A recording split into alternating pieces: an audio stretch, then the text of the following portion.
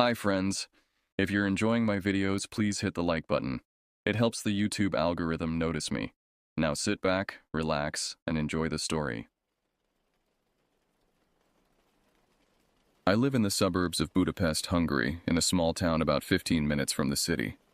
They call it a town, but really it's just an overgrown village with narrow streets and closely packed houses. The atmosphere here is distinctly provincial. Everyone knows everyone. Rumors spread faster than wildfire, and strangers are noticed immediately. Lighting at night is scarce, but our street is reasonably well lit. This detail would become crucial to my experience. In spring of 2019, our apartment needed renovation. The walls of my bedroom had developed moisture problems, with dark patches appearing at an alarming rate. The landlord finally agreed to have it repainted and treated for mold. This meant I had to temporarily relocate to our guest bedroom while the work was being done. The guest bedroom was considerably smaller than my regular room, almost claustrophobic. It contained only a single bed, a small desk with a chair, and a narrow wardrobe. What made this room different was its large window facing the street, providing a clear view of the neighbors' houses opposite. Our apartment occupied the first floor of a 2-story building with a spacious garden behind it. My regular bedroom overlooked this garden, but the guest room faced the front, exposing me to the street life I rarely paid attention to. The first night was uncomfortable. The bed felt too firm, the street lamps cast strange shadows across the ceiling, and occasional car headlights swept across the walls. I tossed and turned, unable to find comfort in this unfamiliar space. Around 2 in the morning, I finally drifted into uneasy sleep. I remember thinking how temporary this arrangement would be. Just a week, the workers had promised. How naive I was.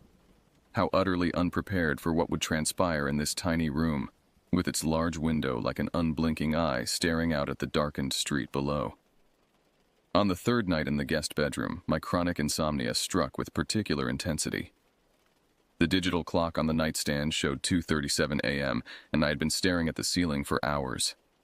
The house had gone quiet long ago. Even the usual ambient sounds of the building had faded to nothing, leaving me in a bubble of silence. Then I heard it. A strange, rhythmic sound from outside, a steady, heavy thudding. At first, I assumed it was music from one of the neighbors, though it seemed odd for someone to be playing anything so loud at this hour. But this sound followed no recognizable pattern or melody. It was mechanical, methodical, like footsteps, but heavier and more deliberate than any human's walk could be. And it was getting louder. Curiosity overcame caution. I slipped out of bed and moved to the window, standing just at the edge where the streetlight cast its orange glow. The street appeared empty at first, but then a movement caught my eye. A figure was walking down the center of the street. Even from a distance, something about its proportions seemed wrong. As it came closer, illuminated by the street lamps, I realized why. This figure was impossibly tall. I live on the first floor, yet I had to crane my neck to see its head. It must have been at least 6 meters tall. The figure appeared humanoid, but with disturbing differences. Its skin was a uniform gray, smooth and without texture. Its head had no discernible facial features, no eyes, nose, or mouth that I could detect. Most alarming were its arms, 4 of them. 2 hung normally from its shoulders, while another pair protruded from around its midsection. Despite its lack of eyes, the being moved with purpose, occasionally stopping to turn toward houses as if examining them. Its movements were fluid, almost graceful despite its monstrous size. It wasn't shuffling or lumbering like creatures in horror films. It moved with deliberate precision. I remained frozen, my heart pounding so loudly I worried it might hear me. Then, as if sensing my observation, the creature turned toward my window. I quickly retreated into the shadows, pressing myself against the wall. The being approached our building. Through a tiny gap in the curtains, I watched as it stood directly outside, its featureless face seemingly focused on our apartment. It remained motionless for what felt like hours, but was probably only minutes. I didn't dare move a muscle. Finally, it turned and continued its journey down the street, the sound of its footsteps gradually fading into the distance. I spent the remainder of the night huddled in the corner furthest from the window, questioning my sanity and trying to rationalize what I had seen. Sleep was impossible. The following morning, exhaustion clouded my thinking. I had barely slept, and the events of the night seemed dreamlike in the harsh light of day. Had I actually seen that thing, or had my tired mind conjured it up? The logical part of me insisted it must have been a hallucination brought on by insomnia, stress, and an unfamiliar sleeping environment. I went through my day in a fog, my thoughts repeatedly drifting back to that featureless face and those 4 arms. By afternoon, I had almost convinced myself it had been a vivid nightmare, until I noticed something strange in the street. Outside our building and several houses down, there were unusual indentations in the asphalt, widely spaced, circular depressions as if something incredibly heavy had walked precisely where I'd seen the figure. That evening, I prepared myself. I positioned my desk chair near the window but out of direct sight from the street. On the desk, I placed my phone with the camera app open and my laptop to take notes. If the thing appeared again, I would document it. As midnight passed, the street grew quiet. One by one, lights went out in neighboring houses. By 2 a.m., the entire street was dark except for the street lamps. I fought to stay awake, pinching myself and sipping cold water. At 2:34 a.m., I heard it again, that same methodical thudding. My pulse quickened as I readied my phone. The sound grew louder, and then I saw it again, moving with the same purposeful gait down the center of the street. In the orange glow of the street lamps, the being looked even more bizarre than I remembered. Its gray skin seemed to absorb light rather than reflect it, giving it a matte appearance. As it walked, its 4 arms swung slightly out of synchronization with each other, creating an unsettling rhythm. With trembling hands, I raised my phone and attempted to take a photo. The screen showed only darkness and a blur of motion. I tried again, this time with the flash on, but the results were just as useless. Streaks of light against darkness with no discernible figure. The creature suddenly stopped. Its featureless face turned toward my window as if the flash had alerted it to my presence. I ducked down, heart hammering in my chest. When I dared to look again, it was standing directly in front of our building, its height allowing it to peer directly into my first-floor window. I watched, paralyzed, as one of its upper arms raised slowly and pressed against the glass. The window vibrated slightly under the pressure. The being's head tilted, as if in curiosity, though how it could see without eyes remained a terrifying mystery. After what seemed an eternity, it withdrew its hand and continued down the street. Once it was out of sight, I collapsed onto the floor, gasping for breath. Checking my phone, I found that none of the photos showed anything conclusive, just blurry shapes that could be dismissed as camera errors. But I knew what I had seen, and now it had noticed me. After 2 encounters, I could no longer dismiss the experience as hallucination. The next day, fatigue dragged at me, but determination pushed me forward. I needed answers, explanations, anything to make sense of what was happening. My first step was research. I spent hours online searching for any similar sightings in Budapest or surrounding areas.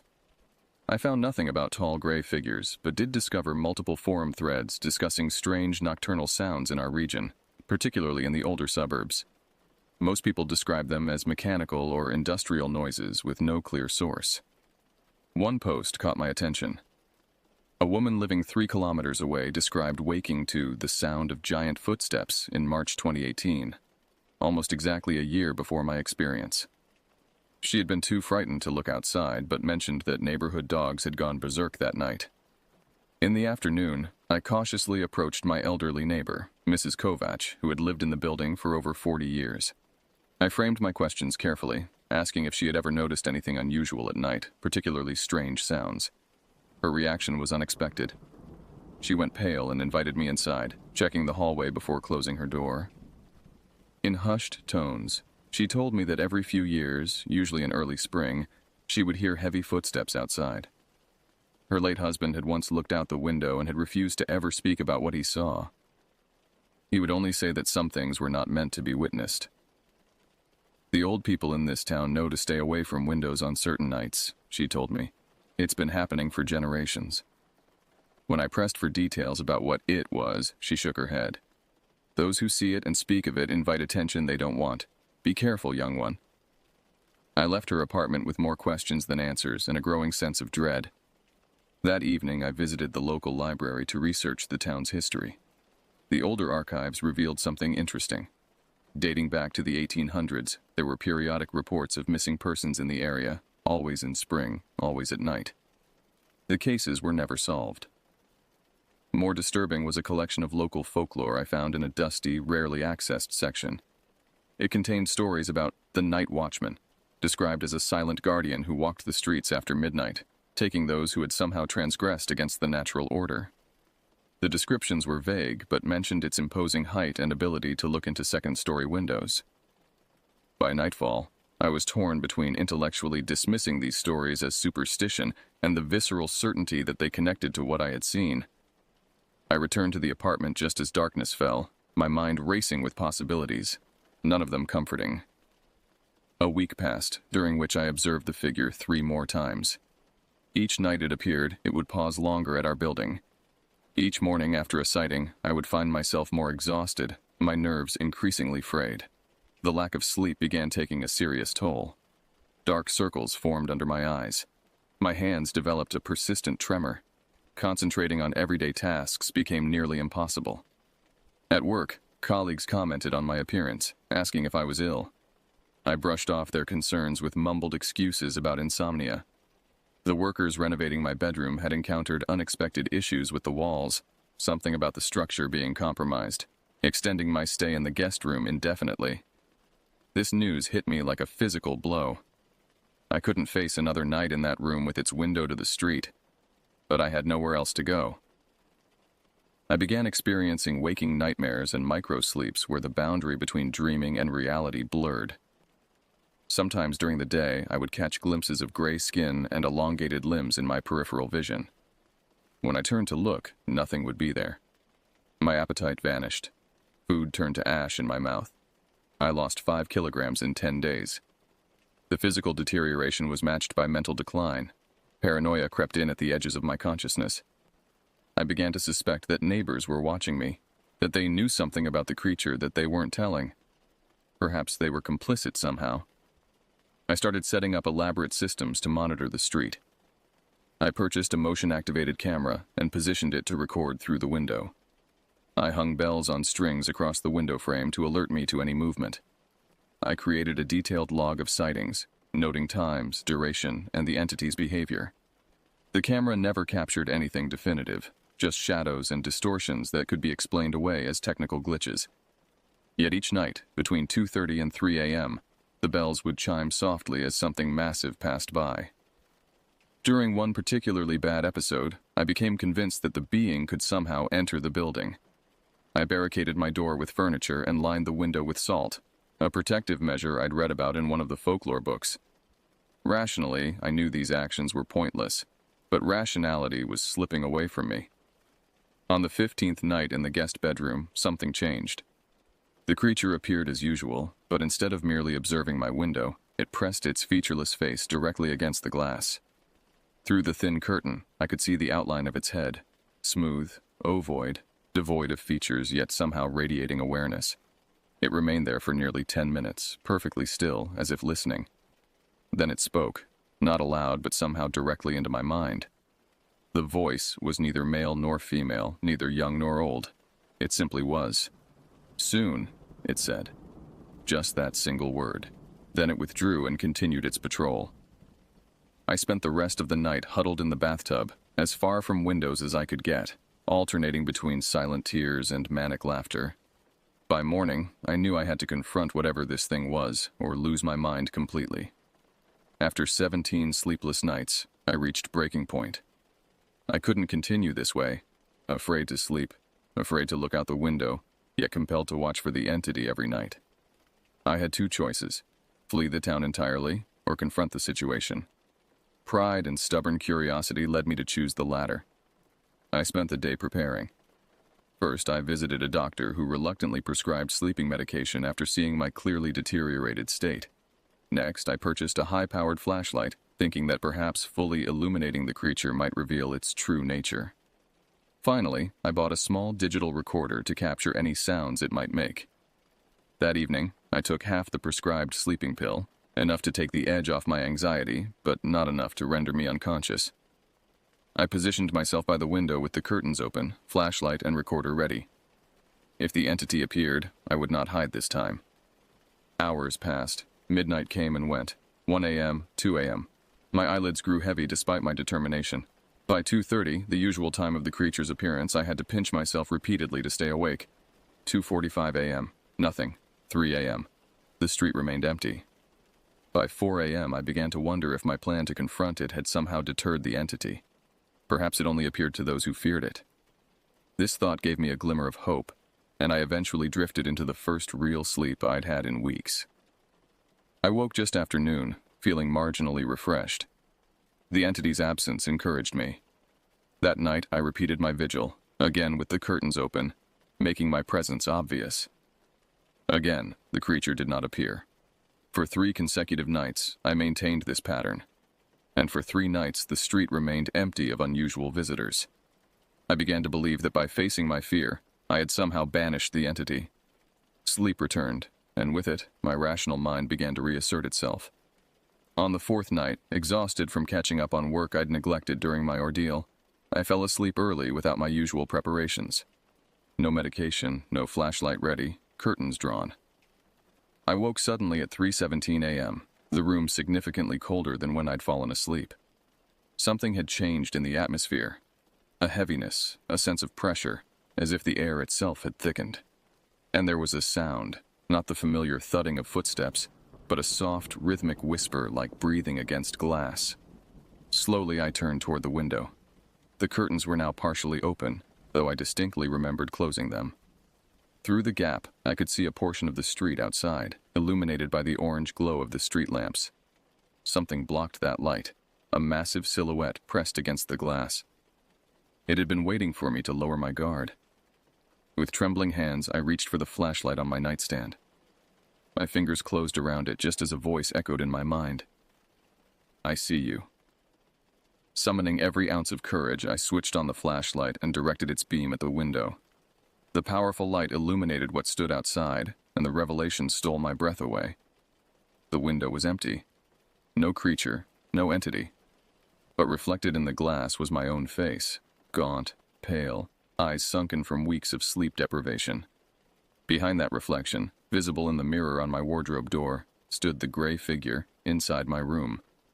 I spun around, flashlight beam cutting through the darkness. The room was empty except for me. But in the mirror, the entity remained, watching me with its featureless face. Reality fractured around me. Was I seeing something supernatural, or had my mind finally broken under the strain? The following morning found me in the psychiatric ward of Budapest Central Hospital. Apparently, neighbors had called emergency services after hearing my screams and seeing me running down the street in my nightclothes at 3:30 a.m., shouting about something following me. The doctors diagnosed me with severe parasomnia complicated by stress and sleep deprivation. They explained that prolonged insomnia can cause hallucinations indistinguishable from reality. The brain, desperate for REM sleep, begins to dream while awake, projecting nightmares onto the conscious world. My description of the entity aligned with typical hypnagogic hallucinations, exaggerated proportions, featureless faces, and a sense of malevolent presence. The footsteps I'd heard were likely my own heartbeat, amplified by anxiety and the acoustics of a quiet night. They kept me under observation for 3 days, administering medications that helped me sleep dreamlessly. As my sleep pattern normalized, my perspective cleared. The doctor's explanations made sense, far more sense than a giant four-armed entity stalking suburban Budapest. Upon my release, I returned to the apartment with newfound rationality. The renovation of my bedroom had been completed during my hospital stay, allowing me to move back into my familiar space. The guest room, with its street-facing window, was closed up. I never entered it again. Life gradually returned to normal. I maintained a strict sleep schedule and continued taking mild medication to help me rest. The nightmares receded, and with them, my belief in the nocturnal visitor. 2 weeks after my hospitalization, I met Mrs. Kovac in the hallway. She asked carefully about my health, and I explained the doctor's diagnosis, expecting her to be relieved that there was a medical explanation for my behavior. Instead, she looked at me with an expression I couldn't quite interpret, something between pity and fear. "Sometimes," she said quietly, "it's better to believe the doctors. Safer." Before I could question her meaning, she returned to her apartment, locking the door behind her. That evening, curiosity drove me to check the local news archives once more. What I found disturbed me deeply. 3 people had gone missing from nearby neighborhoods during the period of my episodes. All disappearances occurred on nights when I had seen the entity. Coincidence, I told myself. It had to be coincidence. Then I discovered something that shattered my newfound rationality. While reorganizing my belongings, I found the digital recorder I had prepared for my confrontation with the entity. I had forgotten about it entirely during my breakdown. With trembling fingers, I played back the recording.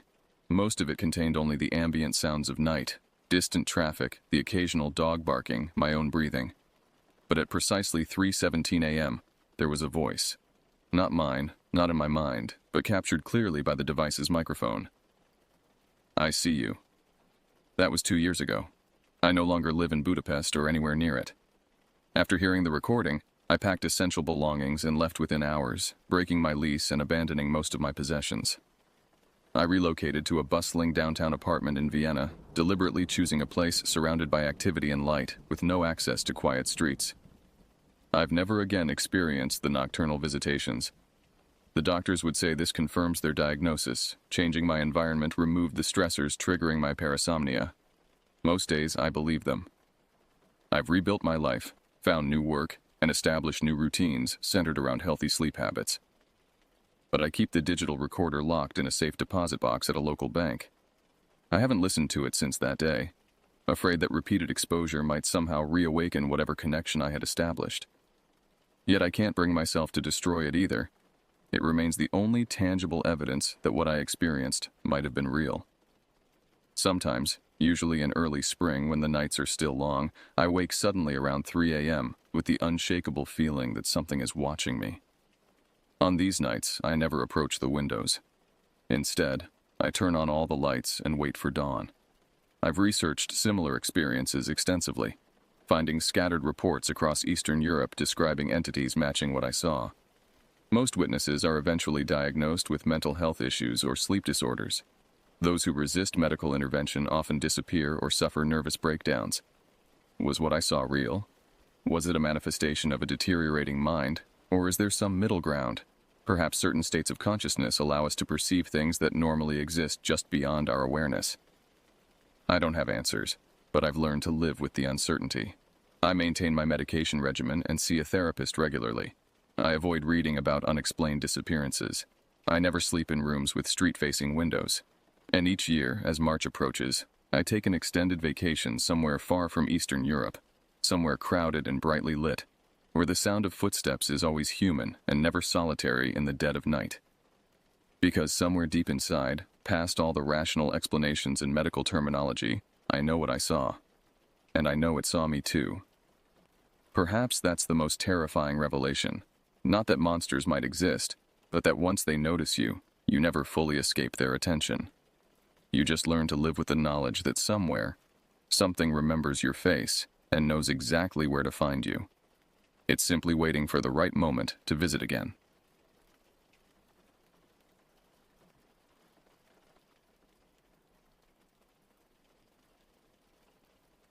I never wanted to be a ranger, not at first anyway. My name is Dakota Blackfeather, and in the language of my Lakota ancestors, my name means friend to all. A cruel irony considering how alone I've felt most of my life. My grandfather used to tell me that names carry power, that they shape our destiny whether we want them to or not. I should have listened more carefully to his stories. Before Alaska, I was drowning in debt in Seattle. 3 years of architecture school, and nothing to show for it except student loans that felt like concrete blocks tied to my ankles. My girlfriend Melissa had just left, taking what little furniture we had, and leaving only a note that said, "Some people aren't meant to build things." Maybe she was right. The job listing appeared during one of those desperate late-night scrolling sessions. Seasonal Park Ranger position, Denali National Park, Alaska, housing provided. The pay wasn't great, but housing meant one less bill. Plus, there was something appealing about vanishing into 6 million acres of wilderness. A chance to start over where nobody knew me. I remember laughing when I got the acceptance email. Me, a park ranger. I'd never even been camping outside of a music festival. But desperation makes fools of us all. They assigned me to a remote station in the northern section of the park. My cabin had been built in the 1950s. A single room with a potbelly stove, a desk, and a narrow bed. No running water, just a pump outside that froze half the year. The nearest ranger station was 30 miles away, and my only connection to it was a temperamental radio that crackled like it was perpetually dying. "You're lucky," said Pete, the grizzled senior ranger who dropped me off. "Most new guys get the visitor center. You must have impressed someone." I hadn't impressed anyone. I'd checked a box on the application asking if I was comfortable with extreme isolation. I hadn't known what that meant at the time. 4 hikers have gone missing from this section in the past decade, Pete continued, his stutter worsening as he looked anxiously at the tree line. "Official report says animal attacks, but what?" I asked. He shook his head. "Nothing, just the Athabascans don't come to this valley. They call it the place where shadows walk wrong."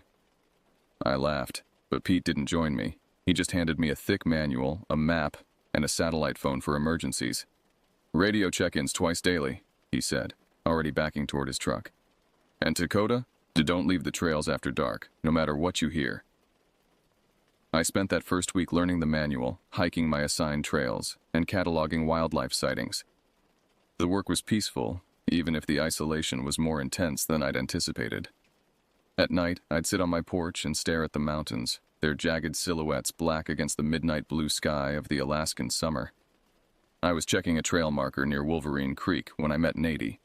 She was sitting on a boulder, sketching the landscape, her dark hair pulled back in a neat braid. She explained she was a field researcher studying caribou migration patterns. "You're far from the migration routes," I said.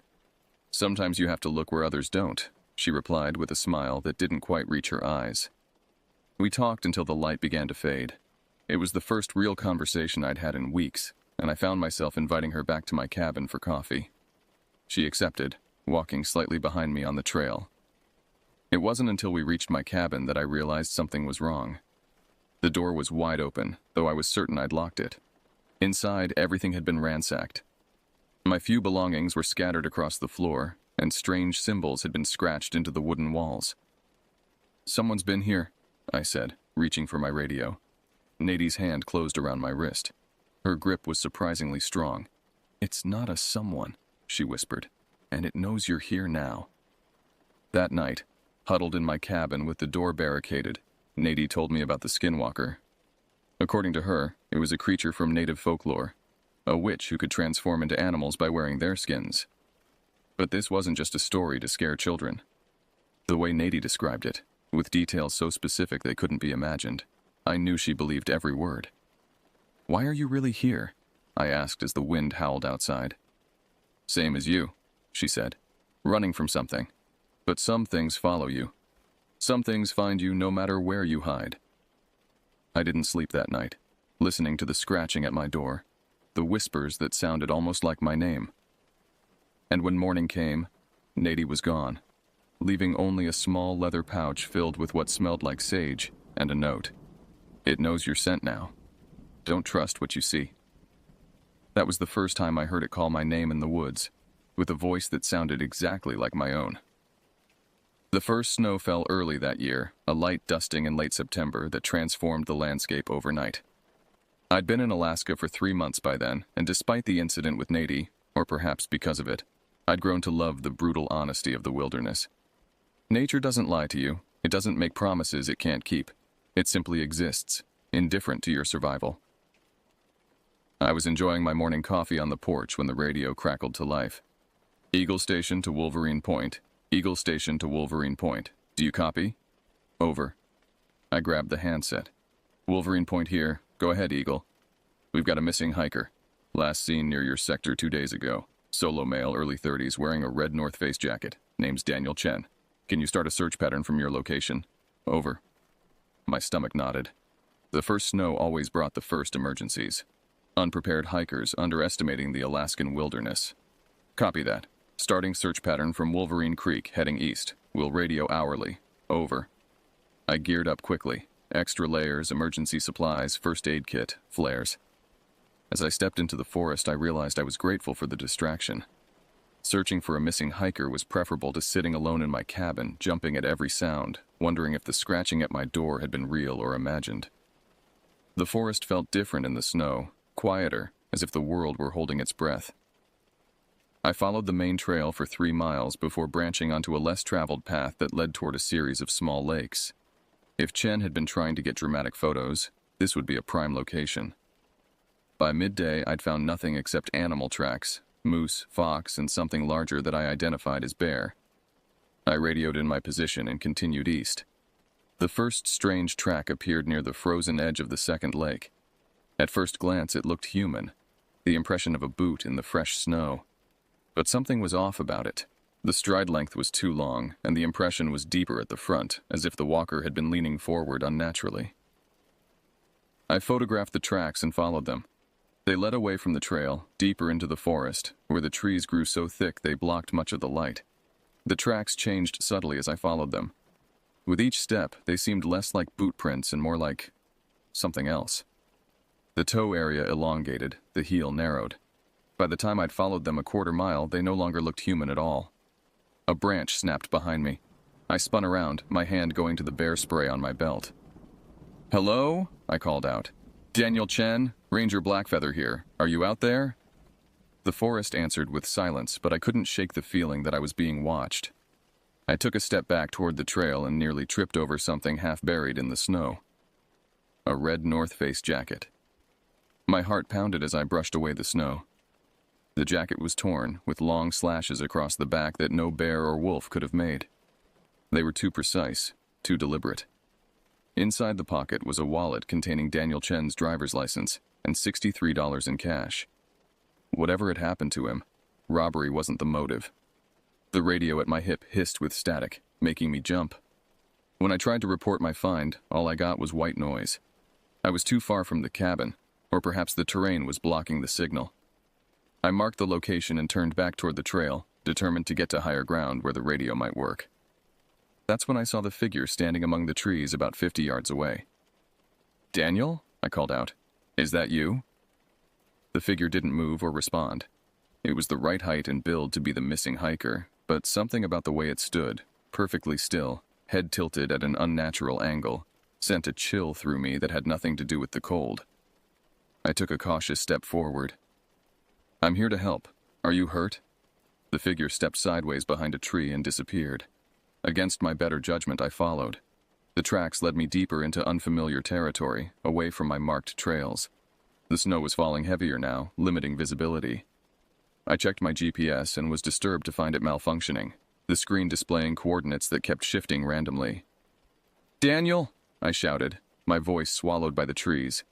"If you can hear me, stay where you are." A soft sound answered me, not a human voice, but a weird, rattling cry that raised the hair on my arms.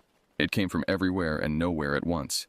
The snow was coming down in earnest now, and I knew I needed to head back before I became a missing person myself. I turned around and froze.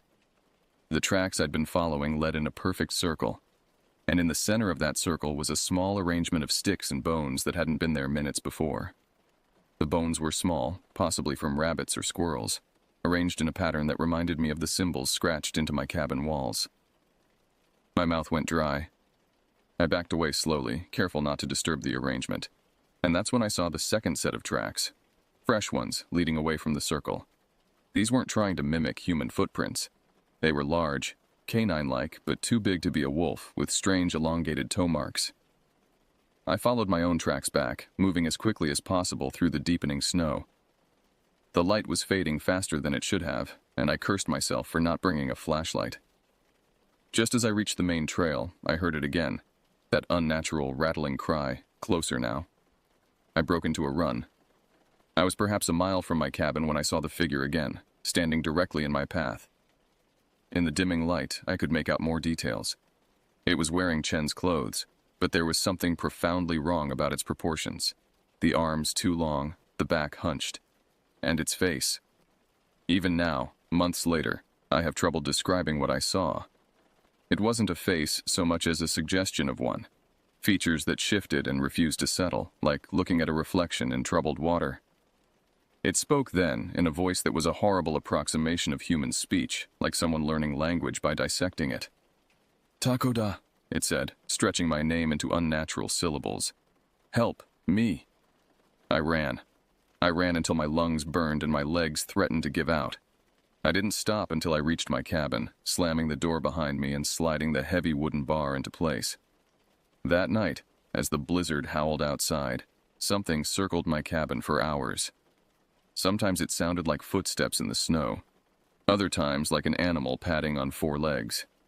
Occasionally it would stop outside a window and I would see a shadow, its proportions constantly shifting. And it kept calling my name, first in Chen's voice, then in Nadi's, and finally in a voice that was terrifyingly like my grandfather's, speaking Lakota words I hadn't heard since childhood. By morning, the storm had passed. I radioed in my report about finding Chen's jacket and my unsuccessful search. I said nothing about the tracks that changed shape, the bone arrangement, or the figure that couldn't decide if it was man or animal. 2 days later, they found Daniel Chen's body 5 miles from where I'd found his jacket, in a direction I hadn't searched. The official cause of death was exposure, though the autopsy reportedly showed strange anomalies. His body was found wearing only jeans and a t-shirt, despite the freezing temperatures. His skin, they said, was unmarked except for a small puncture wound at the base of his skull. And his face, according to the officer who found him, wore an expression of absolute terror. November brought 20-hour nights and bitter cold. My duties shifted from trail maintenance and visitor assistance to wildlife monitoring and survival. I spent my days checking remote cameras and weather stations, my evenings huddled near the stove reading dog-eared paperbacks left by previous rangers. I'd made a habit of burning sage every night. The pouch Nady had left me was long empty, but I'd ordered more online during my monthly supply run to the ranger station. I told myself it was for the smell, that it made the cabin feel less musty. But we both know that's a lie. The radio calls with the main station became my lifeline to sanity. Pete had been replaced by a ranger named Michaels, who never asked too many questions when my voice shook during check-ins or when I requested extra ammunition for my service pistol. Unusual animal activity, I reported. Probably wolves getting desperate as winter set in. I didn't tell him about the dreams. How every night I found myself walking through the forest in my sleep, following tracks that led nowhere, always feeling watched. How I'd wake up with my boots by the door, caked with fresh mud or snow, though I had no memory of going outside. One particular night in mid-November, I woke to the sound of scratching at my window. Soft at first, then more insistent, like someone trying to get my attention. I lay paralyzed in bed, watching the moonlight cast tree branch shadows across the ceiling. Tap, tap, scratch. "Go away," I whispered, not believing it would work. Tap, tap, scratch. I forced myself to sit up, to look toward the window. Nothing there but darkness. Then a shape moved, blocking the faint moonlight momentarily. Something large. "Who's there?" I called, reaching for the flashlight beside my bed. The tapping stopped. Then, softly at first, but growing louder, "Takoda, let me in. I'm cold." It was my mother's voice. My mother, who had died when I was 12. I stumbled out of bed, grabbing my pistol from the drawer. "What do you want from me?" I shouted. A long silence followed. Then, "Your skin would fit me nicely." The voice had changed, becoming something inhuman, a dry rustling sound like dead leaves blowing across pavement. I fired a shot through the window. The glass shattered, and for a moment, I glimpsed something moving rapidly away from the cabin. A dark shape running on all fours, yet somehow wrong, as if its joints bent in directions they shouldn't. I radioed for help, claiming I'd seen a bear trying to break in. They sent a team the next morning who found strange tracks around my cabin. Not bear, not wolf, but something they couldn't identify. The official report called them distorted moose tracks, though no one seemed convinced. Michaels took me aside after the others had left. "Listen, Blackfeather," he said, eyes darting nervously to the tree line. "There are things in this park the administration doesn't talk about. Things the indigenous folks warned about when they first built these outposts." "What kind of things?" I asked, though I already knew. "The kind you don't want to name," he said quietly. "The kind that gets stronger when you're afraid. The kind that imitate." He pressed something into my hand. A small leather pouch, similar to the one Nady had given me, but older. The leather cracked with age. "My grandfather was Tlingit," Michaels explained. "He gave me this for protection. Said it would hide my scent from the ones that hunt by stealing faces." I started to thank him, but he cut me off. "I'm not doing you any favors, Blackfeather. December through February is the worst. 3 rangers have quit this post in the last 5 years." 2 others. He trailed off. 2 others what? They found one hanging from a tree near Wolverine Creek. The other shot himself in the face after radioing that he couldn't tell if his reflection was really him anymore. After Michaels left, I hung the pouch above my door and reinforced my windows with the spare lumber I found in the storage shed. That night, I built the fire higher than usual and sat with my back to the wall, gun in my lap. The radio crackled around midnight, startling me from a light doze. Wolverine Point, this is... help. God, it's inside now. The voice was unfamiliar, desperate. Identify yourself, I responded. What's your location? Static hissed, then... It's wearing Jamie's face, but it's not Jamie. Please. The transmission cut off abruptly. I tried the main station but got no response. Protocol said I should stay put and report the transmission in the morning. Unauthorized radio use wasn't uncommon, sometimes from hikers who found old equipment or locals playing pranks. But something in that voice had sounded too real, too terrified. I geared up and headed out with my emergency pack, following the service road that connected the ranger stations. The moon was nearly full, casting enough light to navigate by. I'd gone perhaps 2 miles when I found the first sign of trouble. Fresh blood in the snow, drag marks leading into the trees. Against every instinct for self-preservation, I followed. The trail led to a small clearing where I found a tent partially collapsed and torn open from the inside. A camping lantern still burned dimly, illuminating a scene from a nightmare. Blood had splattered across the snow in a wide arc, as if something had been struggling violently. Scattered around were personal items, a backpack, a camera, hiking boots, and a Park Service radio. Heart pounding, I approached the tent. The sleeping bag inside was empty but soaked with blood. Beside it lay a journal, open to the last entry. Day 3 in this god-forsaken place. Jamie went to gather more firewood 2 hours ago. When he came back, something was wrong with his face. It kept shifting, smiling too wide. I'm calling for help on the ranger radio we found. If anyone reads this, it's not Jamie anymore. The writing became increasingly erratic toward the end, trailing off into a jagged line that streaked across the page. A branch snapped behind me.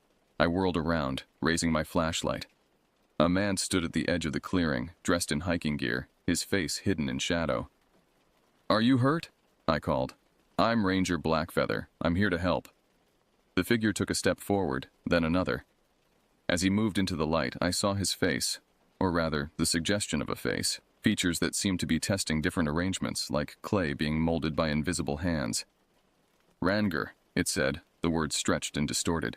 "Help, me." I ran. Behind me, I heard not footsteps but the sound of something moving on all fours, fast and getting faster. I made it back to the service road, and didn't stop running until I reached my cabin. Inside, I barricaded the door and radioed the main station with trembling hands. "Emergency at Wolverine Point.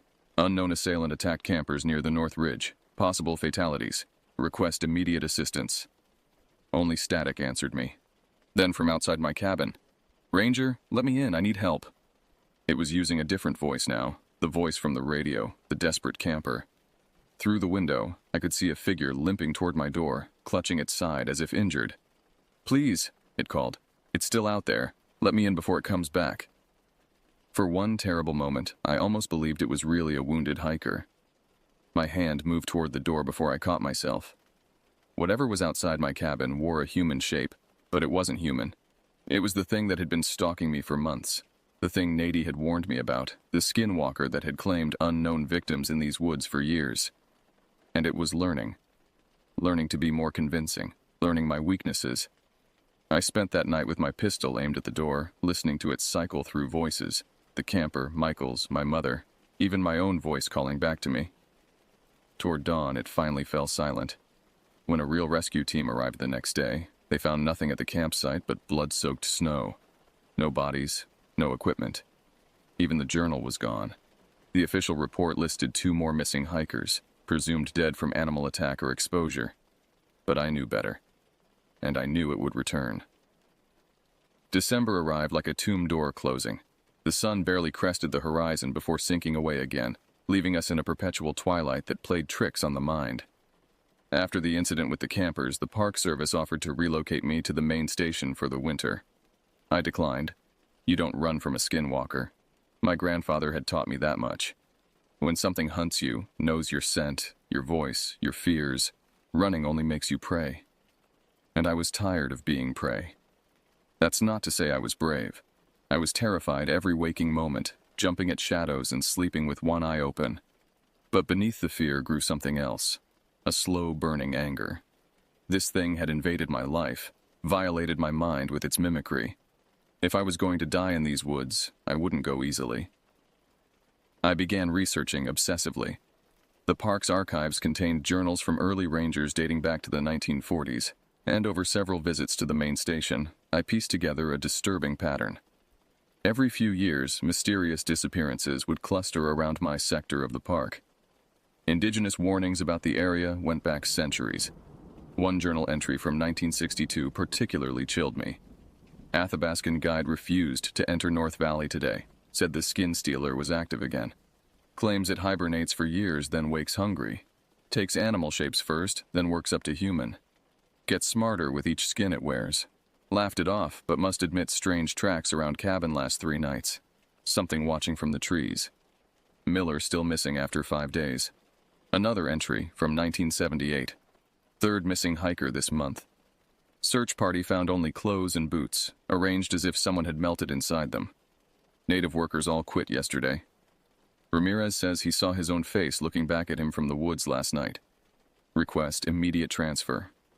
The most recent entry I found was from just 5 years ago. It's learning.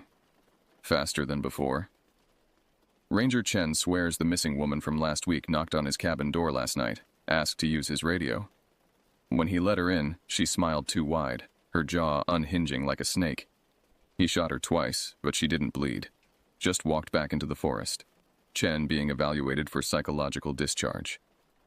I'm not sure he's crazy. Armed with this knowledge, I developed a plan.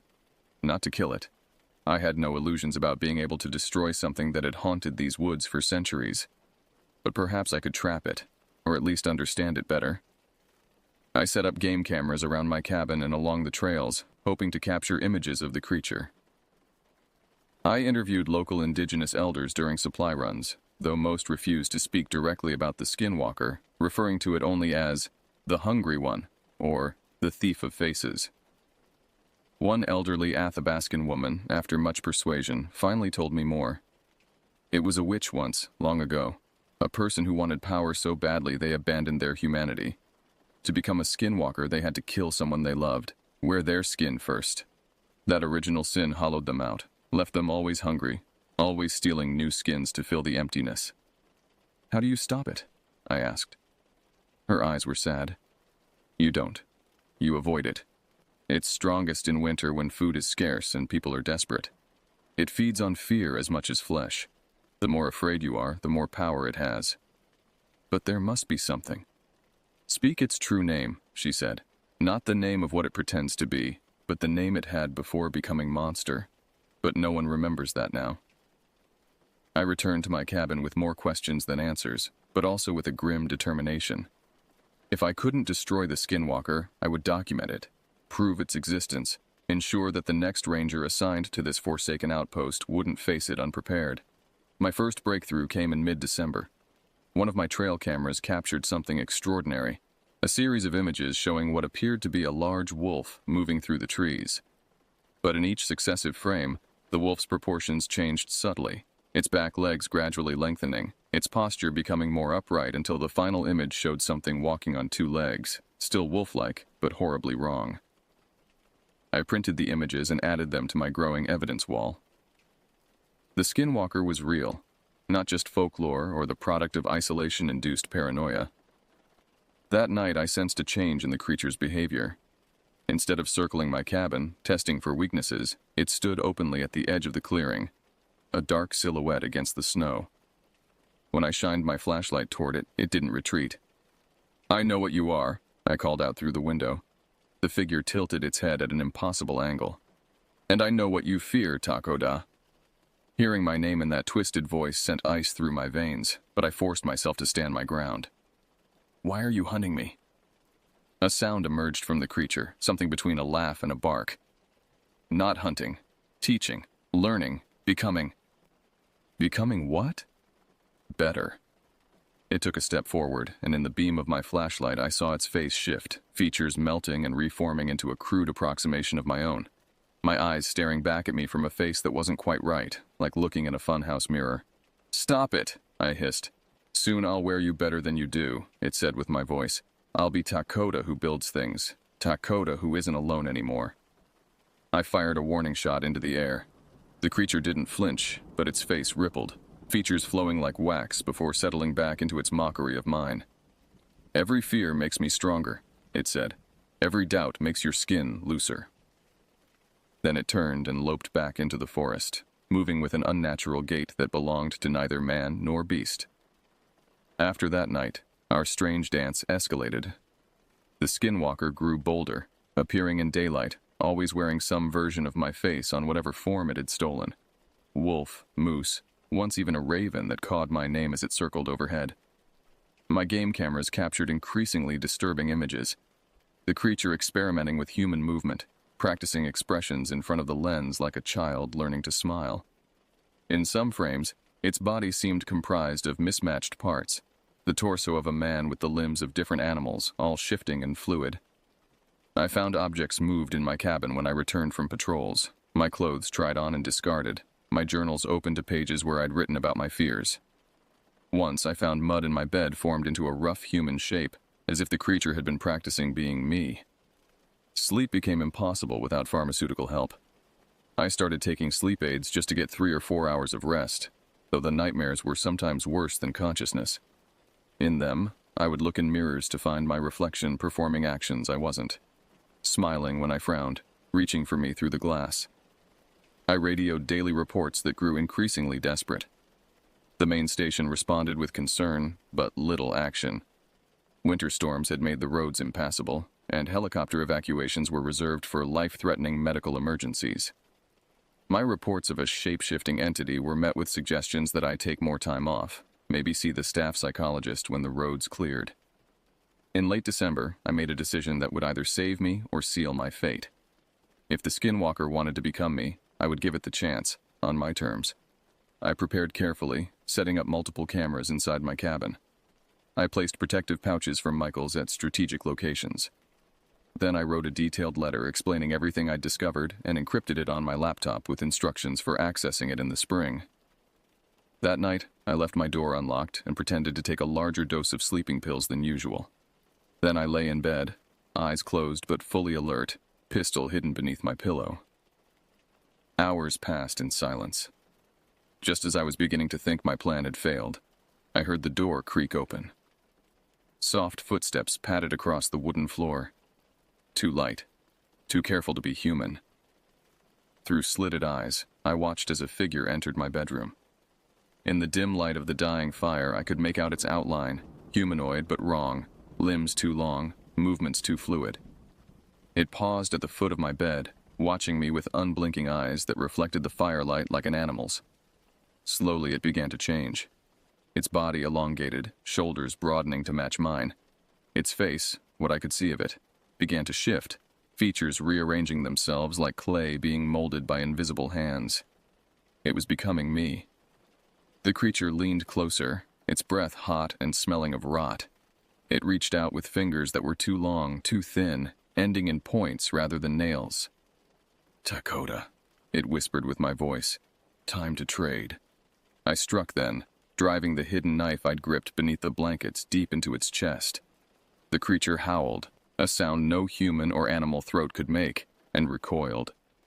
Black ichor that might have been blood sprayed across my bedsheets. I leapt up, grabbing my gun, firing 2 shots into its shifting mass.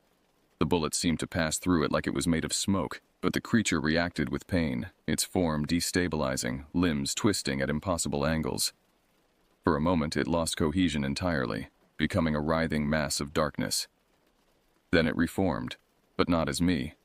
Instead, it wore a patchwork of faces and forms, as if cycling through its collection of stolen skins, unable to decide which to wear. "You cannot kill me," it hissed in a chorus of stolen voices.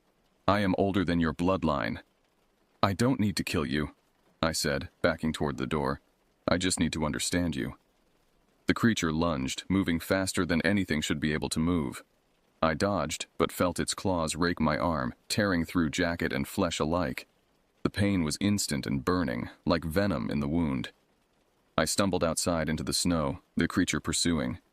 In the moonlight, I could see it more clearly now. A horror of shifting parts, animal and human features flowing into one another, my own face appearing and disappearing in the mixture. We faced each other in the clearing before my cabin, predator and prey, both wounded, both determined. Why me? I demanded, gun still raised, though I knew it was useless. Why choose me?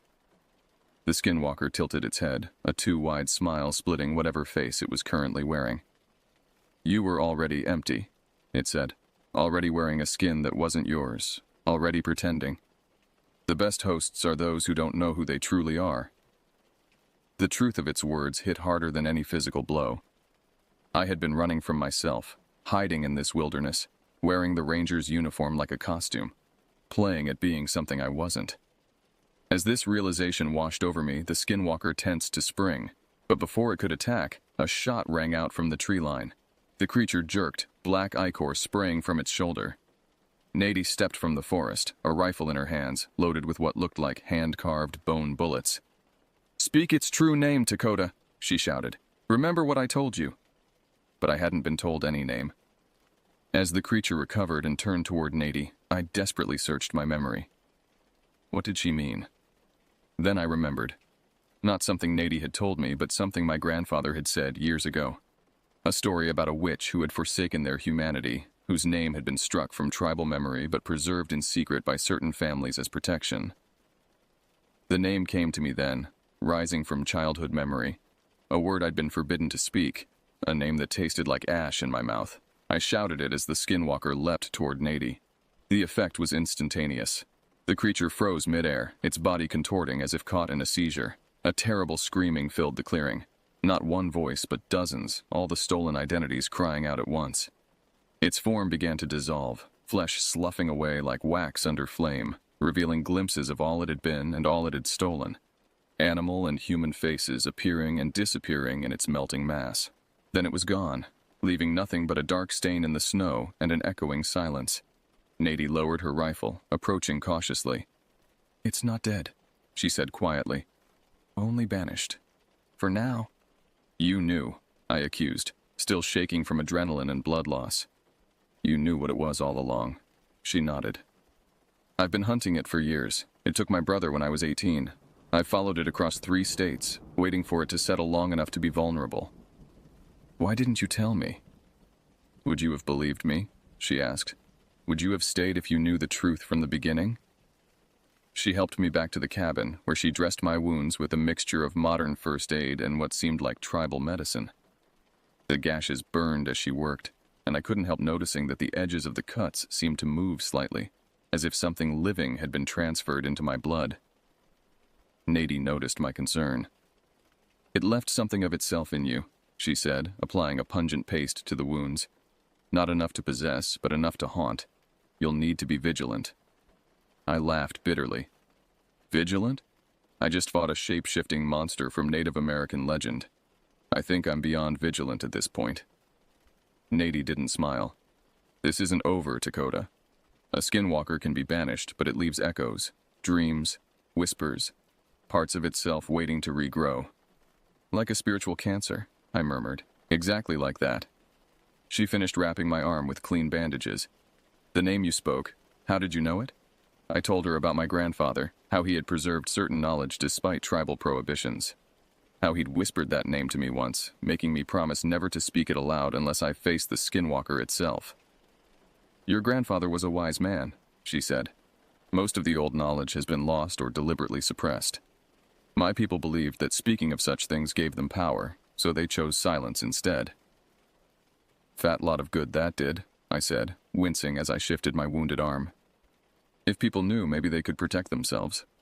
Or maybe more would be tempted to follow the skinwalker's path." Nady's eyes were dark with knowledge that seemed far older than her years. Not all skinwalkers were created by accident. Some chose that power willingly. The next few days passed in a haze of fever and strange dreams. The wound on my arm refused to heal properly, the edges turning black despite Nadie's treatments. In my more lucid moments, I asked questions that she answered with reluctant honesty. She wasn't a caribou researcher, but a sort of self-appointed monster hunter, tracking supernatural threats across the country. The skinwalker had killed her brother during a camping trip in Arizona 7 years earlier. Since then, she'd dedicated her life to understanding and fighting these entities. "There are more things in the wilderness than most people realize," she told me one evening as we sat by the fire. "Things that stay hidden because humans have convinced themselves such creatures can't exist." "Why Alaska?" I asked. "Why was it here?" "Remote places attract them.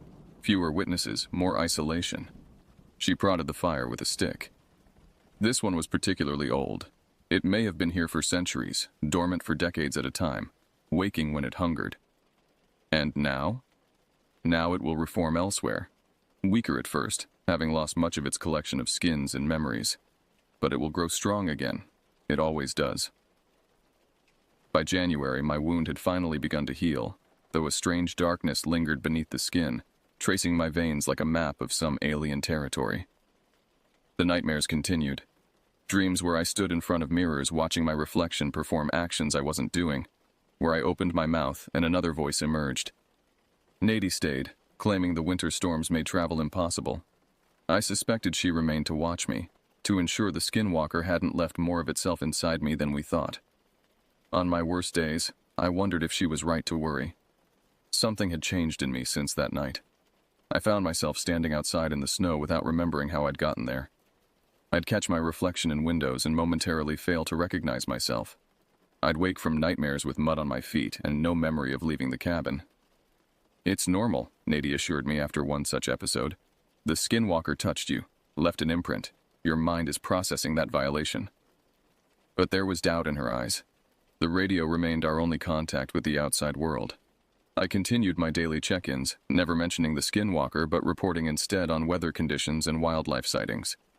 If the main station thought it strange that my previously frantic reports had suddenly turned mundane, they didn't mention it. One morning in late January, I woke to find Nadie gone. She'd left a note. "Gone to check something at the site where we confronted it. Back by nightfall. Do not leave the cabin. Do not look in mirrors for too long. Remember what I taught you." I spent that day reorganizing my research, compiling everything I'd learned about skinwalkers into a coherent document. If nothing else, I wanted to leave something useful for whoever might face this creature next. As dusk approached with no sign of Nadie, I grew increasingly uneasy. I checked and rechecked my pistol, made sure the protective pouches were still in place around the cabin. Night fell, and still she didn't return. Just after midnight, I heard footsteps crunching in the snow outside. Relief washed over me, followed immediately by suspicion. I grabbed my gun and approached the window cautiously. Nadie stood in the clearing, her form barely visible in the moonlight. Something about her posture seemed off. "Nadie?" I called through the glass. "Where have you been?" "Let me in, Dakota," she replied, her voice flat. "It's cold out here." I hesitated. "What did you find at the site?" A pause, then, "Tracks, leading north. I followed them until I lost daylight." Plausible, but something felt wrong. "What's the first thing you said to me when we met?" Another pause, longer this time. "I don't have time for games, Dakota. Let me in before I freeze." She hadn't answered the question. My hand tightened on the gun. "Say my name again," I demanded. "Dakota," she said, but the syllables were stretched wrong, emphasized in places no human would emphasize. Not Nadie. I backed away from the window. "Leave. Now." The thing wearing Nadie's shape stepped closer to the window, into the light spilling from inside. Now I could see her face, almost perfect, almost right. But the eyes were too still, the smile too fixed. "Let me in," it said again, pressing a hand against the glass. The fingers were slightly too long, the joints bending backwards.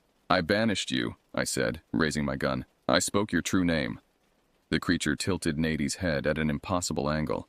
"You banished what I was then, but I had already left pieces behind, in you, in her, little seeds growing in fertile ground." Horror crawled up my spine. What did you do to Nady? She found my old skin, thought she was being clever, burning it. The thing smiled with too many teeth. Fire only releases, only transforms. I fired through the window. The bullet struck the creature squarely in the chest, but instead of blood, black ichor seeped from the wound. Its form wavered like heat over asphalt, Nady's features momentarily dissolving before reforming. Not as strong as before, it admitted, looking down at the wound with mild curiosity. But growing. Always growing. It turned and walked back into the forest, moving with a jerky grace that mimicked human movement without quite achieving it. I spent that night in terror, waiting for it to return, to try another approach. But morning came without further incident. I radioed for help, claiming Nady was missing, potentially injured. They promised to send a search team as soon as the weather permitted. 3 days later, they found her body. She was half buried in snow near the site of our confrontation with the skinwalker. The official cause of death was exposure, but the search team reported disturbing details they tried to keep from me. How her body seemed partially hollowed out, as if something had worn her from the inside. How her face had frozen in an expression of indescribable horror. I attended her small funeral at the ranger station, watching as they lowered her simple coffin into the frozen ground. None of her family could be contacted. I wondered if she had any left, or if the skinwalker had taken them all, one by one, leading her on this years-long hunt. After the funeral, Michaels approached me. "We've found something with her body," he said, handing me a small package wrapped in oilskin. "Looks like she meant it for you." Inside was a journal filled with Nady's neat handwriting, a detailed account of her hunt for the skinwalker, beginning with her brother's death, and ending with a final entry the day she disappeared. "Something's wrong.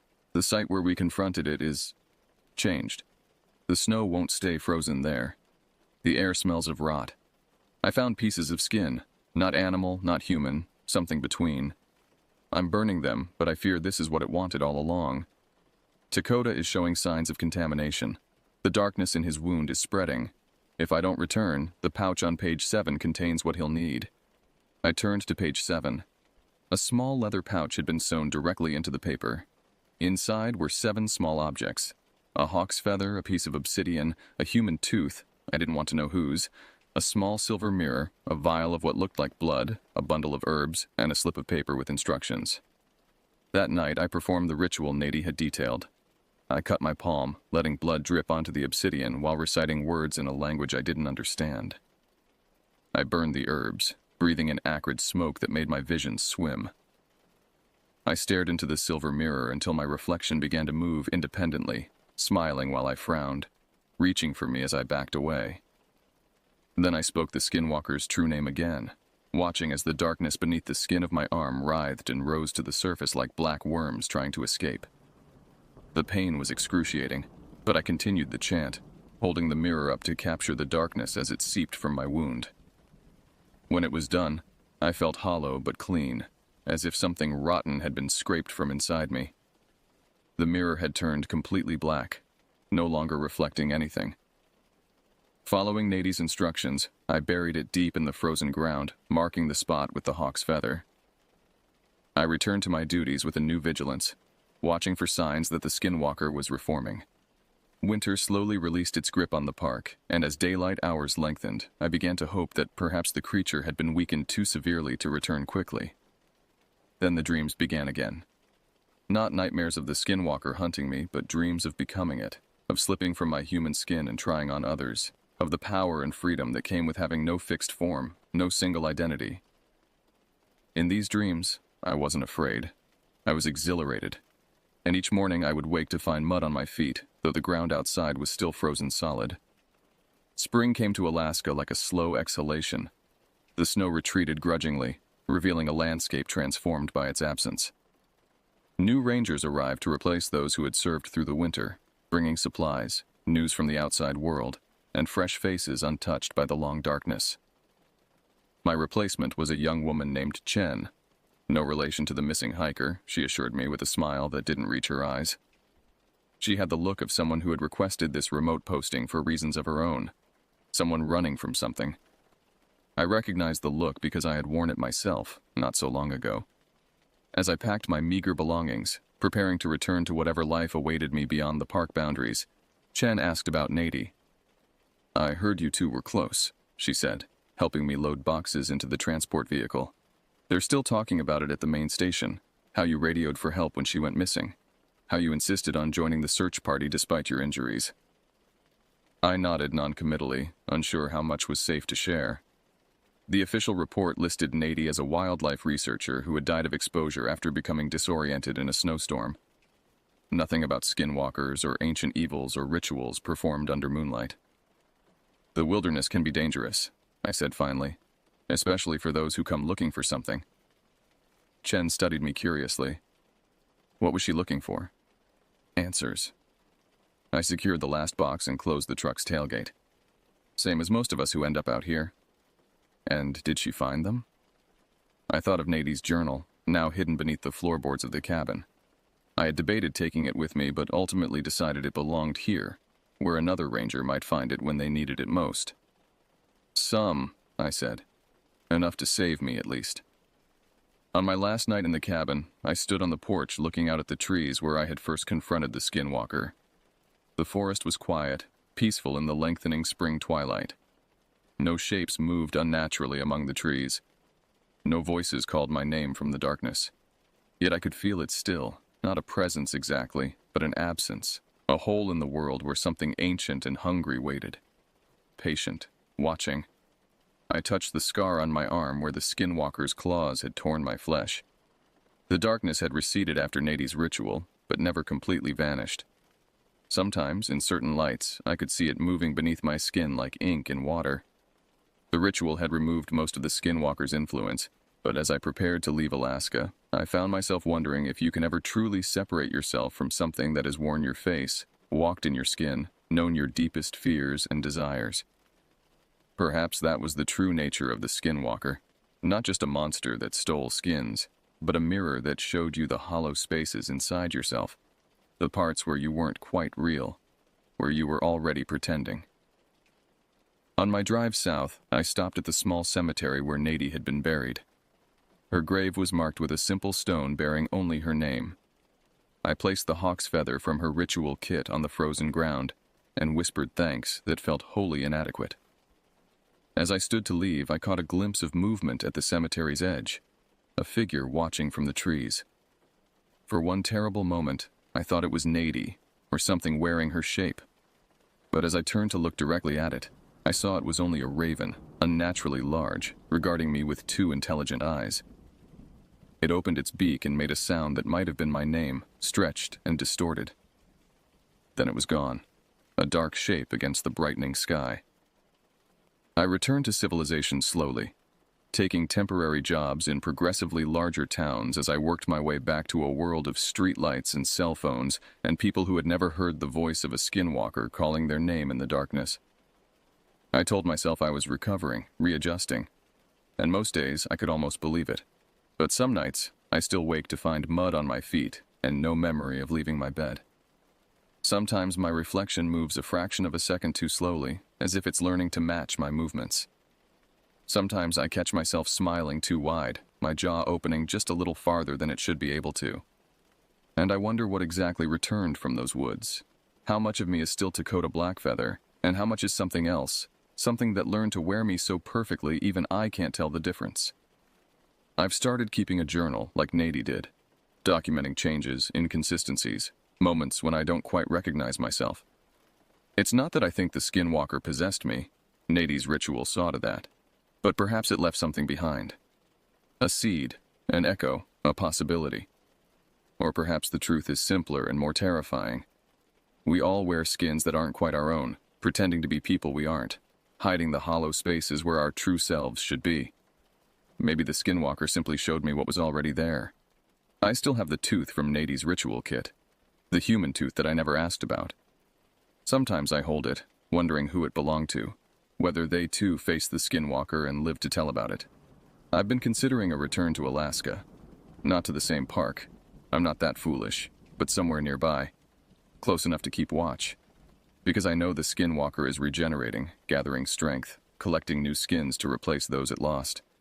And part of me, the part that wakes with mud on my feet and no memories of the night, wants to be there when it does.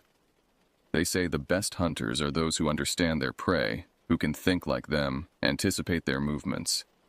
Perhaps that's what Nady was trying to do all those years, to know the skinwalker well enough to destroy it.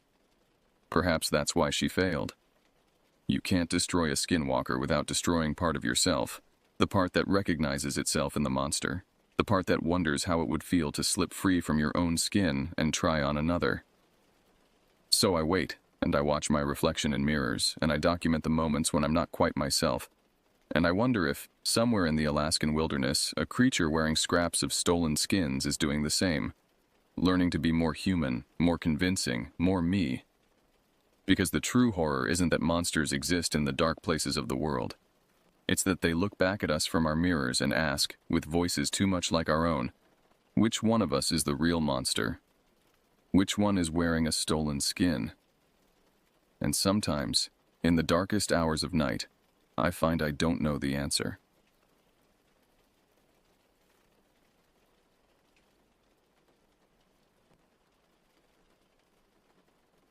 I currently live and work in Texas, but I'm originally from a small town in Middle Georgia, where this story takes place.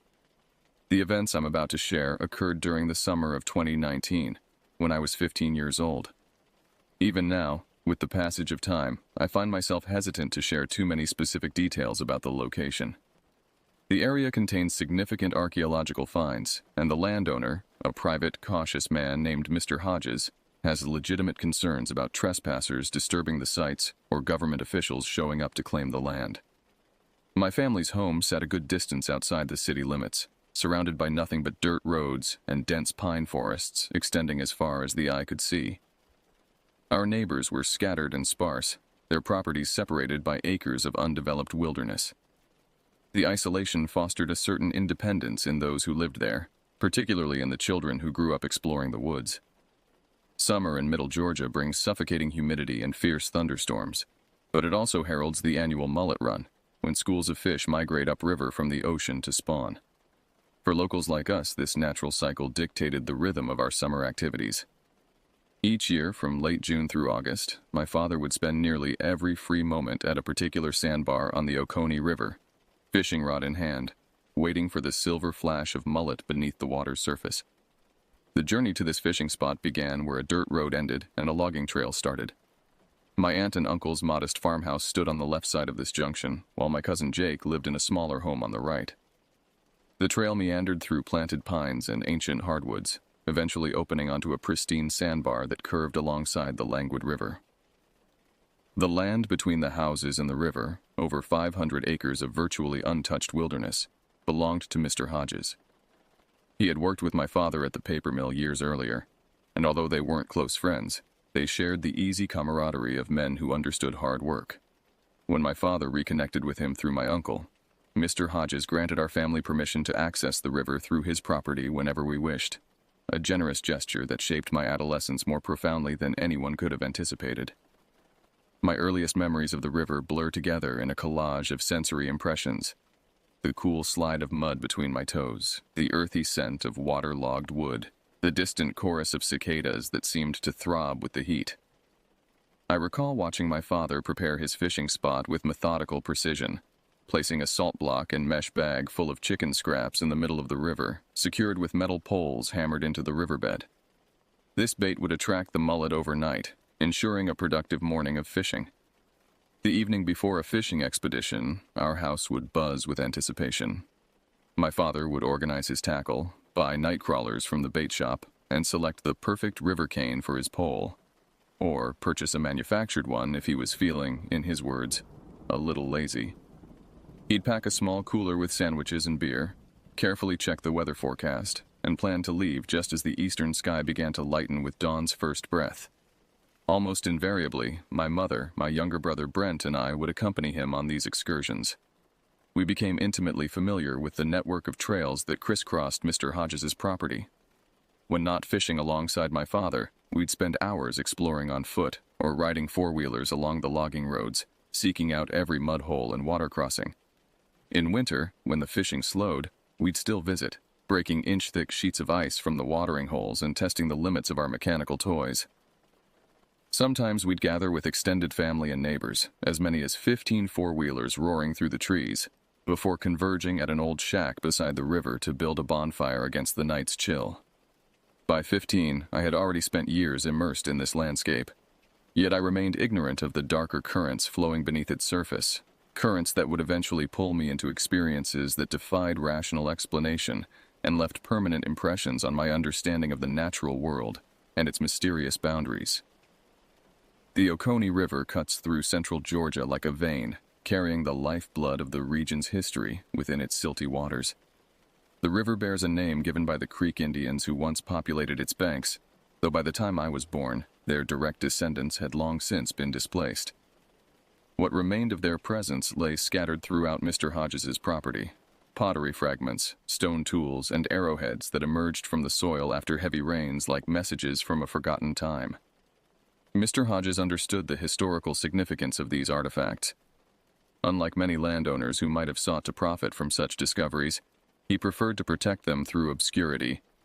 "The government takes what it wants," he once told my father, "and what they don't take, tourists destroy."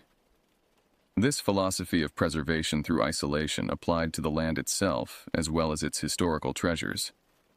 That summer of 2019, I had developed a passionate interest in the archaeological aspects of the property.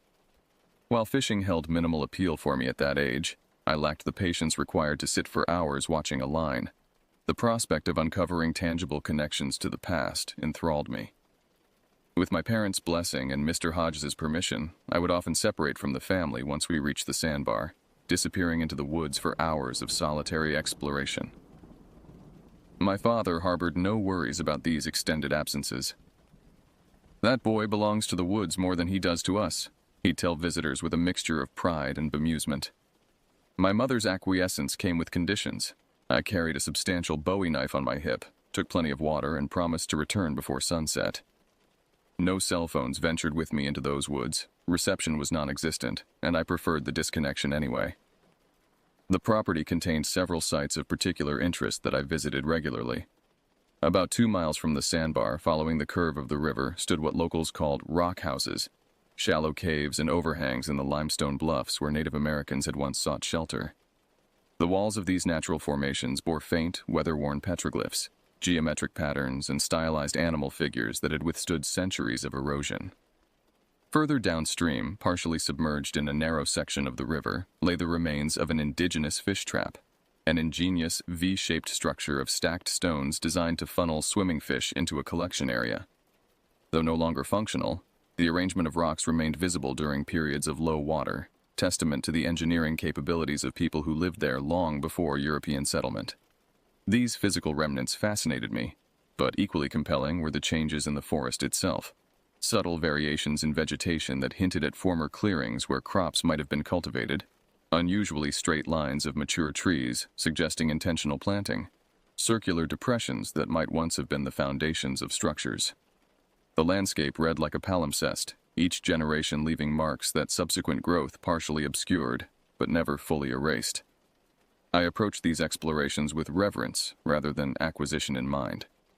While many local kids collected arrowheads as curiosities or potential items to sell, I typically left artifacts where I found them after examination.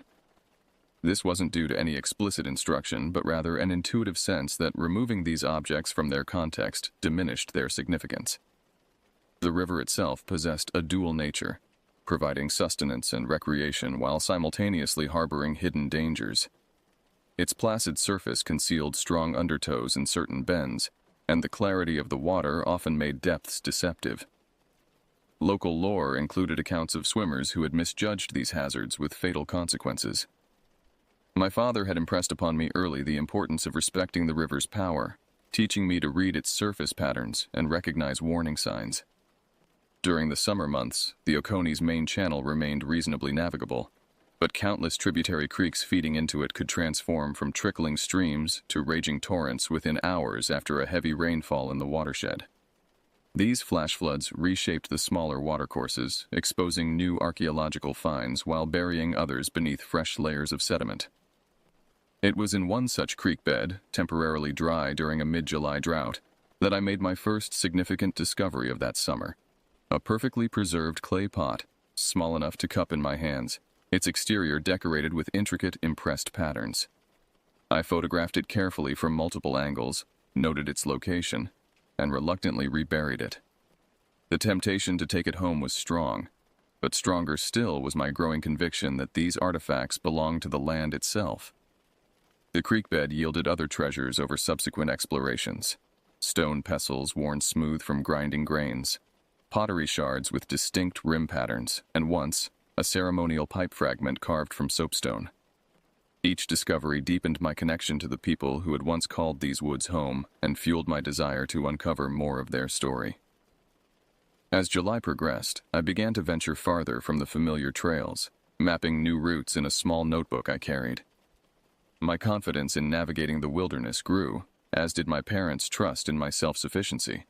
Yet despite my increasing familiarity with Mr. Hodges's property, certain areas remained unexplored, most notably the northwestern section, where the terrain became more rugged and the forest noticeably denser. Locals rarely mentioned this region specifically, but when they did, their comments carried a subtle undercurrent of caution. My uncle once remarked that it was poor hunting ground, despite the abundant deer tracks visible along its perimeter. Jake, my cousin, more bluntly advised me to stay where the sun can find you, when I expressed interest in exploring those deeper woods. At 15, such vague warnings carried little weight against my curiosity. I interpreted their reluctance as adult overprotectiveness or perhaps territorial instincts, keeping prime exploration grounds for themselves. The northwestern woods beckoned with promises of undiscovered sites and artifacts, their very inaccessibility suggesting reduced chances of prior disturbance. I couldn't have known then how profoundly a single excursion into those avoided reaches would alter my perception of the land I thought I knew, or that some discoveries once made cannot be reburied or forgotten, no matter how desperately one might wish to do so. By mid-July, a familiar pattern had established itself. 3 or 4 days each week, my father would announce his intention to visit the river the following morning. Dawn would find our pickup truck bouncing down the rutted dirt road, fishing gear rattling in the bed. We'd park at the trailhead near my uncle's house, unload the equipment, and trek the half-mile to the sandbar, arriving just as the morning mist began to lift from the water's surface. My father and brother would settle into the serious business of fishing, while I might swim for an hour or so before growing restless.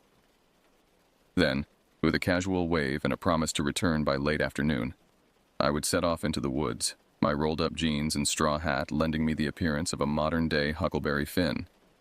On the morning of July 17, 2019, this routine played out as usual, though with one significant deviation.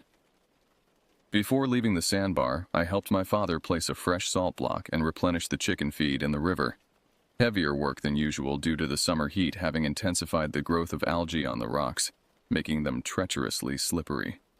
After completing this task, I rinsed off in the shallows, allowed myself to dry in the strengthening sun, then pulled on my jeans and prepared to depart. "Don't go getting lost," my father called, his attention already returning to his fishing line. "Never do," I replied with the casual confidence of youth. My brother Brent, 2 years my junior but already showing promise as an angler, didn't look up from his bobber. "Bring back something cool," he said, referring to my habit of occasionally returning with interesting rocks or unusually shaped pieces of driftwood. I filled my canteen from the cooler, secured my knife sheath to my belt, and set off along the eastern trail, the route I typically took to begin my explorations. The day promised to be brutally hot, with temperatures forecasted to reach the high 90s by afternoon. Already the humid air clung to my skin like a damp cloth. The woods offered some relief from the direct sunlight, though the stillness beneath the canopy trapped the humidity. Cicadas pulsed their metallic chorus from the treetops, punctuated by the occasional cry of a hawk or the rapid drumming of a woodpecker. I moved with the casual confidence of familiarity, barely needing to watch my footing on a path I had traversed dozens of times. About a mile from the sandbar, I veered from my usual route, taking a less traveled fork that curved northward. This path eventually connected with the dry creek bed where I had previously found the small clay pot, a location I intended to investigate more thoroughly. The going became more difficult as the established trail gave way to animal tracks and game paths, requiring me to push through undergrowth and occasionally climb over fallen trees. As I progressed, I noticed something unusual. small pebbles occasionally landing near my feet or striking nearby tree trunks with a sharp tap. At first, I dismissed these as natural occurrences, perhaps acorns dropping from oak branches or pine cones loosened by squirrels. But the frequency increased as I continued northward, and their trajectories seemed too deliberate for random falls. One struck my shoulder with enough force to sting, causing me to stop and scan the surrounding forest with greater attention.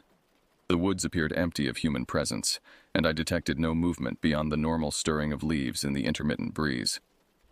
After a moment's consideration, I continued walking, attributing the phenomenon to some quirk of the landscape or wildlife I didn't yet understand.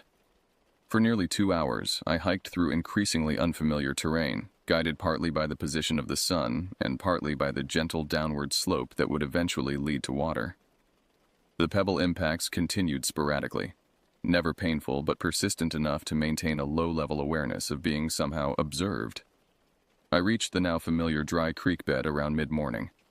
The drought had worsened since my last visit, exposing more of the stream bed and revealing new potential sites for exploration. I spent an hour carefully examining the exposed soil, finding several pottery fragments, but nothing as significant as the intact vessel I'd discovered earlier. After documenting my findings in my notebook, I decided to follow the creek bed farther upstream than I had previously ventured.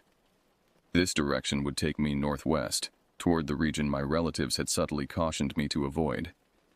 The rational part of my brain dismissed their warnings as superstition or excessive caution, but some deeper instinct caused me to move with greater alertness, paying closer attention to my surroundings. The creek bed narrowed as it ascended, its banks growing steeper and more densely vegetated. The forest composition gradually shifted from predominantly pine to a greater mixture of hardwoods, mature oaks, hickories, and gnarled sweet gums whose spreading roots often breached the creek's banks. The quality of light changed too, becoming more diffuse and green-tinged as the canopy thickened overhead. About 3 miles from the sandbar, I encountered a natural barrier, a section where the creek bed dropped nearly 3 feet in a small waterfall-like formation. When flowing, this feature would have created a pleasant cascade, but in the current drought, it presented merely a vertical wall of packed clay and embedded stones. I was considering whether to climb this obstacle or turn back when something caught my eye. A glimpse of worked stone partially embedded in the creek bank just below the drop-off. Crouching for a closer look, I realized I was looking at a projectile point. Not a common arrowhead, but something larger and more substantial. With careful fingers, I extracted it from the surrounding soil. It was approximately 3 inches long and expertly crafted from a deep purple stone, possibly jasper or a similar material. The point was remarkably intact, showing none of the damage typically found in discarded or lost specimens. Its edges remained sharp enough to demand careful handling, and the base showed the characteristic fluting of Clovis-style points, potentially making it thousands of years old. The discovery filled me with elation. This was by far the most perfect specimen I had ever encountered, its craftsmanship and preservation exceptional. I turned it carefully in my hands, admiring the skill required to shape such resistant material with primitive tools, marveling at the thought that I was the first person to hold this object since its maker had last touched it millennia ago. So absorbed was I in examining this treasure that several moments passed before I became aware of a change in my surroundings. The cicadas had fallen silent. The background rustle of small animals moving through underbrush had ceased. The forest held its breath in a stillness that seemed profoundly unnatural. I looked up from the spearhead, and that's when I saw it. Standing approximately 30 feet away, partially concealed behind the broad trunk of a mature pine, was a figure that defied immediate categorization. My first incoherent thought was that another hiker had wandered into the area, but this impression lasted only a fraction of a second before my brain registered the wrongness of what I was seeing. The figure stood at least 7 feet tall, possibly taller, its massive frame dwarfing the surrounding vegetation.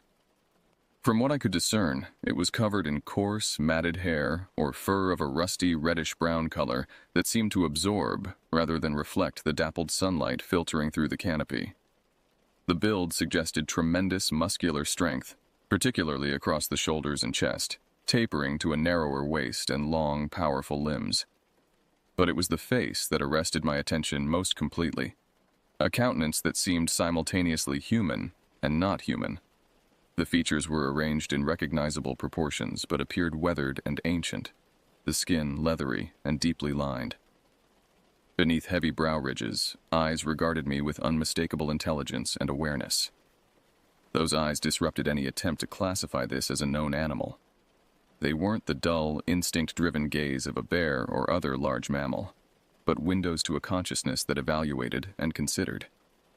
When a shaft of sunlight momentarily illuminated them, they reflected a peculiar greenish-gold color that reminded me of a predator's eyeshine, though with a quality entirely different from any wildlife I had encountered.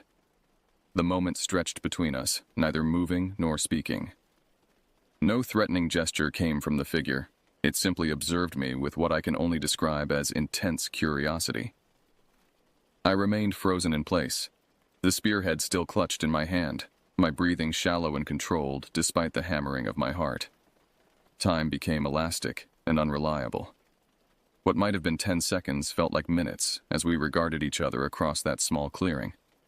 The surrounding forest maintained its unnatural silence, as though all other creatures held their breath alongside me. Then, acting on an impulse I cannot fully explain, I slowly crouched down and placed the purple spearhead exactly where I had found it, pressing it gently back into the soil of the creek bank. My eyes never left the figure as I performed this action. The response was subtle but unmistakable. A slight inclination of the massive head, a gesture that conveyed acknowledgement or perhaps approval. Then, with a deliberateness that suggested neither fear nor aggression, the figure turned away from me and moved deeper into the forest. Its movement contradicted what I might have expected from such a large, seemingly ponderous being. It navigated the dense undergrowth with fluid grace, making less noise than a deer would have in similar terrain. Blackberry thickets and tangled vines that would have impeded a human seemed to part before it, closing again in its wake. I remained motionless, watching until the figure disappeared from sight, then listening as the sounds of its passage gradually faded. Only when I could no longer detect any indication of its presence did I become aware that I had been holding my breath. The exhalation came as a shuddering release, accompanied by a delayed reaction of trembling in my limbs that made standing difficult. The forest around me gradually reanimated. Birdsong resumed, tentatively at first, then with increasing confidence. The background hum of insects returned. Whatever temporary spell had descended over the natural world had lifted, leaving behind only the ordinary sounds of a summer day in the woods. I glanced down at the spearhead, still visible where I had returned it to the soil. A powerful urge to flee, to put as much distance as possible between myself and this location, competed with my scholarly interest in the artifact. After a moment's internal struggle, I decided to leave it untouched. Something about the interaction suggested that returning the object had been the right decision, and I was reluctant to disturb whatever equilibrium had been established. With a final look around the clearing, I turned and began making my way back downstream, retracing my path toward more familiar territory. My pace was measured rather than panicked. I had an instinctive sense that running would be somehow inappropriate or even dangerous in this situation. As I walked, I tried to process what I had witnessed, cycling through possible explanations. A bear standing on its hind legs. No bear moved with such bipedal fluidity or possessed that facial structure. Some unknown species of great ape? Georgia's ecosystems supported no such creatures. A human in some kind of costume or disguise. The authenticity of the being's presence defied such artificial explanation. The only conclusion that approached coherence was one I hesitated to articulate even in the privacy of my own thoughts. That I had encountered something akin to what folklore called Sasquatch or Bigfoot. Yet even this label seemed insufficient to encompass the intelligence and awareness I had perceived in those eyes.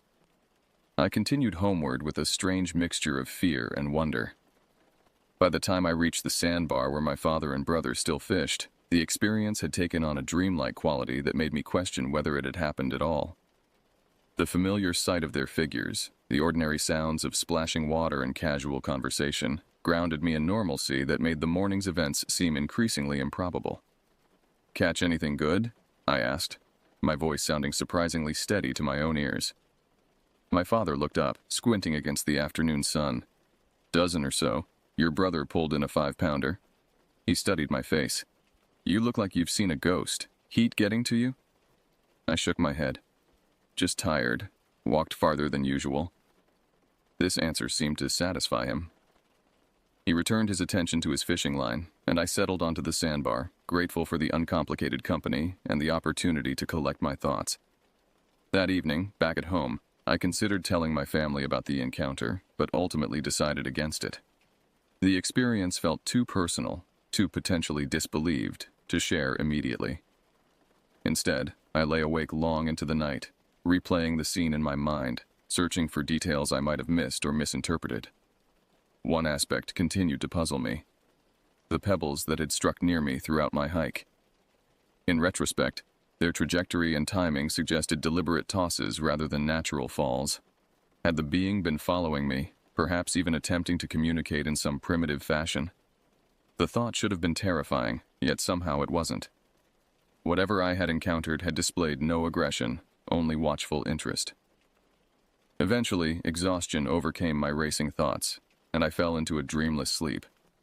But the experience had fundamentally altered something in my perception of the world, reshaping the boundaries between what I understood to be possible and impossible, known and unknown. The woods I had explored since childhood suddenly contained depths I had never suspected, and I knew with absolute certainty that I would return to seek further understanding. The week following my encounter passed in a fog of distraction. I went through the motions of daily life, helping with chores, watching television with my family, even accompanying my father on another fishing trip. But my thoughts continuously circled back to what I had seen in the northwestern woods. The image of that towering figure remained vivid in my memory, refusing to fade or distort as dreams typically do. I found myself researching cryptozoology and Bigfoot sightings on our home computer, reading accounts from across the country with new interest. Many seemed exaggerated or implausible, but certain details resonated with my experience. The intelligence in the eyes, the fluid movement through difficult terrain, the sense of being observed rather than threatened. None of the photographs or sketches I found accurately captured what I had seen, though. They depicted something more bestial and less aware than the being in the woods. My mother noticed my preoccupation. "Summer boredom setting in?" she asked one evening as I pushed food around my plate at dinner. "Just thinking about a book I'm reading," I lied, uncomfortable with deception but more uncomfortable with attempting to explain what actually occupied my thoughts. By the following Tuesday, I had resolved to return to the northwestern section of the property. My father had no plans to fish that day, but at breakfast I announced my intention to hike to the river regardless. "Taking your fishing pole?" he asked, eyebrows raised. "No, sir, just exploring." He nodded, familiar with my independent tendencies. "Be back before dark. Storms in the forecast for tonight." I packed more thoroughly than usual. Extra water, protein bars, a small first aid kit, a compass, and a disposable camera I had purchased specifically for this expedition.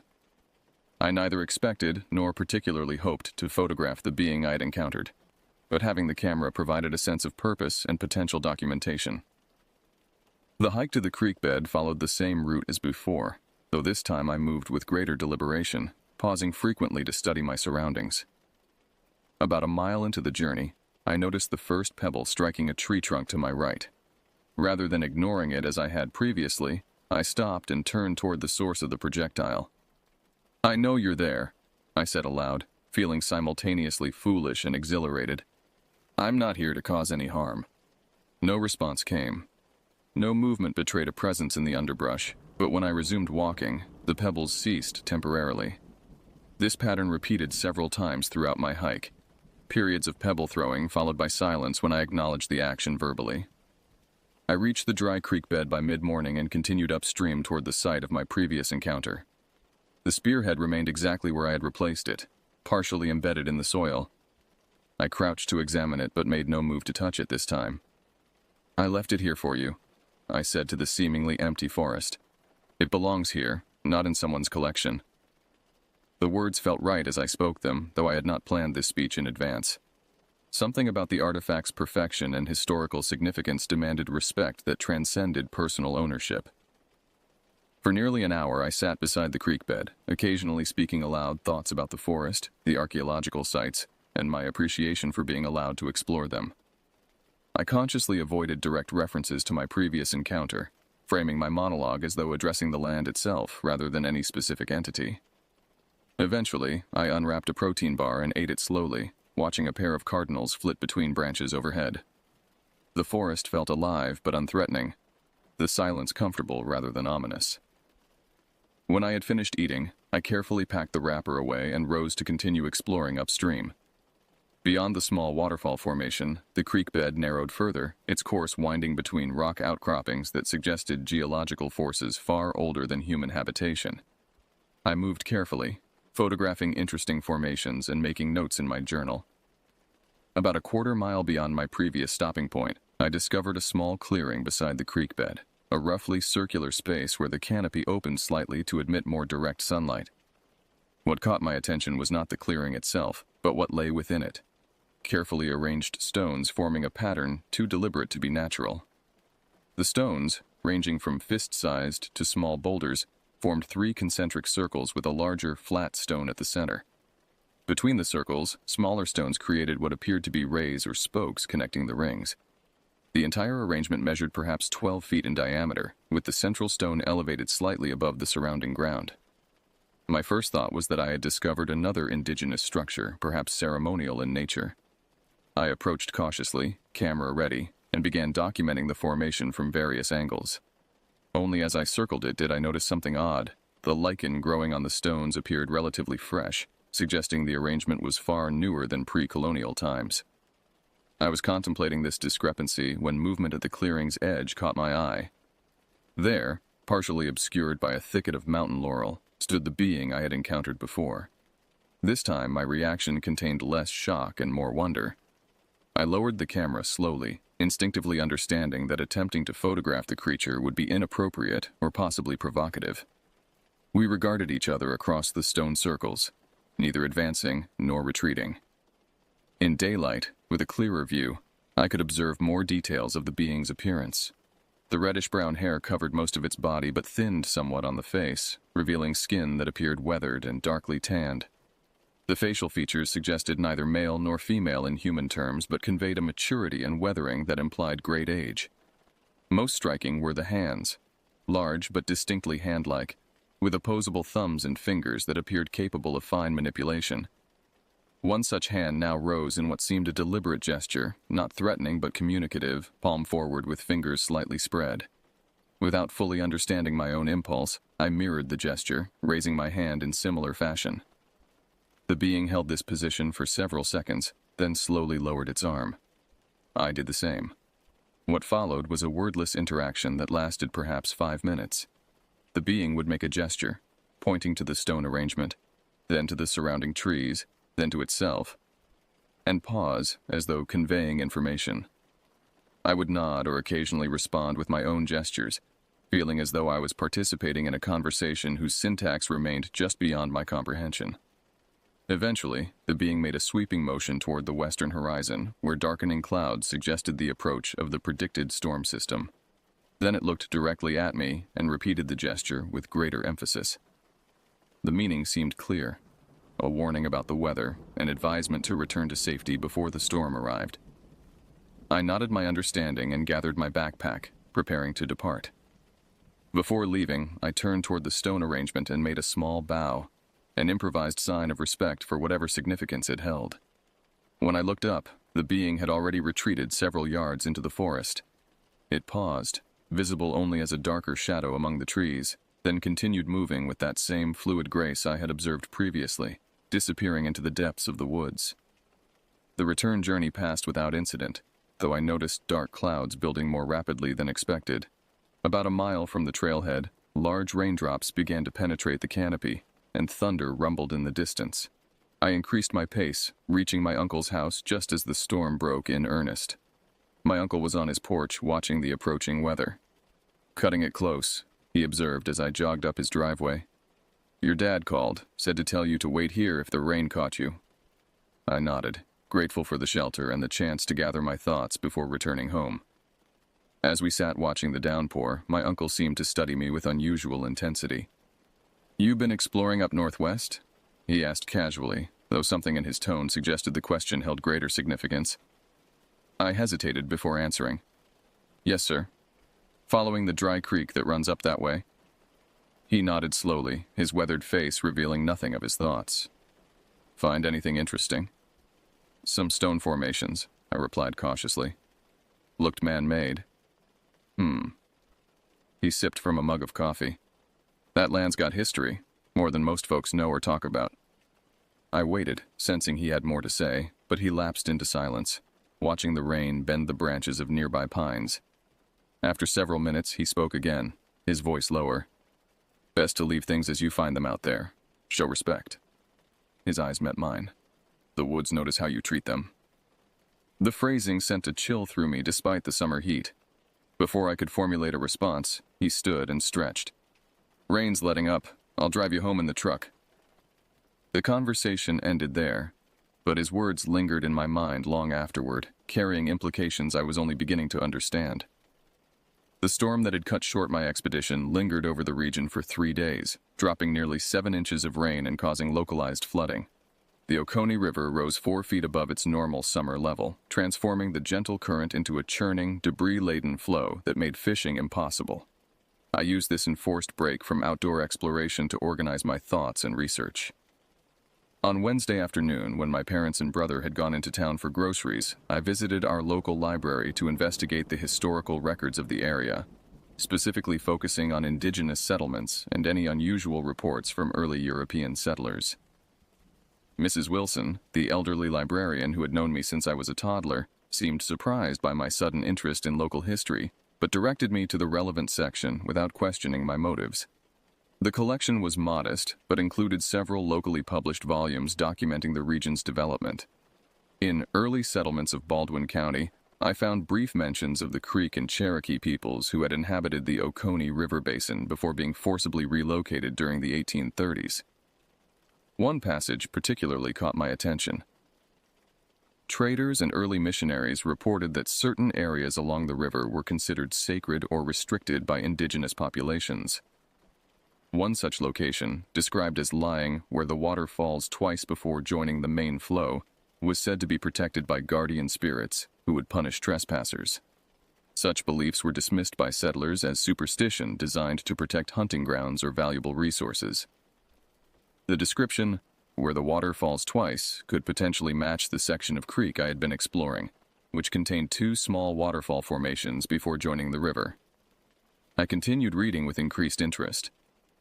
Another volume, Folklore of Central Georgia, contained a chapter on unexplained phenomena reported by settlers and later residents.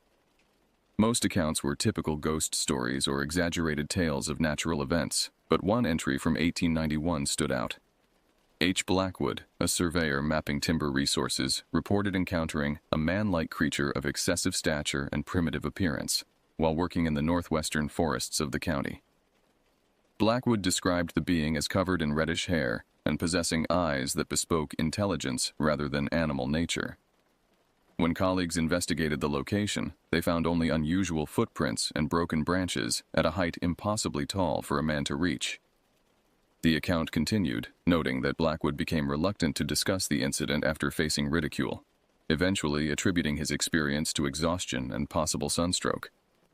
However, the author observed that several logging operations in the area were subsequently abandoned under unclear circumstances, with workers citing equipment damage and general unease. I carefully copied these passages into my notebook, noting the striking similarities to my own experiences.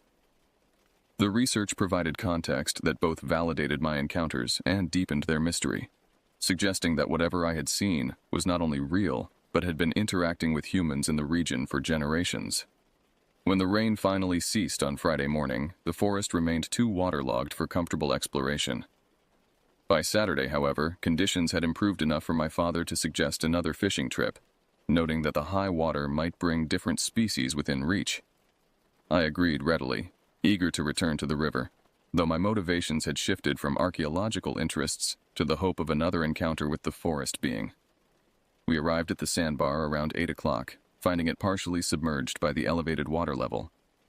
Debris from upstream, branches, leaves, and occasionally entire logs, floated past at a concerning speed. "River's angry today," my father observed, setting up his equipment on higher ground. "Stay clear of the deep water if you go wandering." I promised caution and helped him secure his gear before setting off. Rather than taking my usual route, I followed the riverbank downstream, intending to circle back toward the northwestern section via a different approach.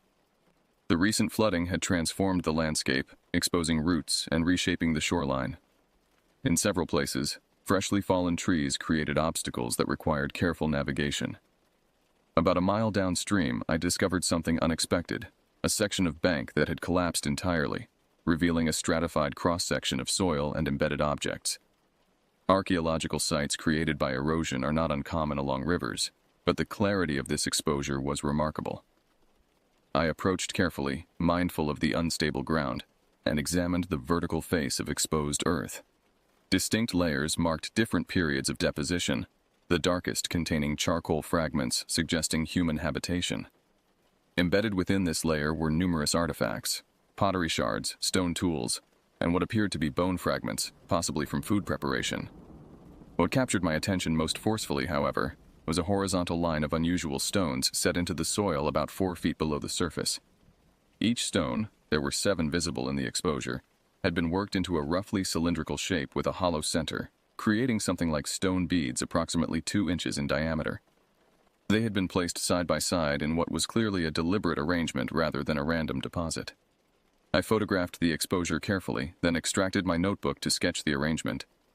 As I worked, I became aware of a familiar sensation, the subtle impact of small pebbles landing nearby.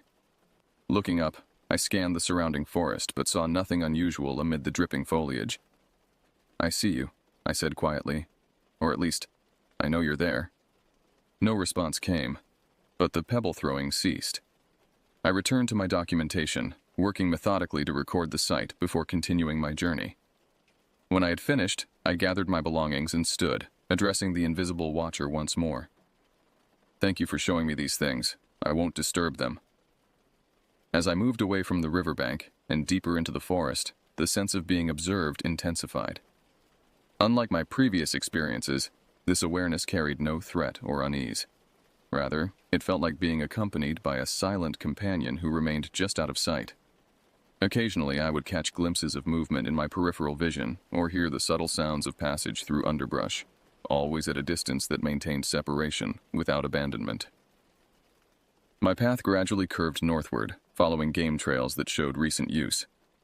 After approximately 2 hours of hiking, I recognized landmarks that indicated I was approaching the creek bed I had previously explored, though from a different direction than before.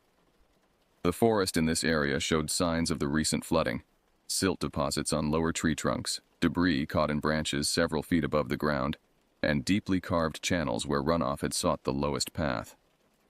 When I reached the creek itself, I found it transformed from a dry bed to a vigorous stream flowing with silty brown water. The small waterfall formations had become active cascades, their sound filling the otherwise quiet forest. I followed the now flowing creek upstream, moving more carefully on the slippery banks. Upon reaching the clearing with the stone circles, I discovered significant changes. The flooding had partially rearranged the outermost circle, displacing several stones and covering others with silt. What surprised me, however, was that the inner circles remained perfectly intact, suggesting someone had reassembled or protected them after the waters receded. More striking still was a new addition at the center. Atop the flat central stone now sat a carefully balanced tower of smaller stones, a cairn of the type sometimes used as trail markers, though this one appeared more deliberately artistic in its construction. The stones decreased in size as the tower rose, with the topmost being no larger than a marble. As I stood contemplating this change, a distinctive sound reached me from across the clearing, a series of clicks or knocks that seemed to arise from solid objects being struck together. The pattern contained evident structure: 3 quick knocks, a pause, 2 knocks, a longer pause, then 3 knocks again. Without conscious thought, I found myself responding, picking up a fallen branch and striking it against a nearby tree in the same pattern. 3, 2, 3. The forest fell silent for several heartbeats after my response. Then, from a different direction, the pattern repeated, slightly varied. 3, 2, 2. I mimicked this change in my response. What followed was the strangest conversation of my life. A wordless exchange of percussive signals that continued for nearly 10 minutes. The patterns grew more complex, sometimes incorporating different tones or volumes, and I struggled to replicate them accurately. Yet, there seemed to be a patience in the exchange, a willingness to repeat sequences when my reproduction failed to match the original. Eventually, a final pattern sounded, a complex rhythm that I could not hope to imitate. When I made no response, a simpler sequence followed. 3-1-3. This I managed to reproduce. Then silence descended once more, broken only by the sound of the flowing creek and distant bird calls. I waited, sensing that the exchange had concluded, at least for now. As I prepared to depart, acting on an impulse I didn't fully understand, I approached the stone arrangement and carefully added a small stone of my own to the cairn at its center. The action felt significant, an acknowledgement of participation, perhaps, or simple gratitude for the interaction. My return journey to the sandbar followed a more direct route than my approach had taken. Throughout the hike, I remained aware of being watched, though the pebble throwing did not resume. It was as though, having established a different form of communication, this method had become unnecessary. I reached my father and brother in the late afternoon, finding them packing up their gear with satisfied expressions that suggested a successful day's fishing. Neither commented on my mud-spattered appearance or the thoughtful silence I maintained during the drive home. That night, lying in bed, I replayed the knocking patterns in my mind, trying to discern meaning or structure within them.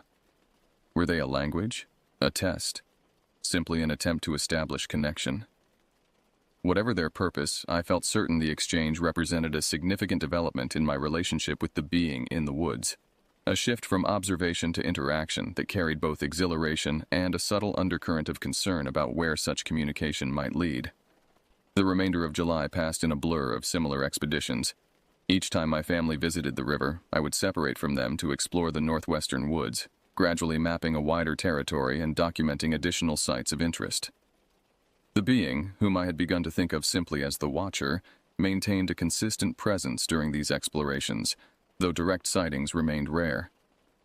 Our communication evolved into a peculiar rhythm.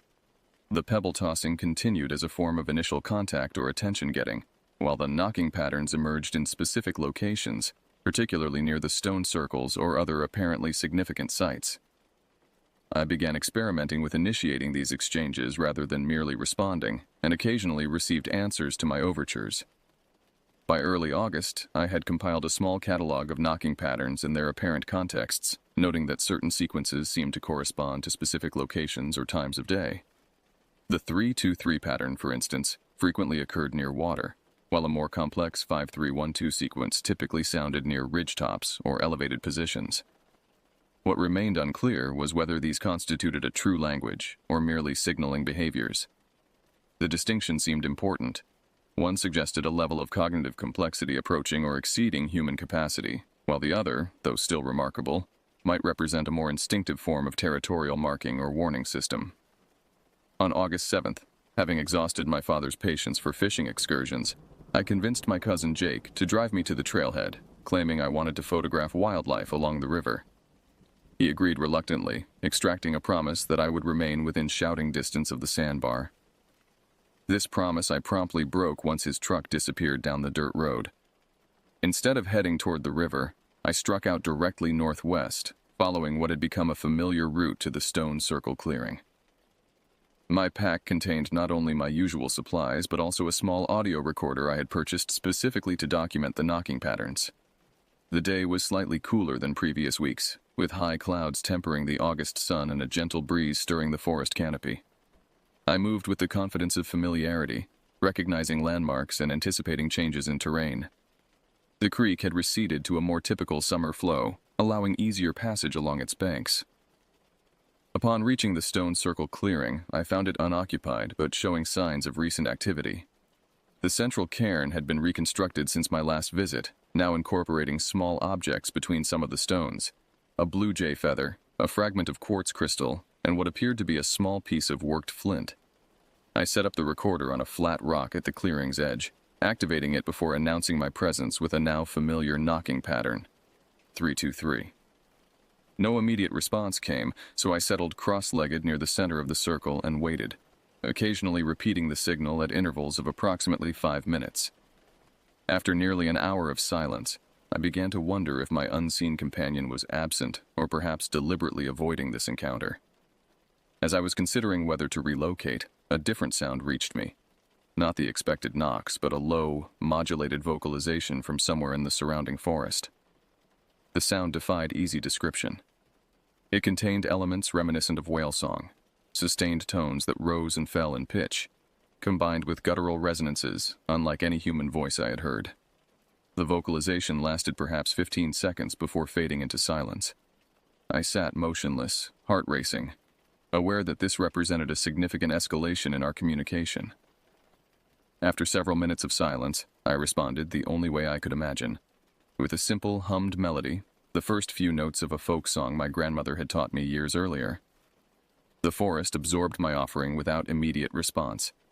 Then, just as I began to think no answer would come, the vocalization returned, this time clearly attempting to mimic the pattern of notes I had produced, though in a register far deeper than any human could generate, and with tonal qualities that remained distinctly non-human.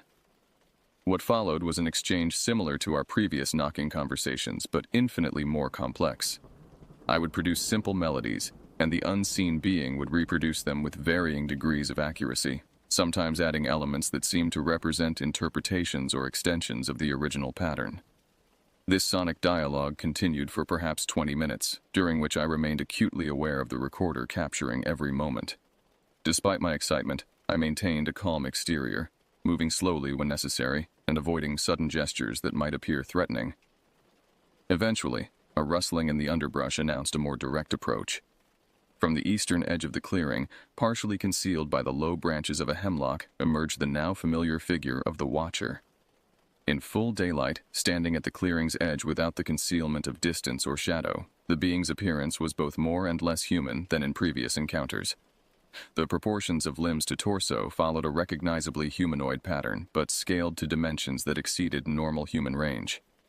The hands, now clearly visible as they parted branches, possessed distinct fingers and opposable thumbs, though the digits appeared longer and more powerful than human equivalents. The face, partially visible beneath a heavy brow ridge, contained features arranged in familiar positions: eyes, nose, mouth, but with proportions that suggested evolutionary divergence rather than deformity. The eyes, set deeper than human norm, reflected intelligence and what I can only describe as a profound age that transcended individual lifespan. For several minutes, the being remained at the clearing's edge, alternating its gaze between me and the recorder still running on the nearby rock. Then, with deliberate movements, it approached the stone circles, moving to the opposite side from my position but remaining within the outermost ring. At this distance, perhaps 15 feet, communication felt almost tangible. The being produced another vocalization, shorter than before but more complex in its modulation. When it finished, one long arm extended toward me, palm up, in what appeared to be an inviting gesture. I hesitated, unsure of the appropriate response. Then, moving slowly, I extended my own arm, mirroring the gesture but not approaching closer. This appeared to satisfy whatever exchange was being offered, as the being lowered its arm and produced a series of softer vocalizations that suggested approval or acknowledgement. What happened next remains difficult to explain without sounding fanciful. The being crouched beside the central cairn, and, with surprising dexterity, rearranged several of the stones. Then it selected a new stone from the ground nearby, a flat, oval river rock, and placed it at the top of the structure. With one finger, it traced a pattern on the stone's surface, a series of intersecting lines that resembled crude writing or perhaps a map. When it had finished, it looked directly at me, and then at the recorder before making a sharp, clearly negative vocalization. The meaning seemed unmistakable. This exchange was not to be recorded. I nodded my understanding and moved slowly to retrieve the device, switching it off with a demonstrative gesture. This appeared to satisfy the being, who returned to manipulating the stones in the central cairn. For the next hour, we engaged in a form of communication that transcended conventional understanding. Through gestures, arrangements of objects, vocalizations, and occasional direct mimicry, information was exchanged, though the content remained frustratingly opaque in many instances. What became increasingly clear, however, was that this being possessed knowledge of the land that extended far beyond simple territorial awareness. At one point, it created a rough map in the dirt, indicating with remarkable accuracy the course of the river, the location of major trails, and what appeared to be underground features not visible on the surface. When it indicated a particular location on this map, a point perhaps 2 miles northeast of our current position, and made an emphatic gesture of digging followed by a warning vocalization, I interpreted this as identifying a dangerous or significant subsurface feature. The location corresponded roughly with an area local hunters avoided due to unexplained equipment failures and disorientation. As the afternoon progressed, our interaction developed a rhythm of exchange that felt almost conversational despite the absence of shared language. I would indicate curiosity about a feature on the improvised map, and the being would respond with gestures or vocalizations that conveyed additional information, sometimes accompanied by pantomimed warnings or approvals. Eventually, the angle of sunlight filtering through the canopy indicated approaching evening. The being seemed to notice this simultaneously with me, glancing skyward before beginning what felt like a concluding interaction. It dismantled the cairn with careful movements, returning each stone to a specific position within the larger circle arrangement. The blue jay feather it handed to me directly, an offering I accepted with a small bow of acknowledgement. Then, with a final vocalization that somehow conveyed both farewell and continuity, it retreated to the forest edge. Before disappearing completely into the undergrowth, it paused to look back, a gesture so humanly recognizable that it momentarily collapsed the sense of otherness that had defined our interaction. I remained in the clearing until certain of the being's departure, then gathered my belongings and began the return journey. The recorder in my pack represented a treasure of potential evidence, though I already harbored doubts about sharing it with others. Something about the interaction had established a sense of mutual trust that public disclosure would violate. My cousin was waiting at the trailhead, his expression indicating annoyance at my later-than-promised return. "Find anything worth photographing?" he asked as I climbed into his truck. "More than I expected," I replied truthfully, though I offered no elaboration. Later that night, listening to the recording in the privacy of my room, I was simultaneously elated and disturbed by what I heard. The vocalizations were clearly present, undeniable evidence of something beyond conventional explanation. Yet they seemed somehow diminished when removed from the context of direct experience, reduced to curious audio phenomena that skeptics could easily attribute to known animals or technical anomalies. More importantly, I felt increasingly uncomfortable with the idea of sharing this evidence. The being had clearly indicated opposition to being recorded, and though it couldn't have understood the technology's full implications, the preference for privacy had been unmistakable. After several days of internal debate, I made a decision that might seem irrational to outside observers, but felt ethically necessary.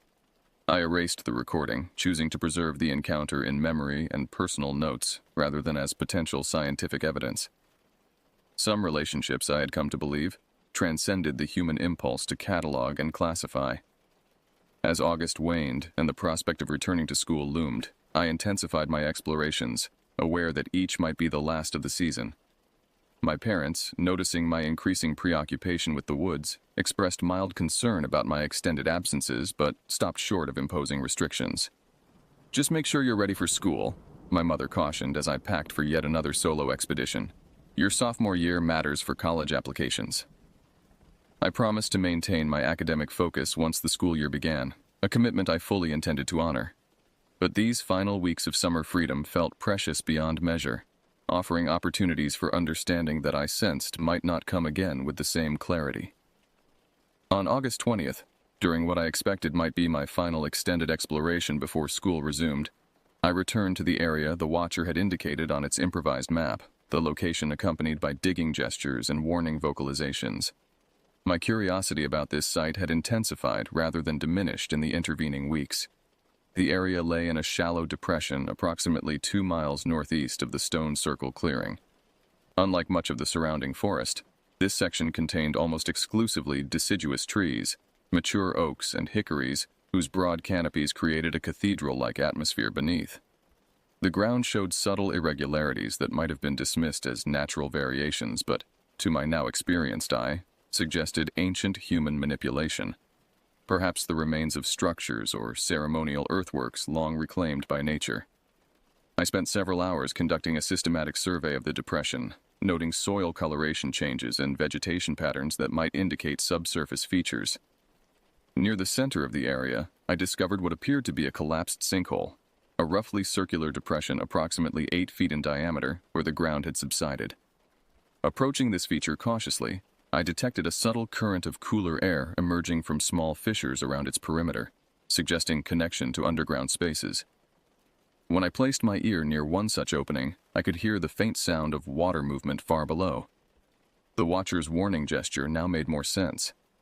This area likely contained extensive cave systems or underground waterways that could pose serious dangers to anyone attempting excavation or even walking carelessly across the thin surface crust. As I documented the site in my notebook, I became aware of the now familiar sense of being observed. Looking up, I was unsurprised to find the watcher standing at the depression's edge, partially concealed by a massive oak, but making no particular effort to hide its presence. We acknowledged each other with what had become our customary gestures: a raised hand, palm forward, briefly extended before being lowered. The being then approached, moving with its characteristic fluid grace despite the uneven terrain. Upon reaching the collapsed sinkhole, it knelt and placed one large hand flat against the ground, remaining motionless for several seconds as though feeling for vibrations or other sensory information.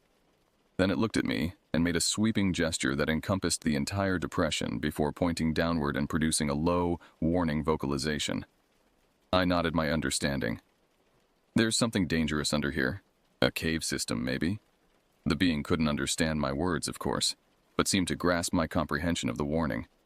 It rose and made a more specific gesture, pointing to the ground, then to its eyes, then making a circular motion with one finger before pointing to its head.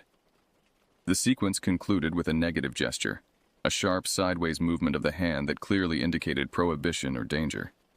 I interpreted this as a warning about disorientation or confusion, perhaps gases in the caves below that could affect perception or consciousness.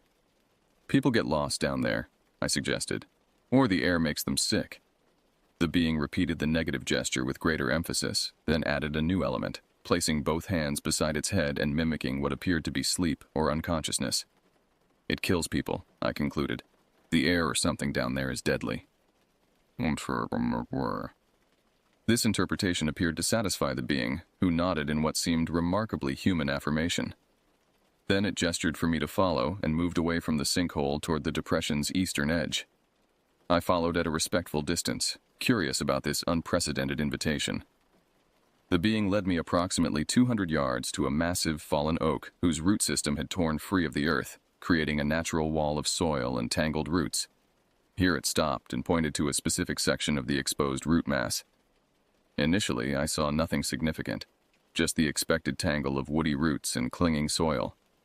Then, as I looked more carefully, I noticed something unnatural embedded among the roots, white objects with unmistakably regular shapes. Moving closer, I realized with a shock that I was looking at human bones. A partial skeleton including what appeared to be a rib cage and several long bones, presumably arms or legs. The remains had been within the root system for considerable time, as smaller roots had grown through and around the bones, securing them within the tangled mass. The being watched my reaction carefully, then made a series of gestures indicating the sinkhole area, followed by the sleeping motion, and finally pointing to the bones. The meaning seemed clear. These remains represented a victim of whatever hazard lurked beneath the forest floor. The discovery raised immediate questions about proper reporting of human remains, but also concerns about protecting both the archaeological sites and the watcher itself from the intrusion that would inevitably follow official investigation. I stood motionless, processing these conflicting obligations. The being seemed to sense my dilemma. It made another gesture, pointing to the bones, then to the earth, then making a covering motion with both hands. Then it looked at me questioningly. "You want me to rebury them?" I asked, though I knew the words themselves meant nothing to my companion. "To leave them undisturbed?" The being repeated the covering gesture, then added a new element, pointing to itself, then making a circular motion that encompassed the entire forest before touching its chest. I interpreted this as expressing some form of responsibility or stewardship for the area. After careful consideration, I nodded agreement. The remains appeared old, possibly decades rather than years, and disturbing them would lead to investigations that might threaten both the archaeological treasures and the being itself. While I recognized the ethical complexity of the decision, I felt that respecting the being's evident role as guardian of this place took precedence over conventional protocols. We worked together in an unexpected collaboration, the being using its greater strength to reposition the larger sections of root mass while I carefully covered the exposed bones with soil. When the task was complete, the site appeared natural once more, the human remains hidden but not disturbed from their resting place. As we finished, the being made a new gesture, touching its chest, then pointing to me, then sweeping its arm to include the surrounding forest before bringing its hands together in what appeared to be a symbol of connection or alliance. The meaning felt profound, an acknowledgement of shared responsibility for protecting this place and its secrets. I mirrored the gesture, feeling the weight of this unspoken agreement.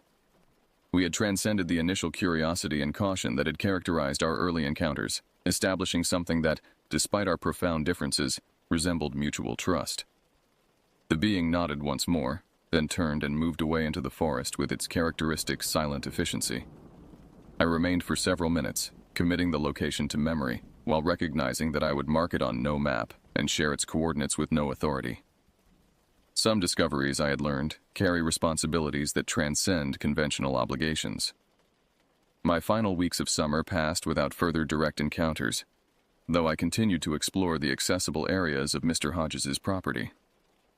The pebble tossing and occasional distant knocking patterns persisted, assuring me of the watcher's continued presence, but our paths did not directly cross again before school resumed in early September. When my sophomore year began, I found myself drawn back to the library, now researching with greater purpose. Historical accounts of the region revealed additional context for what I had experienced. Mentions in early settlers' journals of guardian spirits in certain forests, mysterious protectors who seemed to watch over both the land and the indigenous peoples who understood their nature. One missionary's account from 1792 included a passage that resonated particularly strongly with my experiences. The natives speak of forest beings who stand as guardians of sacred places. They describe these entities as resembling men of great stature, covered in hair, who communicate through sounds and signs rather than speech. When questioned about worshipping such creatures, the elders explained that these were not gods but rather ancient stewards of the land who had watched over it since before human memory. They leave offerings at certain stone arrangements to maintain peaceful relations with these guardians, and in return, receive protection and guidance regarding dangerous places within their territories. This account, largely dismissed by subsequent historians as folklore or misinterpreted observations of normal wildlife, now seemed profoundly significant. It suggested a relationship between humans and these beings that had once been acknowledged and respected. A relationship based on mutual recognition of stewardship rather than fear or worship. As autumn progressed and winter approached, my opportunities for exploration diminished. School commitments and the earlier darkness of fall days limited my visits to weekends, and even then, primarily to the more accessible areas near the sandbar. The watcher's presence became more elusive, though occasional signs, arranged stones on familiar paths, carefully placed objects that could not have arrived by natural means, indicated continued awareness of my movements. By the time spring arrived, bringing with it the possibility of renewed exploration, my perspective had fundamentally shifted. What had begun as a teenager's casual curiosity about artifacts had evolved into a profound appreciation for a broader, more complex relationship between humans, other intelligent beings, and the land itself. I continued to visit the woods throughout my high school years, though I never again experienced the direct communication that had characterized that remarkable summer. Whether the being had moved to more remote areas or simply maintained a greater distance, I could not determine. But its influence remained. In my choice of anthropology as a college major, in my approach to archaeological sites as places deserving protection rather than exploitation, and in my unwavering conviction that human understanding of intelligence and consciousness remains profoundly limited. Now, as an adult working in Texas, I return to that property when possible during visits home. Mr. Hodges still owns the land, though advancing age has limited his own interaction with it. My father still fishes the sandbar occasionally, and my brother has introduced his own children to the river's pleasures. I have shared portions of my experiences with a few trusted individuals. My cousin Jake eventually admitted to his own strange encounters in those woods, and my uncle once acknowledged after several beers around a campfire that some things in those trees ain't ever been properly named by science. But the fullest account remains here, in these pages. I offer it not as evidence demanding belief or investigation, but as testimony to possibilities that extend beyond conventional understanding, to relationships between different forms of intelligence that might be reestablished if approached with respect rather than exploitation. The woods along the Oconee River hold their secrets still, protected by both human discretion and non-human vigilance. And somewhere beneath those ancient trees, I believe, the Watcher continues its patient stewardship, observing, communicating in its wordless fashion, and occasionally revealing itself to those who demonstrate the capacity to see without disturbing, to learn without taking, and to respect boundaries, both seen and unseen. In that silent understanding lies a wisdom our species would do well to recover, a recognition that we share this world with intelligences both similar to and profoundly different from our own, and that mutual respect may offer better pathways to knowledge than conquest or classification ever could.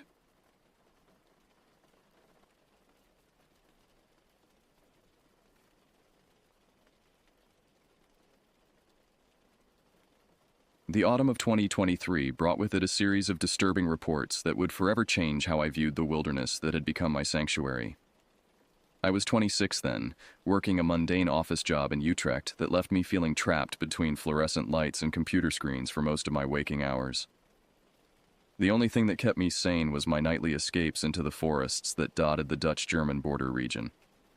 It started with whispered conversations in local pubs, hushed discussions between farmers who gathered around weathered wooden tables, their faces etched with concern and confusion. The first official report came from a sheep farmer named Cornelis van der Berg, whose property stretched along the eastern edge of Gelderland province. On a foggy Tuesday morning in early October, he discovered 7 of his prize-breeding ewes lying motionless in their pasture, their bodies arranged in an almost ceremonial pattern that made his stomach turn. The local veterinarian, Dr. Hendrika Vos, arrived within hours of the discovery. What she found defied her 30 years of experience treating livestock attacks. The sheep hadn't simply been killed. They had been systematically executed. Each animal bore identical wounds, a single, devastating bite to the throat that had severed the carotid artery with surgical precision. The bite radius measured exactly 7 centimeters across, far larger than any domestic dog could produce. Yet the depth and clean edges suggested an intelligence behind the attack that no wild animal should possess. In all my years, Dr. Voss told the local newspaper, I've never seen anything like this. Wolves kill to eat. But these animals were left completely untouched. No flesh was consumed, no organs removed. It's as if something killed for the pure sake of killing. The most disturbing detail emerged when crime scene investigators, yes, they had called in actual police forensics, examined the scene more thoroughly. Surrounding each dead sheep was a perfect circle of paw prints, each measuring nearly 18 centimeters in length. The prints showed deliberate placement, as if the killer had walked methodically around each victim before striking. The depth of the impression suggested an animal weighing at least 80 kilograms, yet the prints showed no signs of claws, which ruled out bears or large wild cats. Within 2 weeks, 3 more farms reported similar attacks. The pattern remained consistent. Multiple sheep killed but not eaten, precise throat wounds, and those unnaturally large paw prints arranged in perfect circles around each carcass. The local police established a task force, and wildlife experts from Wageningen University were brought in to analyze the evidence. Professor Adrian Klein, the university's leading expert on predator behavior, held a press conference that I watched from my cramped apartment, feeling an inexplicable chill as he spoke. The behavior we're observing is unprecedented in the scientific literature, he announced, his usually confident demeanor noticeably shaken. No known predator species exhibits this type of systematic killing without consumption. The precision of the wounds suggests an animal with extraordinary bite force and jaw control, yet the complete absence of feeding behavior contradicts every predatory instinct we understand. The media dubbed it the ghost wolf of Gelderland, though Professor Klein repeatedly insisted that wolves had been extinct in the Netherlands for over a century and a half. DNA samples from the bite wounds proved inconclusive. The saliva contained genetic markers consistent with Canis lupus, yet several sequences didn't match any known wolf subspecies in existing databases. As autumn deepened into winter, the attacks suddenly stopped. No more dead sheep, no more mysterious paw prints, No more terrified farmers calling the police in the pre-dawn hours. The task force was quietly disbanded, the university experts returned to their laboratories, and the local news moved on to other stories. But the farmers didn't forget. They installed motion-activated cameras, reinforced their fencing, and many began keeping loaded rifles by their doors. I followed every news report with an obsession that disturbed even me. Something about the systematic nature of the killings, the intelligence implied by the evidence, resonated with a dark fascination I didn't fully understand. I printed out newspaper articles and pinned them to the wall of my apartment, creating a timeline of events that grew more complex with each passing day. My colleagues at work began commenting on my distracted behavior, my inability to focus on spreadsheets and quarterly reports, when my mind was consumed by thoughts of what might be lurking in the forests I loved so deeply. The official explanation, when it finally came, was disappointingly mundane. A rogue pack of hybrid wolf dogs, the authorities declared, probably abandoned pets that had reverted to wild behavior. The precision of the kills was explained away as learned behavior from their domestic upbringing, and the lack of consumption was attributed to stress and territorial marking. Case closed, files archived, public concerns officially addressed. But I knew better. I had spent too many nights in those forests, felt too deeply connected to their rhythms and secrets, to accept such a sanitized explanation. There was something else out there, something that the authorities either couldn't identify or chose not to acknowledge. And as winter gave way to the promising warmth of early spring 2024, I found myself drawn more and more frequently to the very regions where the attacks had occurred.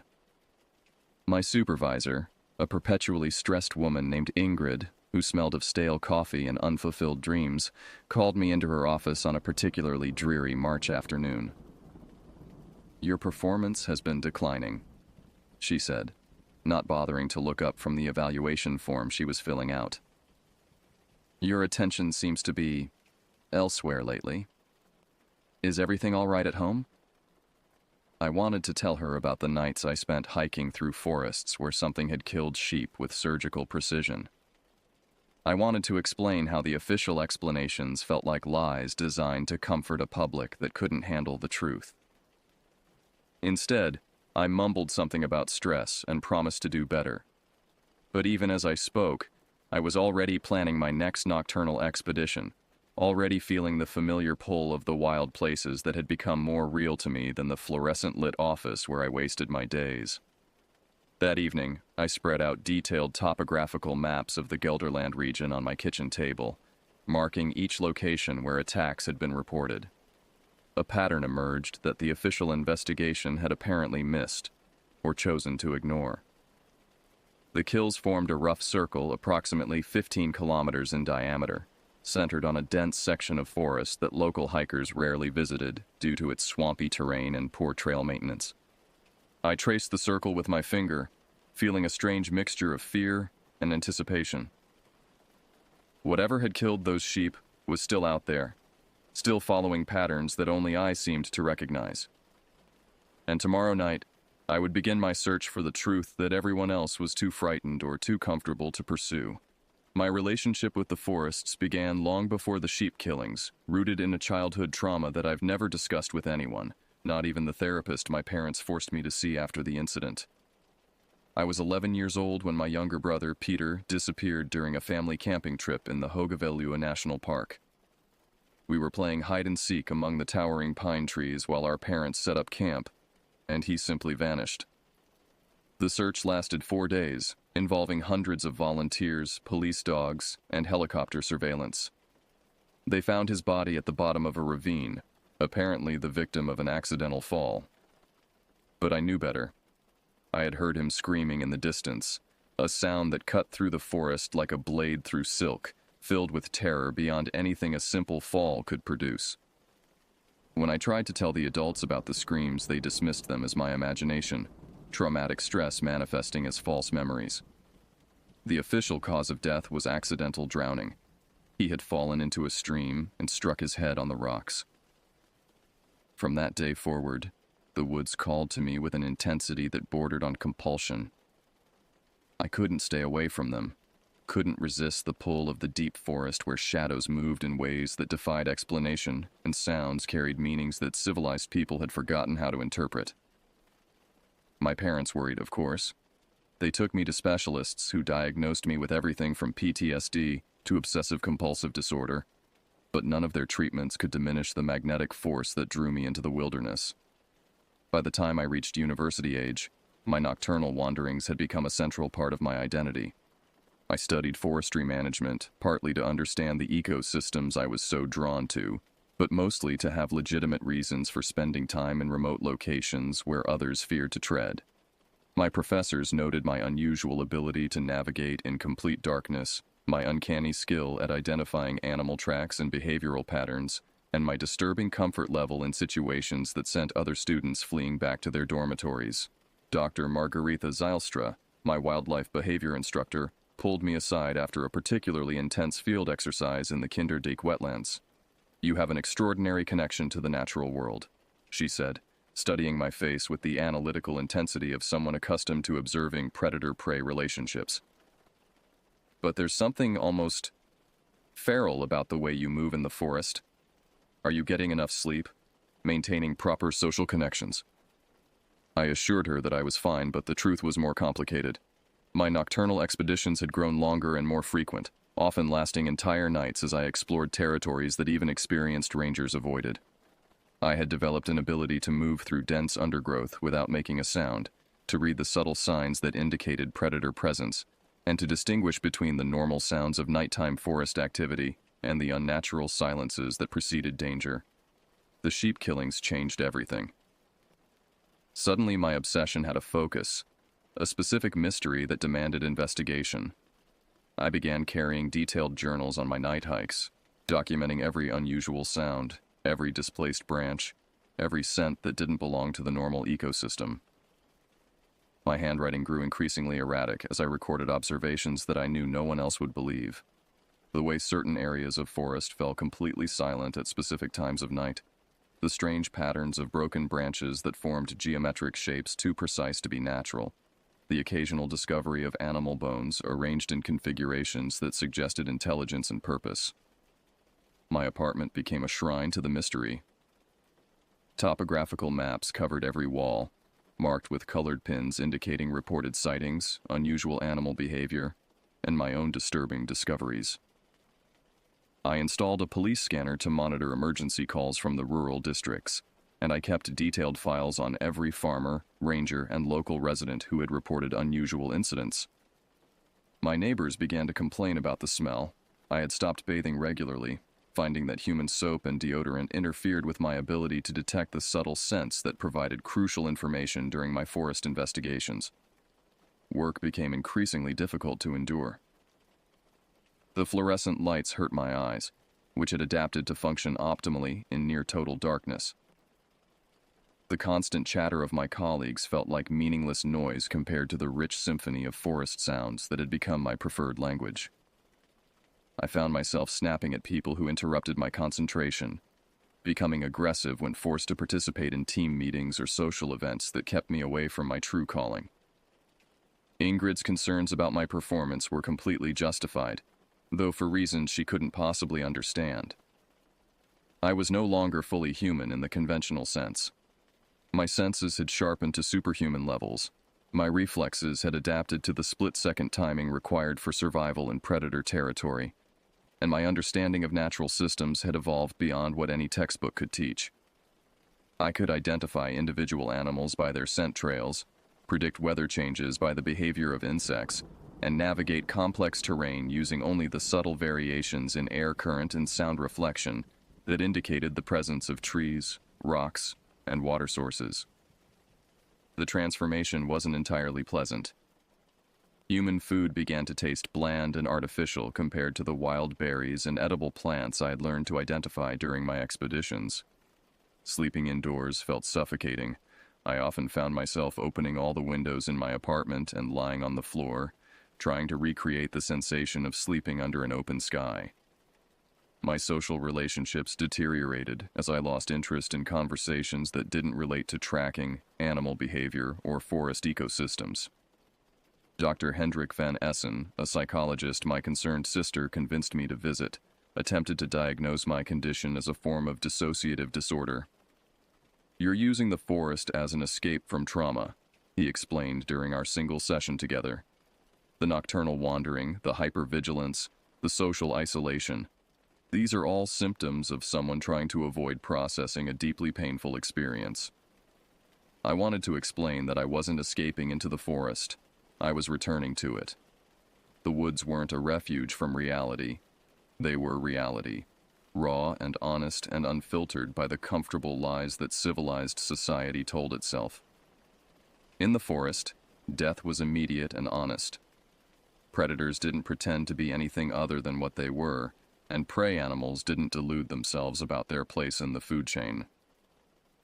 It was the only environment where I felt truly alive, truly myself. As spring progressed into summer, my expeditions grew more ambitious. I began exploring territories that had been off-limits even to experienced hikers, penetrating deep into swamplands and dense forest areas where the canopy was so thick that daylight never reached the ground. I discovered animal trails that didn't correspond to any known species migration patterns, finding tracks that measured larger than any animal that should exist in the Dutch ecosystem. The most disturbing discovery came on a humid July night when I was exploring a particularly remote section of forest near the German border. Hidden beneath a natural overhang created by fallen trees, I found what could only be described as a lair.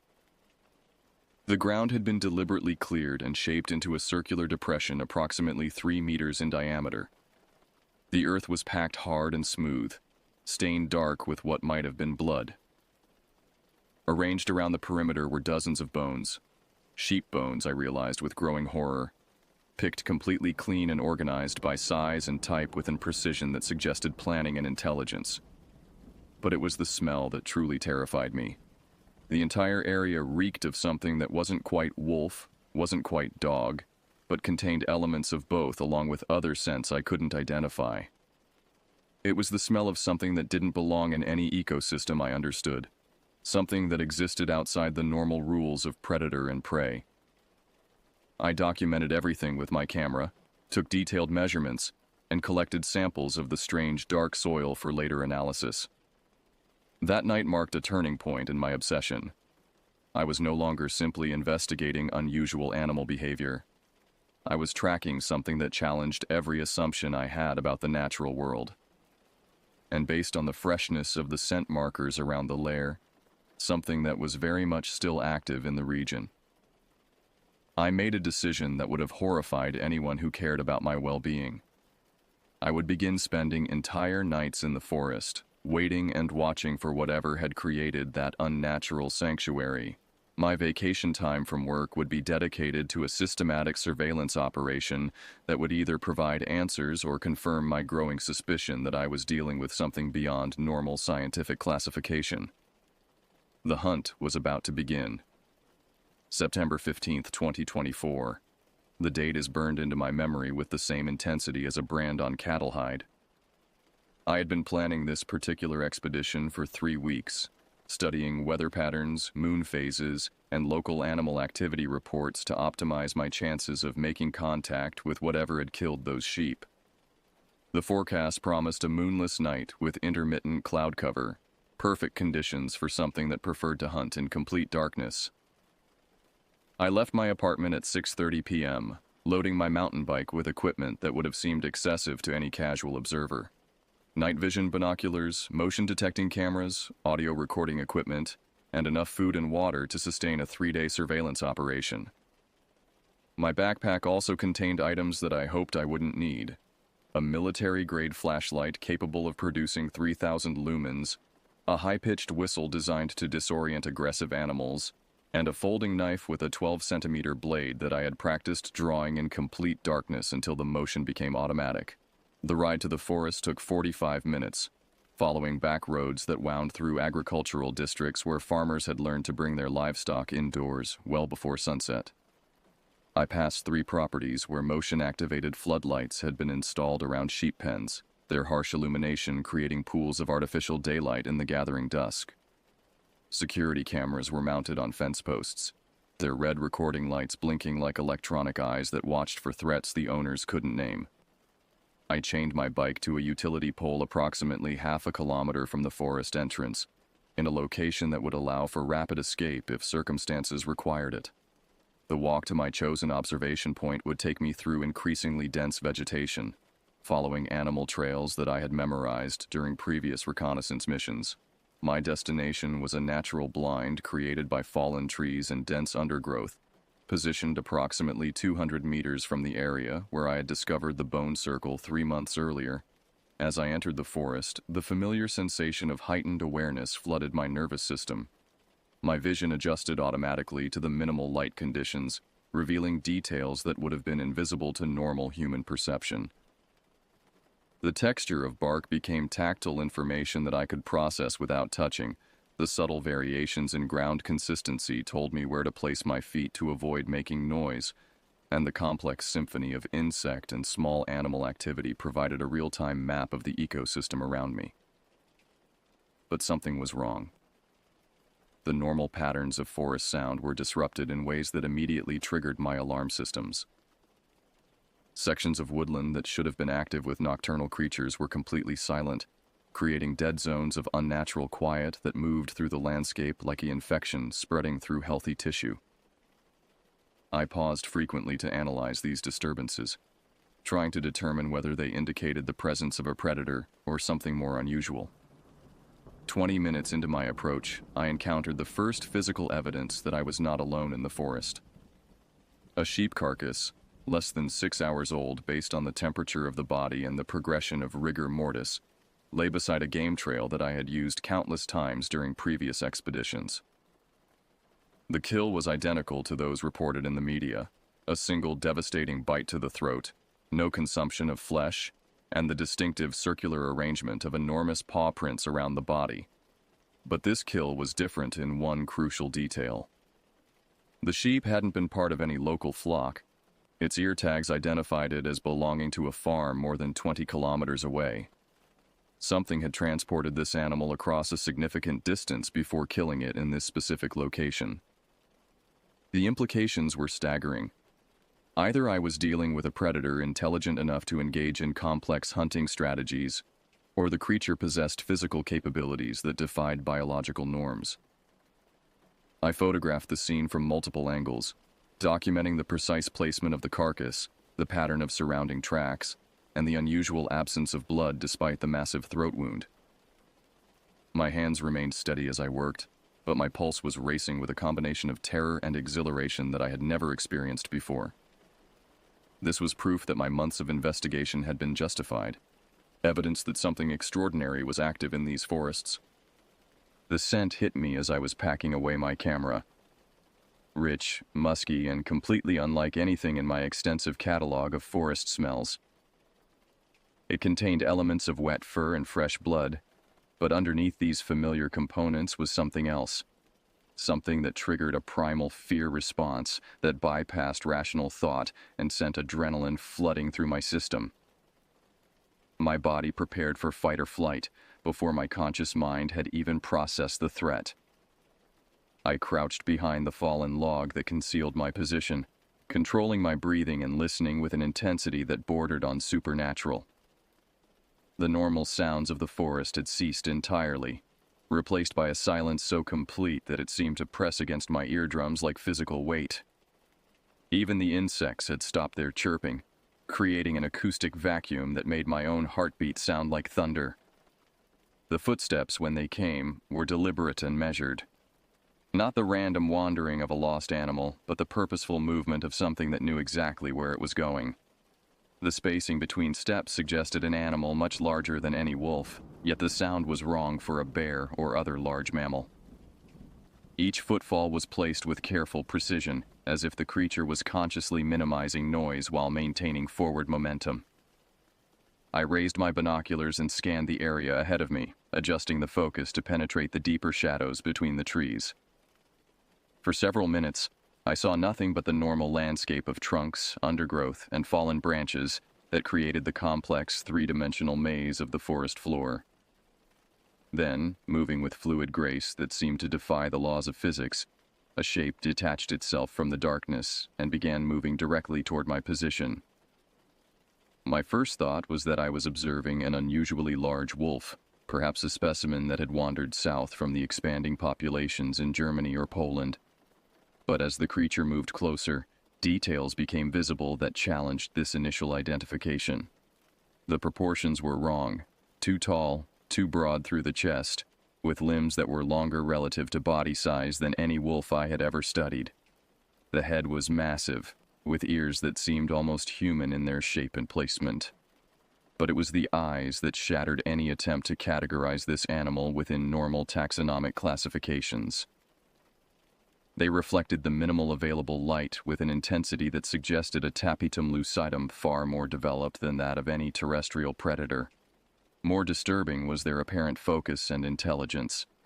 This wasn't the random environmental scanning of an animal following scent trails. These were the calculated observations of something that was actively hunting. The creature paused approximately 50 meters from my hiding place, raising its head to sample the air with the same methodical approach it applied to its movement. I realized with growing horror that it was tracking my scent, following the chemical trail I had left during my approach to this location. My elaborate concealment was meaningless if the animal could pinpoint my exact position through olfactory analysis. I gripped the handle of my knife, knowing that the weapon would be useless against an animal of this size, but finding comfort in the familiar weight of the blade. My mouth had gone completely dry, and I had to make a conscious effort to prevent my hands from trembling as I continued to observe the creature through my binoculars. Every instinct screamed at me to run, to abandon my equipment and flee back to the safety of civilization, but I forced myself to remain motionless. The creature's head turned in my direction with mechanical precision, and for a moment that seemed to last forever, we stared directly at each other across the darkness. I saw intelligence in those reflective eyes, awareness and calculation that transcended normal animal cognition. This wasn't a wild beast operating on instinct. This was something that understood its environment and its own capabilities with a sophistication that terrified me. Then, without warning, it stood upright. The transformation was fluid and natural, as if the creature possessed a skeletal and muscular system designed for both quadrupedal and bipedal locomotion. Standing erect, it towered at least 2.5 meters tall, its silhouette resembling a grotesque fusion of human and canine anatomy. The arms were longer than they should have been, ending in hands that were clearly capable of manipulating objects with the same dexterity as human fingers. I stopped breathing entirely, afraid that even the sound of my respiration might trigger an attack. The creature stood motionless for what might have been 30 seconds or 3 hours. Time had become meaningless in the face of this encounter. Then, moving with the same deliberate precision it had displayed while walking, it turned and began moving away from my position. But not before pausing to look back at me one final time, its head tilted at an angle that was unmistakably human in its curiosity and assessment. The rational part of my mind screamed warnings about the stupidity of pursuing a predator that could stand 7 feet tall and had just demonstrated capabilities beyond any known animal species. But rationality had ceased to be a determining factor in my behavior months ago. I waited exactly 10 minutes after the creature disappeared before emerging from my hiding place, using the time to document my observations and formulate a tracking strategy that might allow me to maintain contact without triggering a lethal confrontation. The creature's trail was unlike anything I had encountered during my years of studying wildlife behavior. The paw prints, I still thought of them as paw prints, though they were clearly something more complex, were spaced nearly 2 meters apart when the animal moved at a normal pace. The depth of the impression suggested a weight distribution that was all wrong for a quadruped. Too much pressure on the rear feet, not enough on the front. It was the track pattern of something that was equally comfortable moving on 4 legs or 2. More disturbing were the occasional handprints I found pressed into soft patches of earth. 5 distinct fingers, each ending in what appeared to be a retractable claw, with an opposable thumb that could manipulate objects with human-level dexterity. The size was enormous. Each handprint measured nearly 20 centimeters from wrist to fingertip, but the proportions were unmistakably humanoid. I followed the trail for approximately 1 kilometer, moving with exaggerated caution and pausing frequently to listen for sounds that might indicate the creature's presence ahead of me. The track led deeper into the forest, toward areas where the canopy was so dense that even my adapted vision struggled to penetrate the absolute darkness. My flashlight remained unused. Any artificial light would announce my presence to something that clearly possessed superior sensory capabilities. The trail began to reveal behavioral patterns that challenged every assumption I had made about predator psychology. Rather than following the most direct route through the terrain, the creature had chosen a path that kept it concealed from potential aerial observation, while simultaneously providing multiple escape routes at every turning point. This wasn't the random wandering of an animal following instinct. This was tactical movement that demonstrated planning and environmental awareness. At several points along the trail, I discovered evidence of deliberate scent marking. The creature had stopped to urinate against specific trees, but not randomly. Each marking was positioned at exactly the same height, approximately 1.5 meters above ground level, and spaced at regular intervals that suggested territorial boundary establishment. The scent was unlike anything in my experience: powerful, musky, with chemical components that seemed to trigger unconscious fear responses in every mammal I had observed reacting to it. Small animals had fled the area entirely. No rabbit tracks, no evidence of nocturnal rodent activity, no droppings from the deer that normally use these trails for their evening feeding migrations. It was as if the creature's passage had created a biological dead zone that extended for hundreds of meters on either side of its route.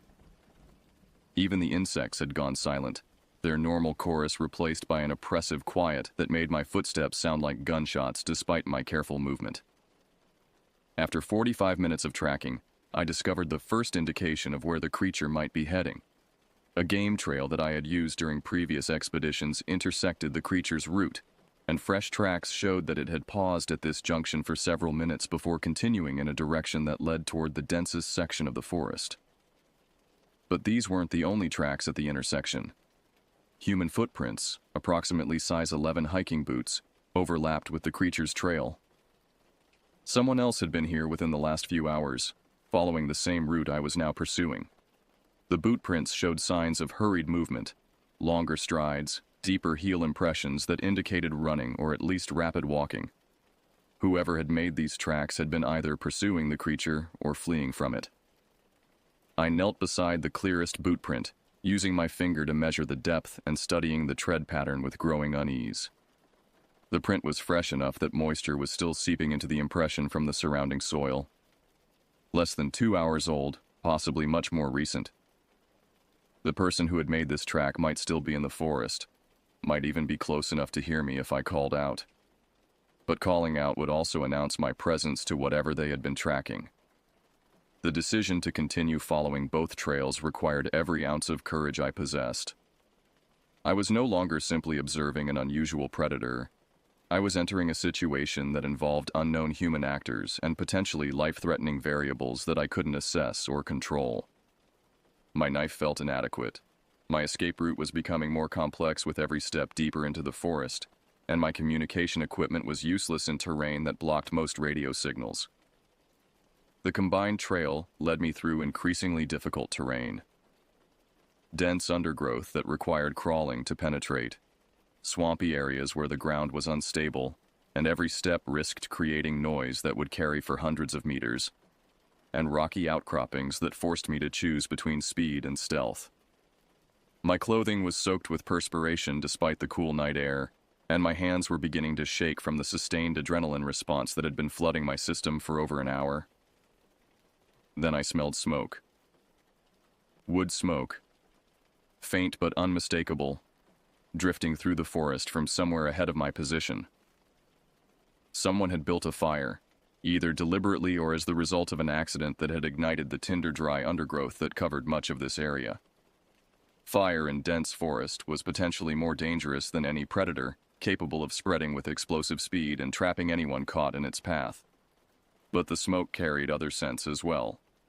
Burning meat, possibly lamb or mutton, with the distinctive aroma of fat rendering in open flame. Someone was cooking food, which suggested a level of confidence and preparation that didn't match the hurried movement indicated by the boot prints. Either the person I was tracking had stopped to eat, or I was approaching a campsite that existed independently of tonight's activities. The possibility that I might encounter other people in this remote location filled me with almost as much dread as the prospect of facing the creature I had been following. Humans who chose to spend time in areas where large predators were active were often individuals whose motivations couldn't be trusted. Poachers, illegal hunters, or worse. People who came to the deep forest to engage in activities that required absolute privacy and no witnesses.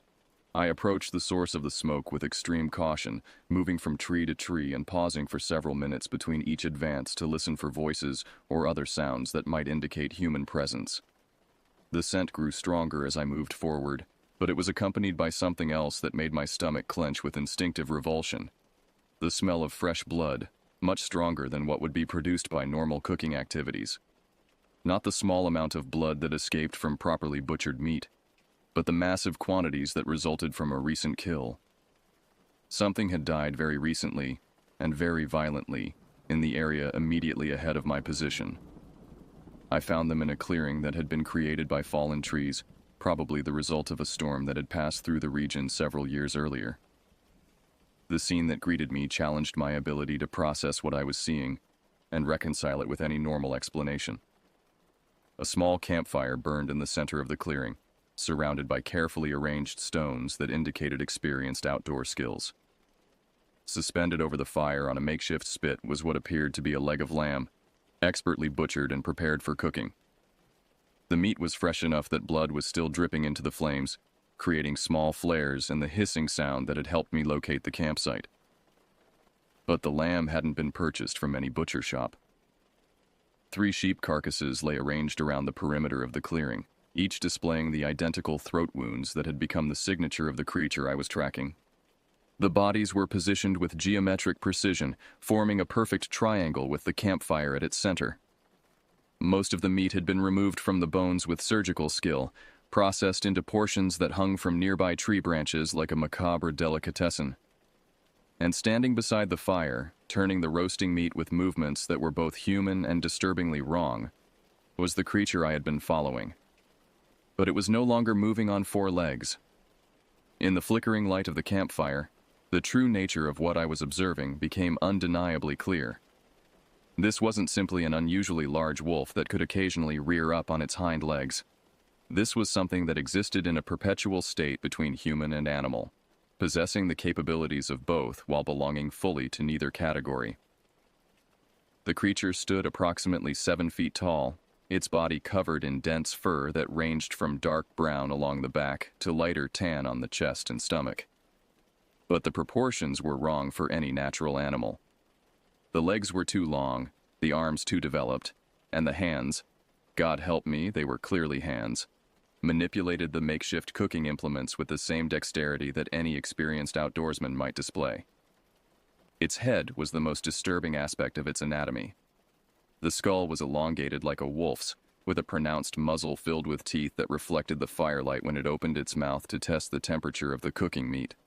But the eyes were positioned more forward than any predator's should be, providing the binocular vision necessary for complex tool use and fine manipulation. When it turned its head in my direction, as if sensing my presence despite my concealment, those eyes showed an intelligence that was unmistakably aware and calculating. I remained frozen behind the fallen log that concealed my position, afraid to move or even breathe normally for fear of attracting its attention. My camera was in my backpack, but reaching for it would require movements that might be detected by something with predator-level senses. Instead, I forced myself to memorize every detail of what I was witnessing, knowing that no one would believe my account without photographic evidence, but understanding that attempting to document the scene might result in my death. The creature finished adjusting the meat on its improvised spit and moved with fluid grace to examine the sheep carcasses arranged around the clearing. It paused beside each body, running its hands along the flanks and checking the quality of the remaining meat with the expertise of someone who had been processing animal carcasses for years. This wasn't random scavenging behavior. This was systematic food preparation that demonstrated planning and forethought. But the most terrifying realization came when I observed how it moved through the campsite. Every action was deliberate and purposeful, from banking the fire to maintain an optimal cooking temperature to checking the wind direction to ensure that smoke wouldn't accumulate in the clearing.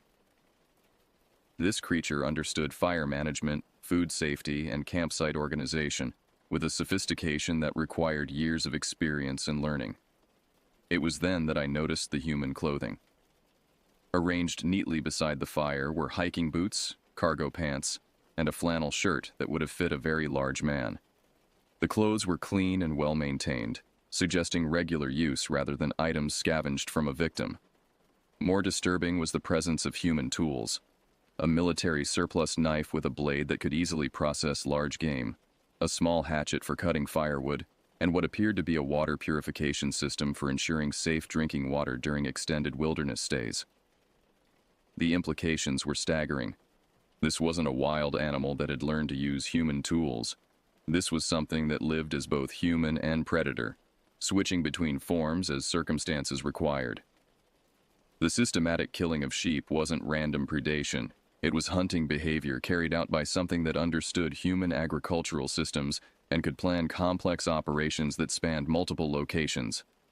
I watched in horrified fascination as the creature completed its meal preparation and settled beside the fire in a sitting position that was eerily human.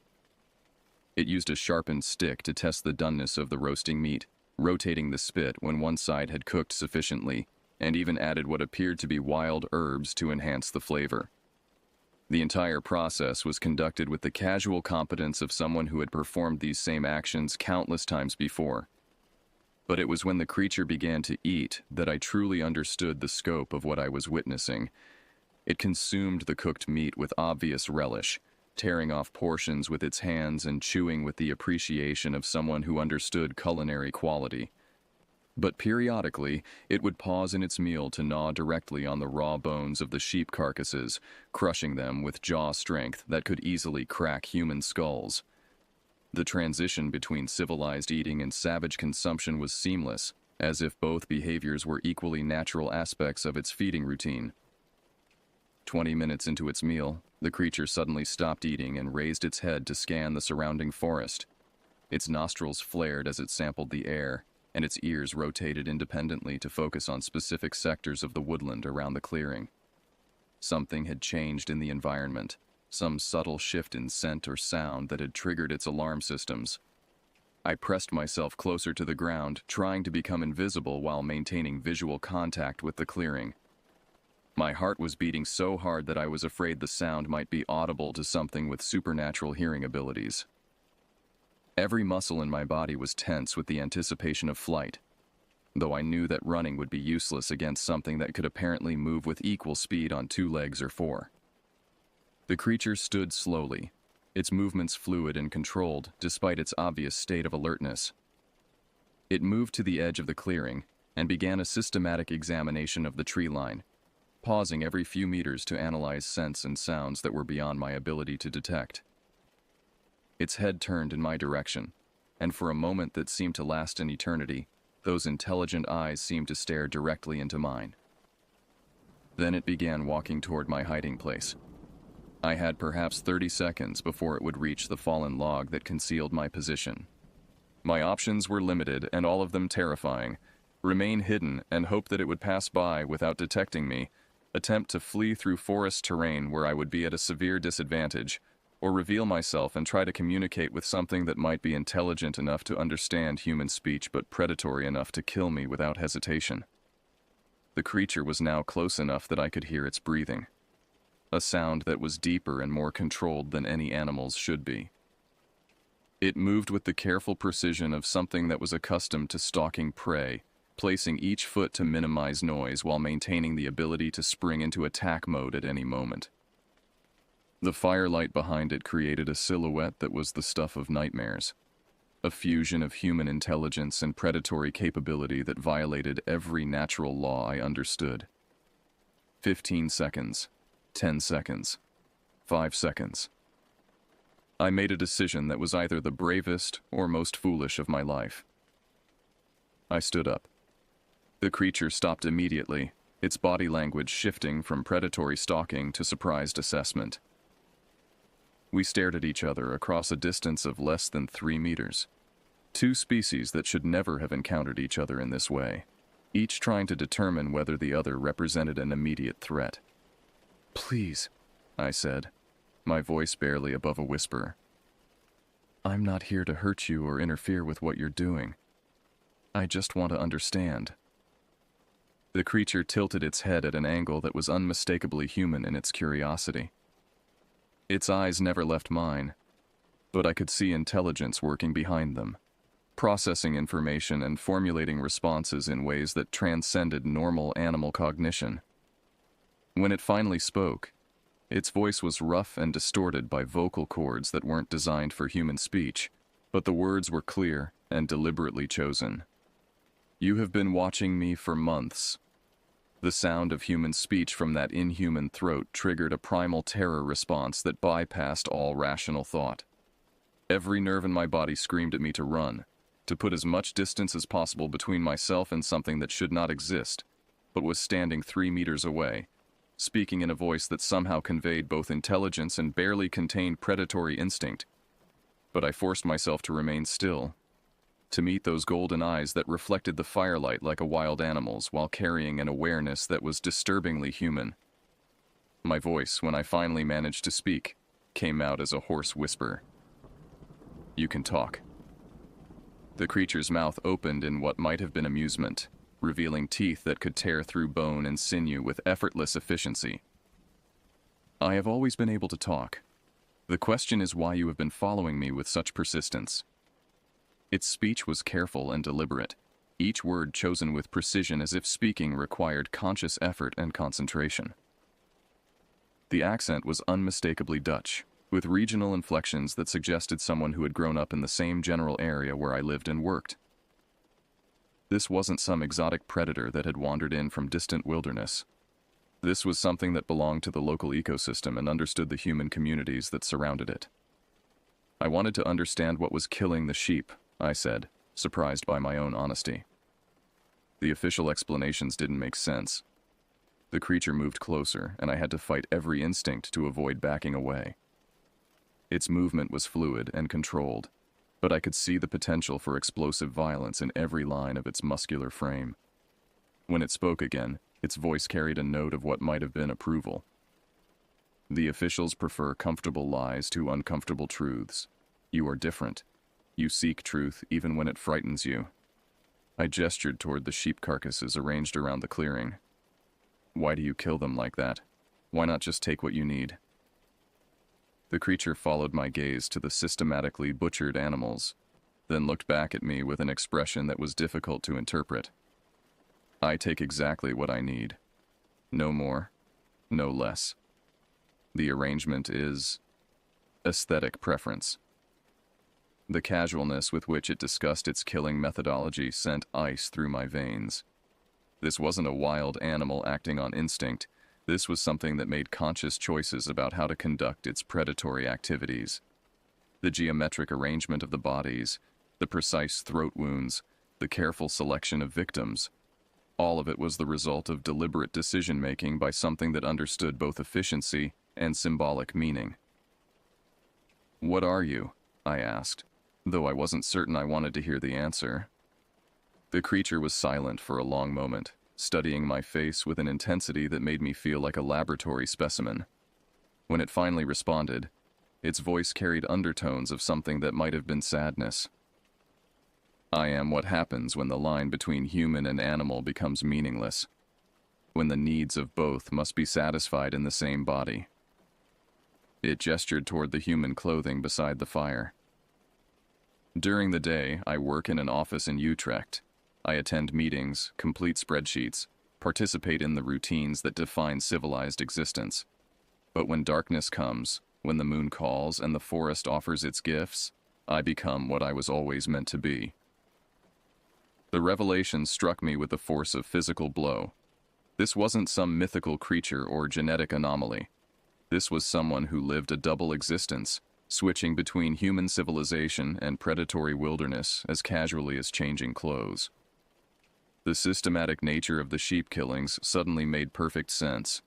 Someone with human intelligence planning hunting operations, using predatory capabilities that exceeded anything in the natural world. "How many of you are there?" I managed to ask. The creature's expression shifted to something that looked like amusement. "You assume I am part of a group. What makes you think I am not unique?" Before I could formulate a response, the creature's head snapped toward the forest behind me, its nostrils flaring as it detected something that was beyond my sensory capabilities. Its body language shifted instantly from conversational to predatory, every muscle tensing for immediate action. "Someone else is coming," it said, its voice dropping to a growl that contained more animal than human elements. "Someone who means harm to both of us." I turned to look in the direction that had captured its attention, but my inferior senses detected nothing unusual. The forest appeared empty and silent, with no indication of approaching danger. But the creature's reaction was unmistakable. Whatever was approaching represented a threat significant enough to override its apparent willingness to continue our conversation. "You need to leave," the creature said, moving with liquid grace toward the human clothing beside the fire. "Now, before they realize you have seen me." "Who's coming?" I asked, but the creature was already beginning a transformation that defied biological possibility. Its posture shifted from upright to quadrupedal in seconds, its body seeming to compress and reshape itself for maximum speed and agility. The hands that had been manipulating cooking tools became paws capable of gripping terrain and propelling its body through dense undergrowth at incredible velocity. Most disturbing of all, its face elongated and became more wolf-like, though the intelligence in its eyes remained completely intact. "Government hunters," it said, its voice becoming increasingly distorted as its vocal cords adapted to a different configuration. "They have been tracking me for weeks. If they find you here, you will be eliminated as a witness." The casual way it discussed my potential murder focused my attention with terrifying clarity. This was no longer an encounter with an unusual predator. This was a situation involving human authorities who were willing to kill civilians to protect whatever secrets were associated with the creature's existence. "Run!" the creature commanded, its transformation now complete. "Follow the game trail northeast for 2 kilometers, then circle back to your bicycle using the main hiking path. Do not deviate from this route." I wanted to ask a dozen questions, to understand who these government hunters were, and why they considered the creature important enough to justify murdering witnesses. But the sound of approaching vehicles, still distant but growing closer, provided all the motivation I needed to abandon my investigation and focus on survival. I turned and ran into the forest, following the creature's directions while my mind struggled to process everything I had witnessed. Behind me, I could hear the systematic destruction of the campsite as the creature eliminated evidence of its human-like activities. The fire was extinguished, the cooking equipment hidden or destroyed, and the sheep carcasses dragged into positions that would suggest normal predatory behavior, rather than the calculated butchering I had observed. The game trail was barely visible in the darkness, but my months of nocturnal exploration had trained me to navigate by subtle visual cues that most people would miss entirely. I moved as quickly as stealth would allow, pausing frequently to listen for sounds of pursuit while trying to maintain the northeast bearing that would eventually lead me back to familiar territory. After 20 minutes of careful movement, I heard the first gunshots. 3 rapid reports from high-powered rifles, followed by shouting voices that carried through the forest despite the acoustic dampening effect of dense foliage. The voices were speaking Dutch, but with the clipped professional tone of military or law enforcement personnel conducting a coordinated operation. More gunshots, spaced at irregular intervals as if the shooters were tracking a moving target through difficult terrain. I forced myself to continue following the creature's prescribed route despite every instinct screaming at me to either flee in the opposite direction or return to help something that had shown me unexpected mercy. 20 minutes later, the forest fell silent. I reached my bicycle without encountering any of the government hunters, though I discovered fresh tire tracks from military-style vehicles that had been driven to within a few hundred meters of the forest edge.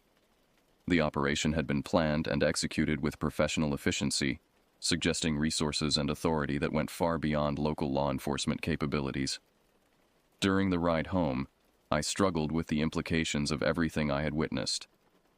The creature's casual admission that it worked in an office in Utrecht meant that it was integrated into normal human society in ways that made detection almost impossible.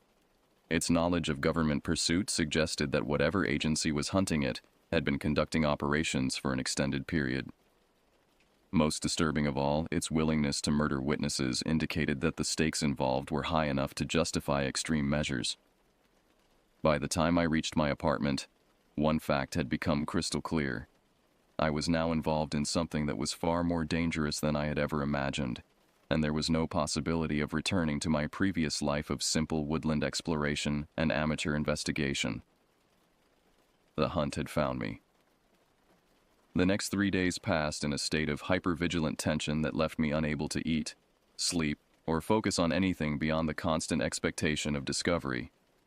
Every knock on my apartment door, every unexpected phone call, every unmarked vehicle parked on my street became a potential sign that the government hunters had identified me as a witness requiring elimination. I called in sick to work, claiming a severe case of food poisoning that would keep me home for the remainder of the week. Ingrid's irritated response suggested that my job security was becoming precarious, but employment concerns seemed trivial compared to the possibility that armed professionals might be tracking my movements and monitoring my communications. My apartment became a fortress of paranoia. I installed additional locks on the doors, covered the windows with newspapers to prevent surveillance from neighboring buildings, and moved my sleeping area to the bathroom where there were no external windows that could provide sniper angles. My police scanner ran constantly, monitoring emergency frequencies for any reports of unusual activity in the forest regions where I had been conducting my investigations. But it was the local news coverage that truly confirmed the scope of what I had witnessed. On the morning of September 18th, exactly 3 days after my encounter with the creature, the regional television station ran a brief story about a training exercise conducted by an unnamed government agency in the forests near the German border. The report featured carefully edited footage of military vehicles and armed personnel, but provided no details about the nature of the training or the specific agencies involved. More significant was what the report didn't mention. No acknowledgement of the gunshots that had echoed through the forest. No explanation for why a training exercise would require live ammunition. And no discussion of what, if anything, had been the target of the operation.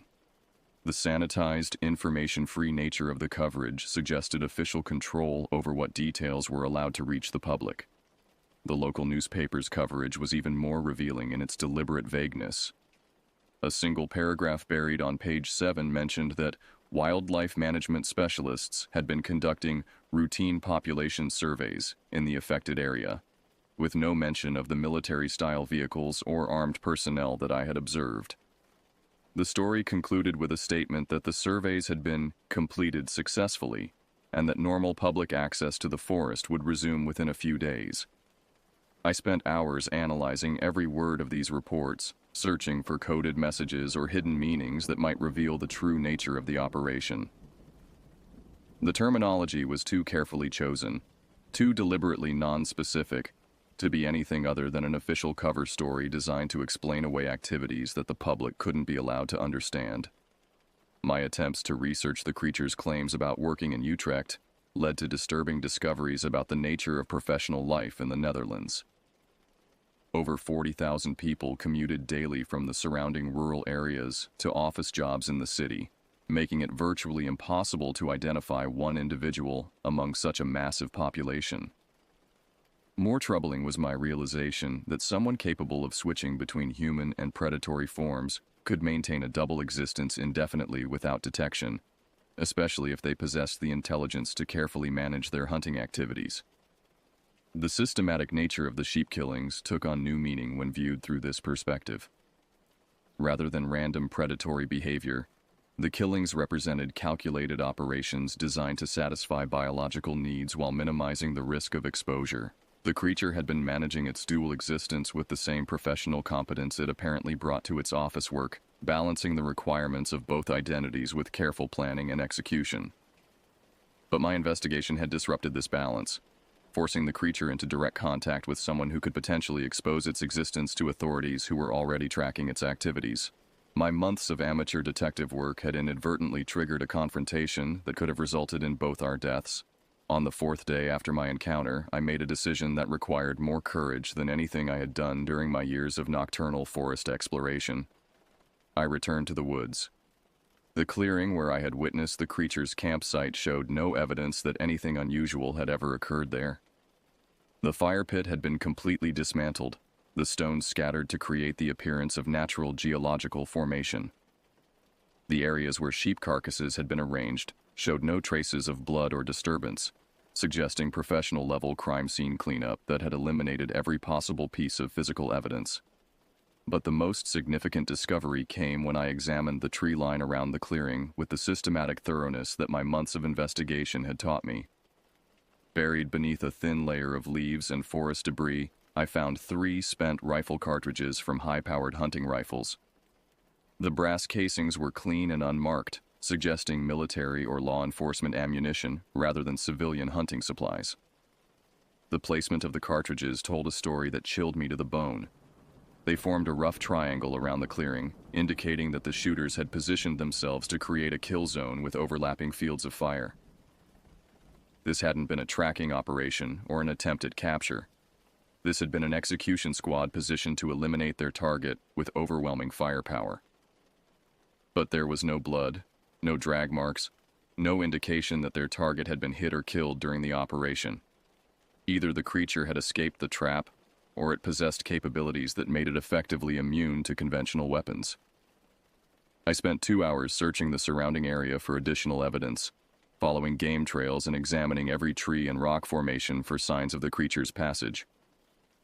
What I found suggested that the government hunters had been correct about one thing. Their target possessed abilities that transcended normal biological limitations. Claw marks on tree trunks at heights that would require superhuman jumping ability. Footprints in soft earth that showed a stride length indicating movement at speeds that should have been impossible for any terrestrial animal. Most disturbing of all, areas where the vegetation had been disturbed in patterns that suggested the creature had been moving through the canopy, traveling from tree to tree at heights where ground-based pursuit would be impossible. The evidence painted a picture of something that could switch between human intelligence and predatory capabilities as circumstances required, adapting its behavior and physical abilities to match the threats it faced. The government hunters weren't simply tracking an unusual animal. They were pursuing something that could outthink them, outmaneuver them, and disappear into environments where their technology and training provided no advantages. As I prepared to leave the forest and return to the illusion of safety that my apartment provided, I discovered one final piece of evidence that confirmed my worst fears about the scope of the situation I had become involved in. A small piece of paper, folded and wedged into the bark of a tree at exactly eye level for someone of my height.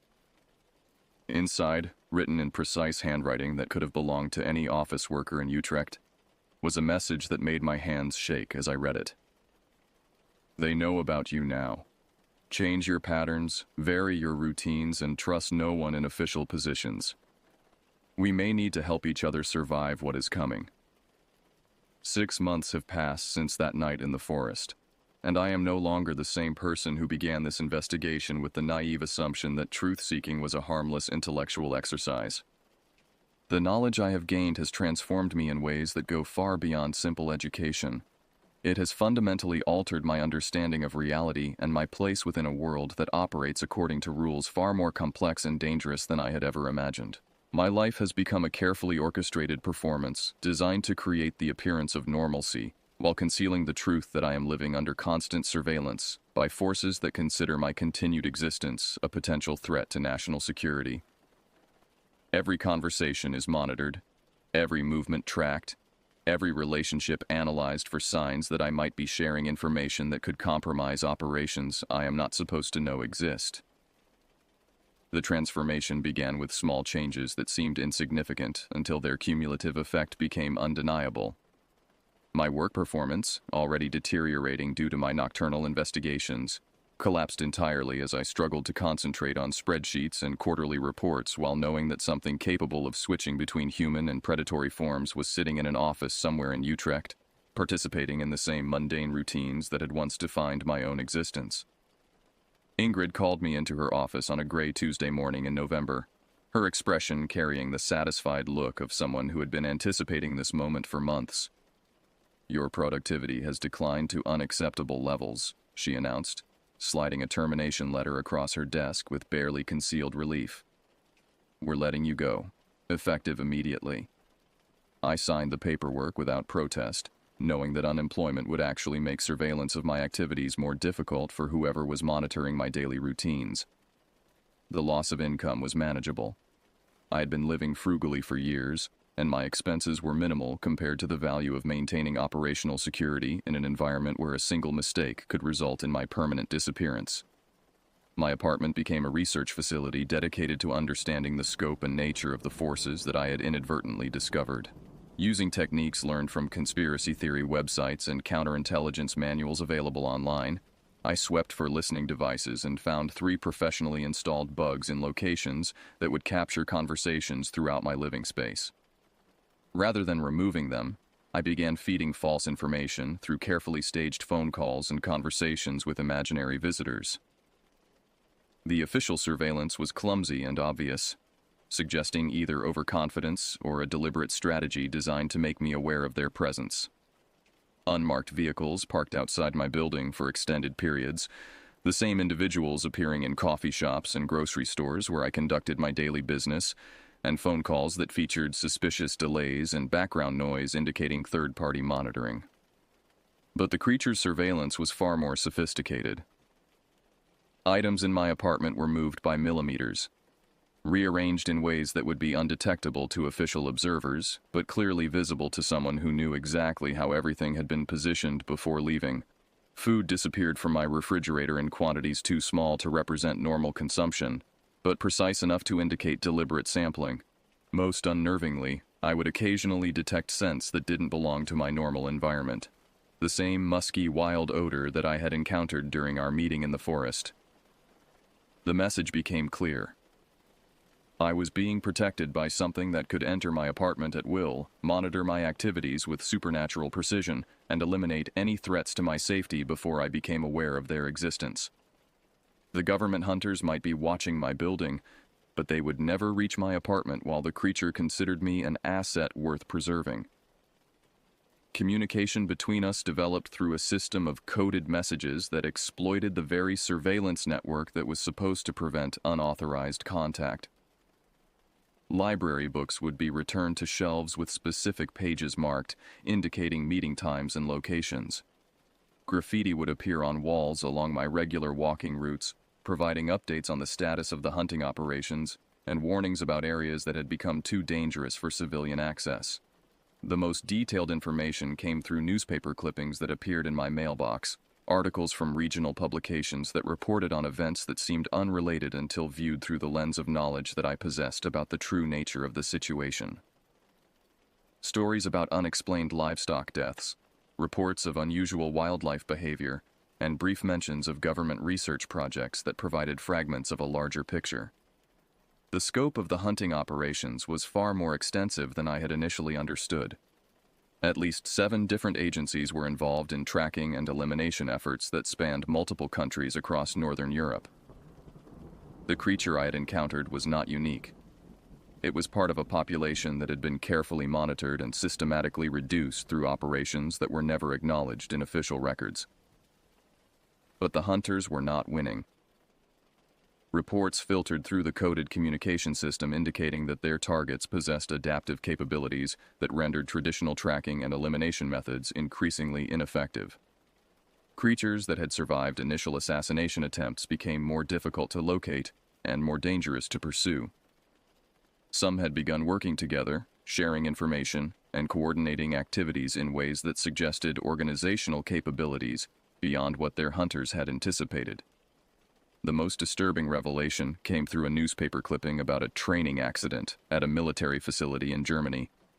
3 soldiers had been killed during a classified exercise, their bodies found in a condition that suggested attack by large predators. The official explanation blamed equipment malfunction and poor safety protocols, but the creature's marginalia noted that the soldiers had been part of a specialized hunting unit that had been tracking its activities for over a year. The war was escalating, and I was caught in the middle with knowledge that made me valuable to both sides while ensuring that neither could afford to let me live if the conflict reached a decisive phase. My response was to become someone that neither side could predict or control. I moved out of my apartment, using cash transactions and false identities to rent a series of short-term accommodations that made surveillance difficult to maintain. I varied my daily routines according to random patterns that prevented the establishment of trackable behaviors. Most importantly, I began documenting everything I had learned about the situation, creating multiple copies of my account that were hidden in locations that would ensure eventual disclosure if I disappeared. This document represents my insurance policy against elimination by forces that prefer to operate in secrecy. It contains enough specific information to compromise hunting operations while revealing the existence of capabilities that governments have been desperately trying to keep classified. Neither the official hunters nor their targets can afford to let this information become public, which means that my survival depends on maintaining a delicate balance that keeps both sides invested in my continued silence. But I am no longer content to remain a passive observer of events that will determine the future relationship between human civilization and forces that exist outside our normal understanding of the natural world. The creature was right when it observed that I seek truth even when it frightens me.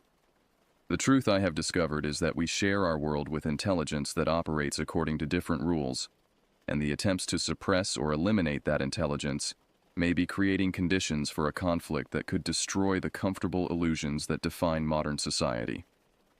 I write this account not as a warning, but as preparation for a future where the boundaries between human and animal, between civilized and wild, between possible and impossible, will be redrawn by forces that we are only beginning to understand. The sheep killings were never random acts of predation. They were messages intended for those wise enough to recognize that something new was announcing its presence in our world.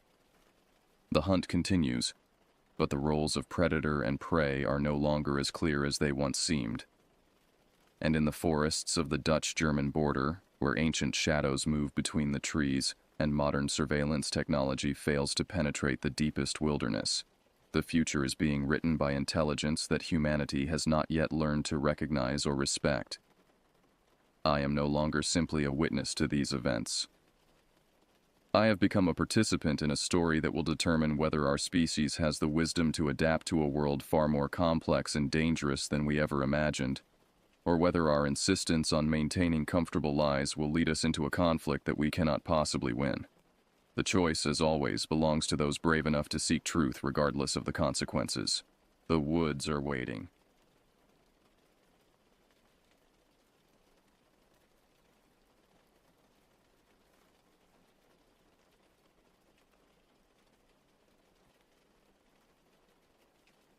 Blood hammered in my ears from the moment I saw the torn uniform scraps strewn across that forest clearing. I had been searching for a missing hiker, but what I found was no ordinary mishap.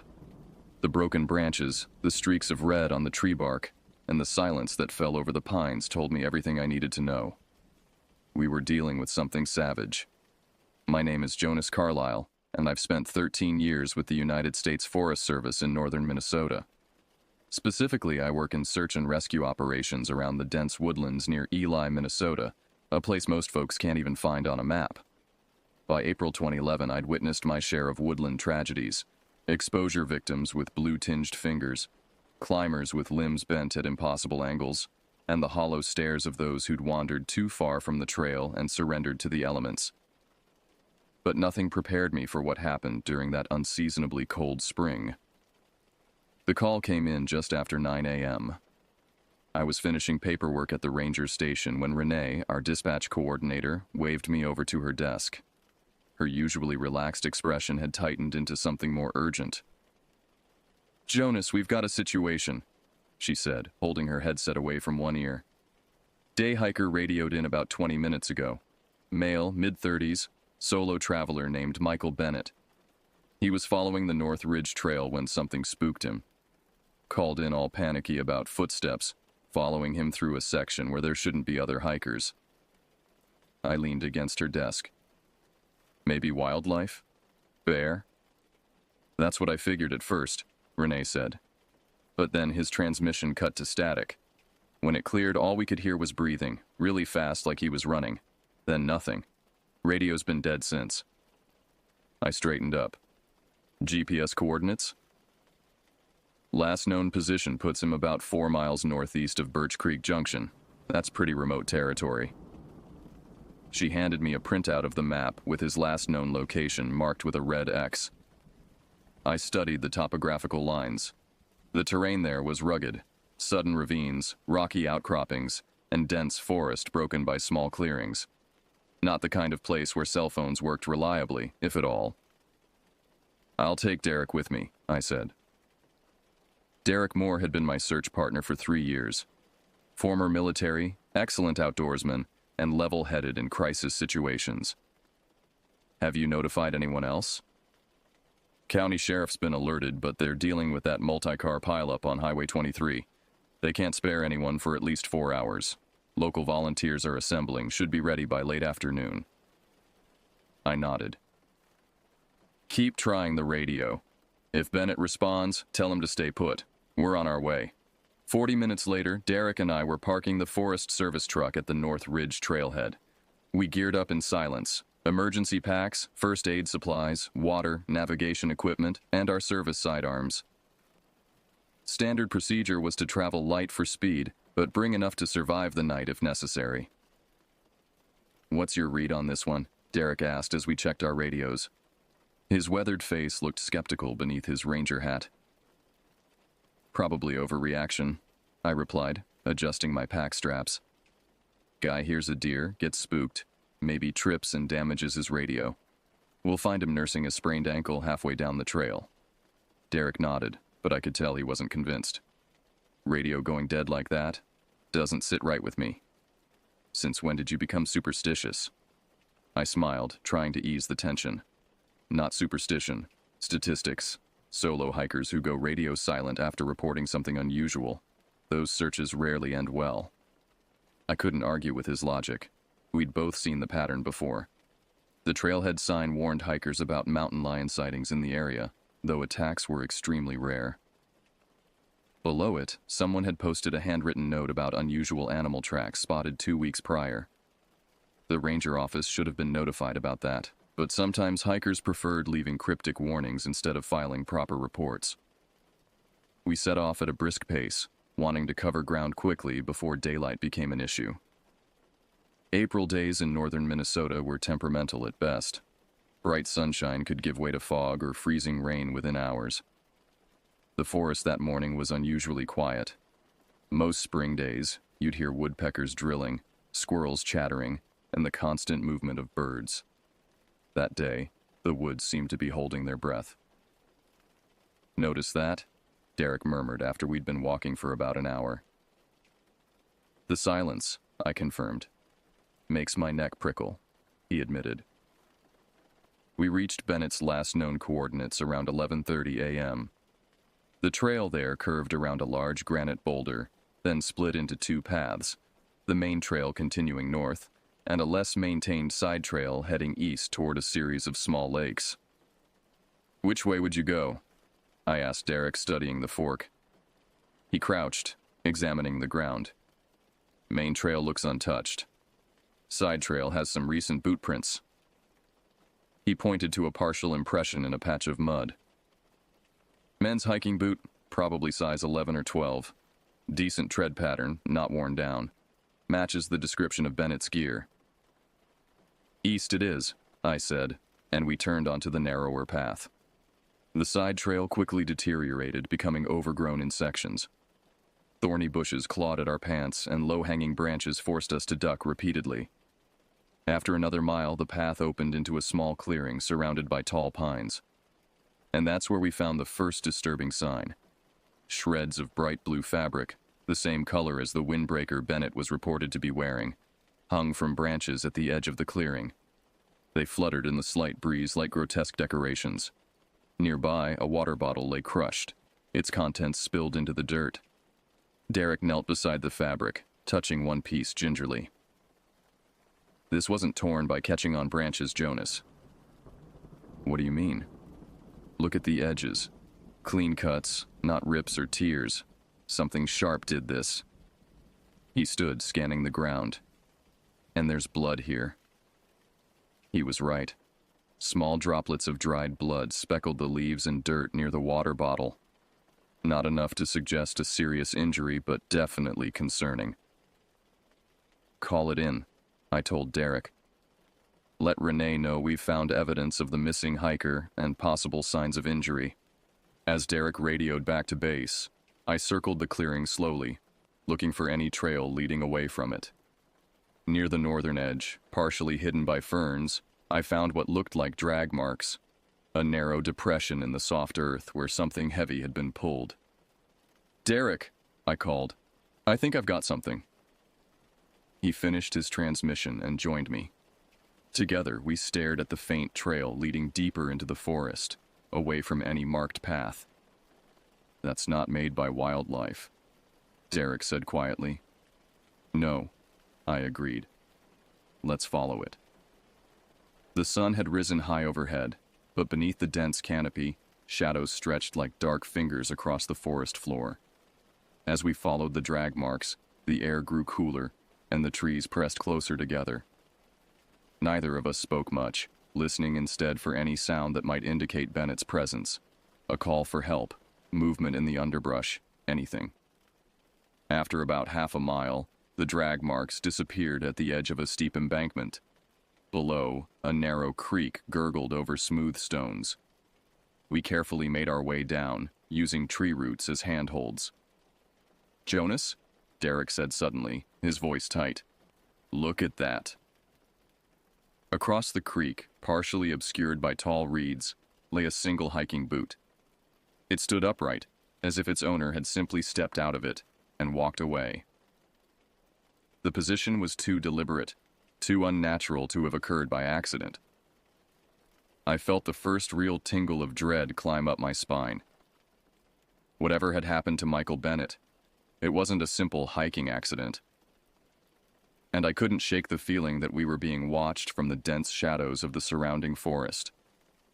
We crossed the creek carefully, stepping on exposed rocks to avoid getting our boots wet. The water ran clear and cold, but something about its gentle murmuring seemed mocking rather than peaceful.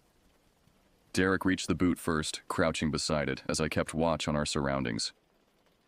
Size 11 Merrill, matches what Bennett's family said he was wearing, Derek confirmed. But Jonas, something's not right about this. Besides the obvious? I asked. Look at how it's positioned, standing perfectly upright. Someone placed it like this deliberately. He gestured at the ground around it. And there are no tracks leading away. It's like it was dropped from above. I scanned the canopy overhead, half expecting to see something lurking in the branches, but there was nothing but leaves gently shifting in the breeze. Let's widen our search, I suggested. You take the left side of the creek, I'll take the right. Stay within visual contact. Derek nodded and moved away, his hand resting on his sidearm. I didn't comment on the gesture. My own hand had been hovering near my holster since we'd found the shredded windbreaker. I walked slowly along the right bank, scanning the ground methodically. 20 yards downstream, I found the first blood spatter, a dark stain on a gray rock that protruded from the water. More droplets led away from the creek and up a gentle slope covered in ferns and moss. Derek, I called out, keeping my voice low. Blood trail over here. He crossed back over the creek and joined me. Together, we followed the sporadic droplets, which gradually became more frequent. The forest grew denser, the trees older and wider, their massive trunks covered in thick moss. Shafts of sunlight barely penetrated the canopy, casting everything in a greenish twilight. The blood trail led us to a small, rocky outcrop, essentially a miniature cliff face about 15 feet high that jutted from the hillside. At its base, we found Bennett's backpack. Unlike the neatly placed boot, the pack had been savagely torn open. Its contents were scattered across the ground, energy bars with their wrappers shredded, a torn map, broken sunglasses, a first aid kit with its supplies strewn about. A high-end digital camera lay in pieces, its lens cracked and sensor exposed. "This wasn't animals," Derek muttered, picking up the camera body. "Look at these marks. Something with hands did this. Deliberate destruction." An unpleasant thought struck me. Could it be people? Maybe some backwoods types who don't like hikers on their territory? Derek considered this. Possible, but... He trailed off, looking troubled. What? The way that boot was placed. The lack of footprints. It's too... ritualistic. Territorial disputes usually involve threats, warning shots, maybe some property damage. This feels different. I nodded, remembering cases I'd heard about from other ranger districts. Strange incidents where hikers reported being stalked, their camps disturbed in peculiar ways. Most were attributed to pranksters or wildlife, but a few remained unexplained. "Let's check the top of that outcrop," I suggested. "Might give us a better vantage point." We found a way up via a natural stone staircase of sorts on the left side.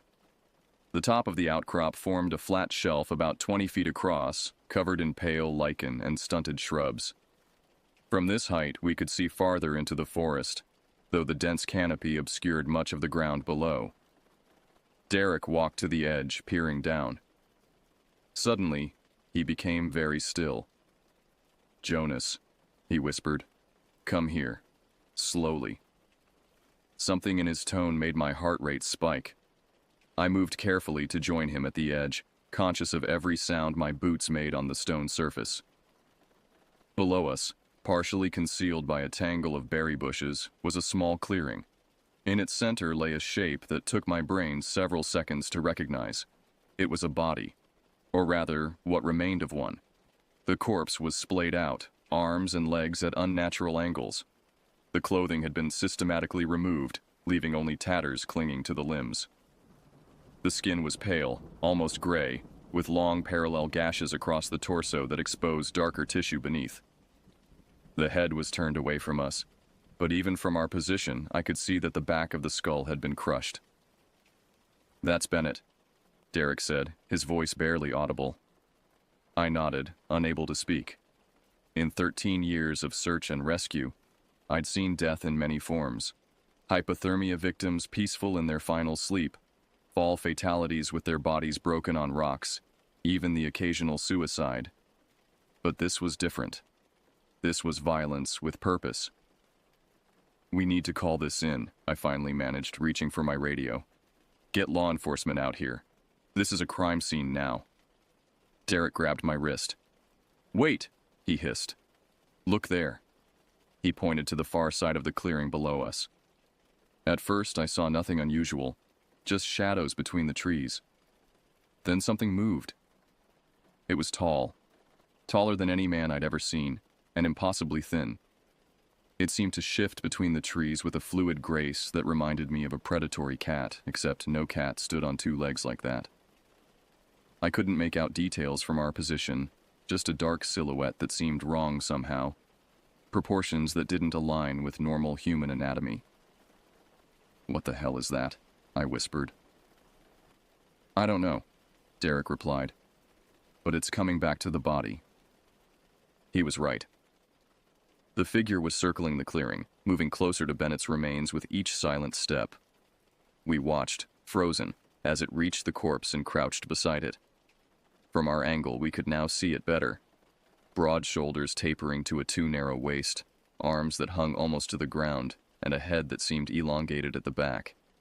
It reached out with one limb, I couldn't bring myself to call it a hand, and turned the body over. The movement was almost tender, like a parent checking a sleeping child. Then it bent lower, its face near Bennett's chest cavity. "It's feeding," Derek breathed, horror evident in every syllable. I fumbled for my sidearm, drawing it slowly to avoid making noise. Derek followed suit. We had standard-issue Glock 22s, reliable weapons, but suddenly they felt woefully inadequate. Below us, the figure stiffened. It raised its head sharply like an animal catching a scent. Then, with terrible deliberation, it turned its face upward, directly toward our position. I saw eyes then, reflective like a nocturnal animal's, catching what little light filtered through the trees. They fixed on us with an intelligence that sent ice through my veins. This was no animal, at least not in the conventional sense. There was calculation in that gaze, a cold awareness that recognized us as intruders. For 3 heartbeats, we stared at each other across the vertical distance. Then, with a movement so swift it blurred, the figure sprinted away from the clearing, disappearing into the dense underbrush. "We need to go," Derek said, already backing away from the edge. "Now." I nodded, holstering my weapon with shaking hands. "Back to the main trail. We'll radio for backup once we're in the open." We descended from the outcrop as quickly as safety allowed, both of us scanning the trees constantly. The forest felt different now, not just silent but actively malevolent. Every shadow might conceal that tall, gaunt figure.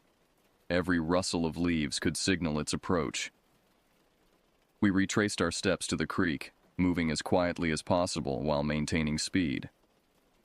The boot still stood upright on the bank, a macabre signpost that now seemed like a deliberate mockery. "Should we take it, as evidence?" Derek asked. "Leave it," I replied. "This is a crime scene. Let the forensic team handle it." We crossed the creek again and started up the embankment. The climb was steeper than I remembered, forcing us to use both hands to pull ourselves up by roots and rocks. Derek reached the top first and extended his hand to help me up the final few feet. As I grasped his hand, I heard a soft sound behind me, something between a sigh and a hiss. I turned my head, still clinging to the embankment. Standing in the middle of the creek, water swirling around its lower limbs, was the figure. In the open, I could see it clearly for the first time, and my mind rebelled at the details. It stood at least 7 feet tall, its limbs too long and jointed in places human limbs shouldn't bend. The skin was a patchwork, mostly hairless and gray-white, but with areas of what looked like coarse dark fur on the shoulders and down the spine. The face? I try not to remember the face, with its too wide jaw and eyes that reflected green in the filtered sunlight. "Run!" I shouted, scrambling up the remaining distance. Derek hauled me over the edge, and we both took off through the forest, abandonment caution for speed. Behind us came sounds of pursuit, not heavy footfalls but a strange scuttling noise, punctuated by the crack of breaking branches. We sprinted toward where we thought the main trail should be, ducking under low limbs and leaping over fallen logs. My lungs burned and sweat stung my eyes, but pure animal terror kept my legs pumping. "There," Derek gasped, pointing ahead where the underbrush thinned. We broke through onto the main trail, instantly changing direction to head back toward the trailhead. I risked a glance over my shoulder. Nothing visible, but the forest seemed to pulse with tension, as if holding its breath. We ran for another 100 yards before Derek stumbled, catching himself against a tree trunk. We both paused, gasping for air, listening intently for any sound of pursuit. "I think we lost it," Derek managed between breaths. I nodded, unable to speak yet. My hand found my radio, and I keyed the transmitter. "Base, this is Carlisle. Emergency situation on North Ridge Trail. We've found Bennett. He's deceased. Signs of violent death." I paused, uncertain how to describe what we'd seen. "We encountered a hostile presence in the area, requesting immediate backup and law enforcement support. Over." The radio crackled with static before Renee's voice came through, laced with concern. "Understood, Jonas. Your position?" "Approximately 2 miles from the trailhead on the main North Ridge path, heading back now. The body is about half a mile east of the trail fork near coordinate marker 15. "Copy that. Sheriff's deputies are being dispatched. ETA 40 minutes. Continue to trailhead if safe to do so." "Copy. Out." I clipped the radio back to my belt. 40 minutes. Derek wiped sweat from his forehead. "Think we're safe on the main trail?" I considered this. Whatever that thing was, it had seemed cautious about open spaces, preferring to stalk through the dense forest. Safer, at least. Let's keep moving, but at a sustainable pace. Keep our eyes open. We started walking briskly along the trail, both of us scanning the tree line constantly. The main path was wide enough that anything approaching would be visible before it reached us, which provided some comfort. After about 15 minutes of walking, Derek broke the tense silence. "What was that thing, Jonas?" I shook my head. "I don't know. Some kind of... I don't even have a word for it. Not a bear, not a mountain lion, not anything I've ever seen in these woods." "No," I agreed. "Not anything that should exist." Derek glanced nervously at the dense foliage to our right. "You think it's still following us?" Before I could answer, a branch snapped somewhere in the forest to our left. We both froze, turning toward the sound. The dense undergrowth revealed nothing, but I sensed movement just beyond visual range, a darker shadow shifting among the natural shadows of the trees.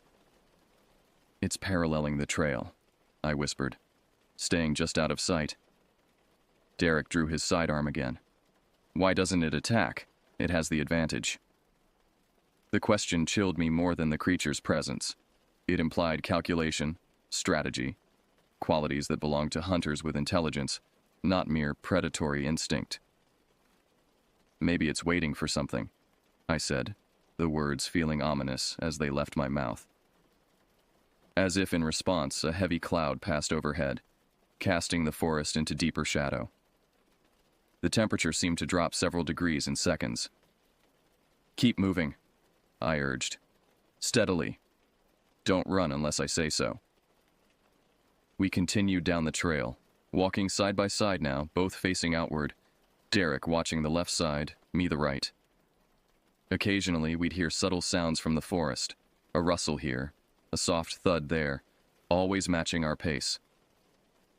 The trail curved ahead, winding around a massive boulder formation. As we approached the bend, my instinct screamed a warning. The corner created a natural choke point, forcing us momentarily closer to the tree line. "Be ready," I murmured to Derek. "When we round that corner." I never finished the sentence. From directly overhead came a heavy thud as something landed on the trail behind us. We whirled around, weapons raised. The creature stood fully upright, blocking the path we'd just traveled. In the unfiltered daylight of the open trail, its wrongness was even more apparent. It was gaunt to the point of emaciation, the skin pulled tight over visible bones, yet the shoulders and chest suggested immense strength. The arms hung almost to the knees, ending in hands with elongated fingers tipped with black, curved claws. But it was the face that haunted me most, a distorted, elongated skull with skin stretched taut, no visible nose except for 2 slits, and a mouth that split the lower portion of the face in a lipless line. The eyes were large, reflective orbs that seemed to absorb light, rather than reflect it. For one endless moment, we stared at each other. 2 forest rangers face to face with something that defied classification. Then Derek fired. The report was deafening in the forest quiet. The creature jerked as the bullet struck its shoulder, a dark fluid seeping from the wound. It made no sound, no howl of pain, no roar of anger, just fixed us with those terrible eyes. Then it charged. The creature moved with impossible speed, crossing the distance between us in what seemed like a single bound. Derek fired again, the bullet striking the thing's chest without slowing its advance. I raised my own weapon and squeezed the trigger twice in rapid succession. At least one shot connected, tearing through the creature's side, but it barely registered the injury. Before I could fire again, it was upon us, one elongated arm swinging in a vicious arc toward Derek. He tried to dodge, but those unnaturally long limbs gave the creature reach we hadn't anticipated. Curved claws raked across Derek's chest, shredding his uniform shirt and the flesh beneath. He cried out, stumbling backward and falling to the ground. I fired again, this time aiming for the head. The creature twisted with unnatural flexibility, the bullet grazing its elongated skull instead of penetrating. It turned those absorbing eyes toward me, and I saw something there beyond animal instinct, a calculating intelligence that assessed me as the greater threat now that Derek was down. It lunged. I dove sideways, feeling the air displacement as those claws missed my face by inches. Rolling to my feet, I fired my remaining rounds in quick succession. 2 missed entirely, but the third struck the creature's knee, causing it to falter momentarily. That brief hesitation gave me the chance to reach Derek. Blood soaked his shredded shirt, but he was conscious, his eyes wide with pain and fear. "Can you move?" I demanded, grabbing his arm. He nodded grimly, struggling to his feet with my help. The creature was recovering its balance, that terrible head swiveling to track our movements. "Run!" I shouted, supporting Derek as we lurched toward the bend in the trail. Behind us, I heard a sound like wood splintering as the creature launched itself forward again. We rounded the boulder, temporarily breaking its line of sight. The trail ahead sloped downward, offering slightly easier travel for Derek's injured state. The rock formation, Derek gasped through gritted teeth, might be defensible. He was right. About 50 yards ahead, the trail passed through a natural corridor formed by 2 massive rock walls, essentially a miniature canyon about 20 feet long and 8 feet wide. If we could reach it, the narrow passage would negate the creature's advantage of speed and reach, forcing it to confront us directly. We staggered forward, Derek leaning heavily on my shoulder. Behind us came that strange, scuttling sound. Not quite footsteps, more like something alternating between bipedal and quadrupedal movement. It was gaining on us rapidly. "Go," Derek suddenly said, pushing away from me. "I'm slowing you down." "Not happening," I replied, gripping his arm tighter. "We're almost there." The entrance to the rock corridor loomed ahead. 10 more yards. 5. Then we were through, the natural stone walls rising on either side of us. I helped Derek lean against the left wall while I reloaded my weapon with shaking hands, dropping several bullets before managing to fill the magazine. At the entrance to the corridor, a shadow appeared. The creature stood motionless, those reflective eyes studying us and the narrow passage. It seemed to be considering its options, perhaps recognizing the tactical disadvantage. "It's thinking," Derek whispered, the wonder in his voice evident despite his pain. "Actually thinking through strategy." I raised my reloaded weapon, aiming carefully. "Let's see if it thinks about this." I fired 3 rounds in rapid succession. The confined space amplified the gunshots to painful levels, the sound reverberating off the stone walls like physical blows. 2 bullets struck the creature's torso, causing it to stagger backward out of sight. For several tense seconds, we waited, listening for movement. Nothing. Had we driven it off? Wounded it severely enough that it retreated? "Think we got it?" Derek asked hoarsely. Before I could answer, a dark shape appeared at the top of the rock wall to our right, not at the entrance of the corridor, but halfway along its length. The creature had climbed the 15-foot vertical stone face and was now perched above us, preparing to drop down. "Move!" I shouted, pulling Derek toward the exit end of the corridor. We'd barely taken 2 steps when the creature landed in the narrow passage behind us. The impact seemed to shake the very ground. It crouched momentarily, then rose to its full height, now between us and the trail back to the trailhead. I aimed and fired again, but the creature was already moving, lunging forward with those impossibly long arms extended. I felt claws catch my sleeve, tearing the fabric but missing flesh as I twisted away. Derek stumbled, falling against the opposite wall, his face pale with blood loss. In the confined space, the creature couldn't use its speed advantage fully, but those reaching limbs still gave it a terrifying edge. It slashed again, forcing me to press flat against the stone to avoid being disemboweled. The claws struck sparks from the rock inches from my face. Derek had drawn his sidearm again and fired from his position on the ground. The shot went wide, striking the wall near the creature's head, sending stone fragments flying. But the loud report in the enclosed space seemed to disorient the thing momentarily. It shook its elongated head, taking a half step backward. I seized the opportunity, lunging forward and firing at point-blank range into its torso. The impact drove it back another step. Dark fluid, too dark and thick to be blood, at least not human blood, oozed from multiple wounds now. Its breathing had changed, becoming more labored, with a wet, rattling quality. "It can be hurt," I said, more to reassure myself than anything. The creature regarded us with what I could only interpret as hatred. Then it did something that chilled me to the bone. It lowered itself into a crouch, not as if wounded, but as if preparing to spring. "Dodge left," I told Derek tersely. The creature launched itself forward in an explosive burst. I dove left, Derek rolled right, and the thing shot between us, unable to adjust its trajectory in the narrow space. It crashed into the rock wall at the end of the corridor with a sickening thud. For a moment, it lay stunned, limbs splayed awkwardly.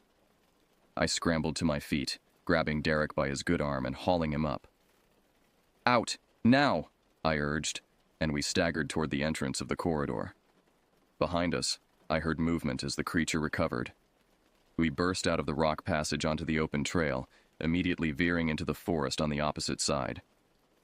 The dense undergrowth would slow us down, but it might also make it harder for the creature to track us. We pushed through ferns and brambles, ignoring the scratches from thorns and branches. Derek was weakening visibly, his face ashen, but determination kept him moving. I supported him as best I could while trying to maintain a zigzagging path through the trees. "Radio," Derek gasped after several minutes. "Call position." He was right. The deputies would be searching for us, possibly heading toward Bennett's body, rather than our current location. I pulled my radio from my belt, relieved to find it still functional despite everything. "Base, this is Carlisle. Be advised, we've been forced off the main trail by a hostile entity. Moore is injured. We're approximately 1 mile from the trailhead, moving through the forest parallel to the trail on the west side. The assailant is still in pursuit. We need immediate extraction. Over." The response came through broken and staticky. "Copy that. Deputies on main trail. Helicopter, position."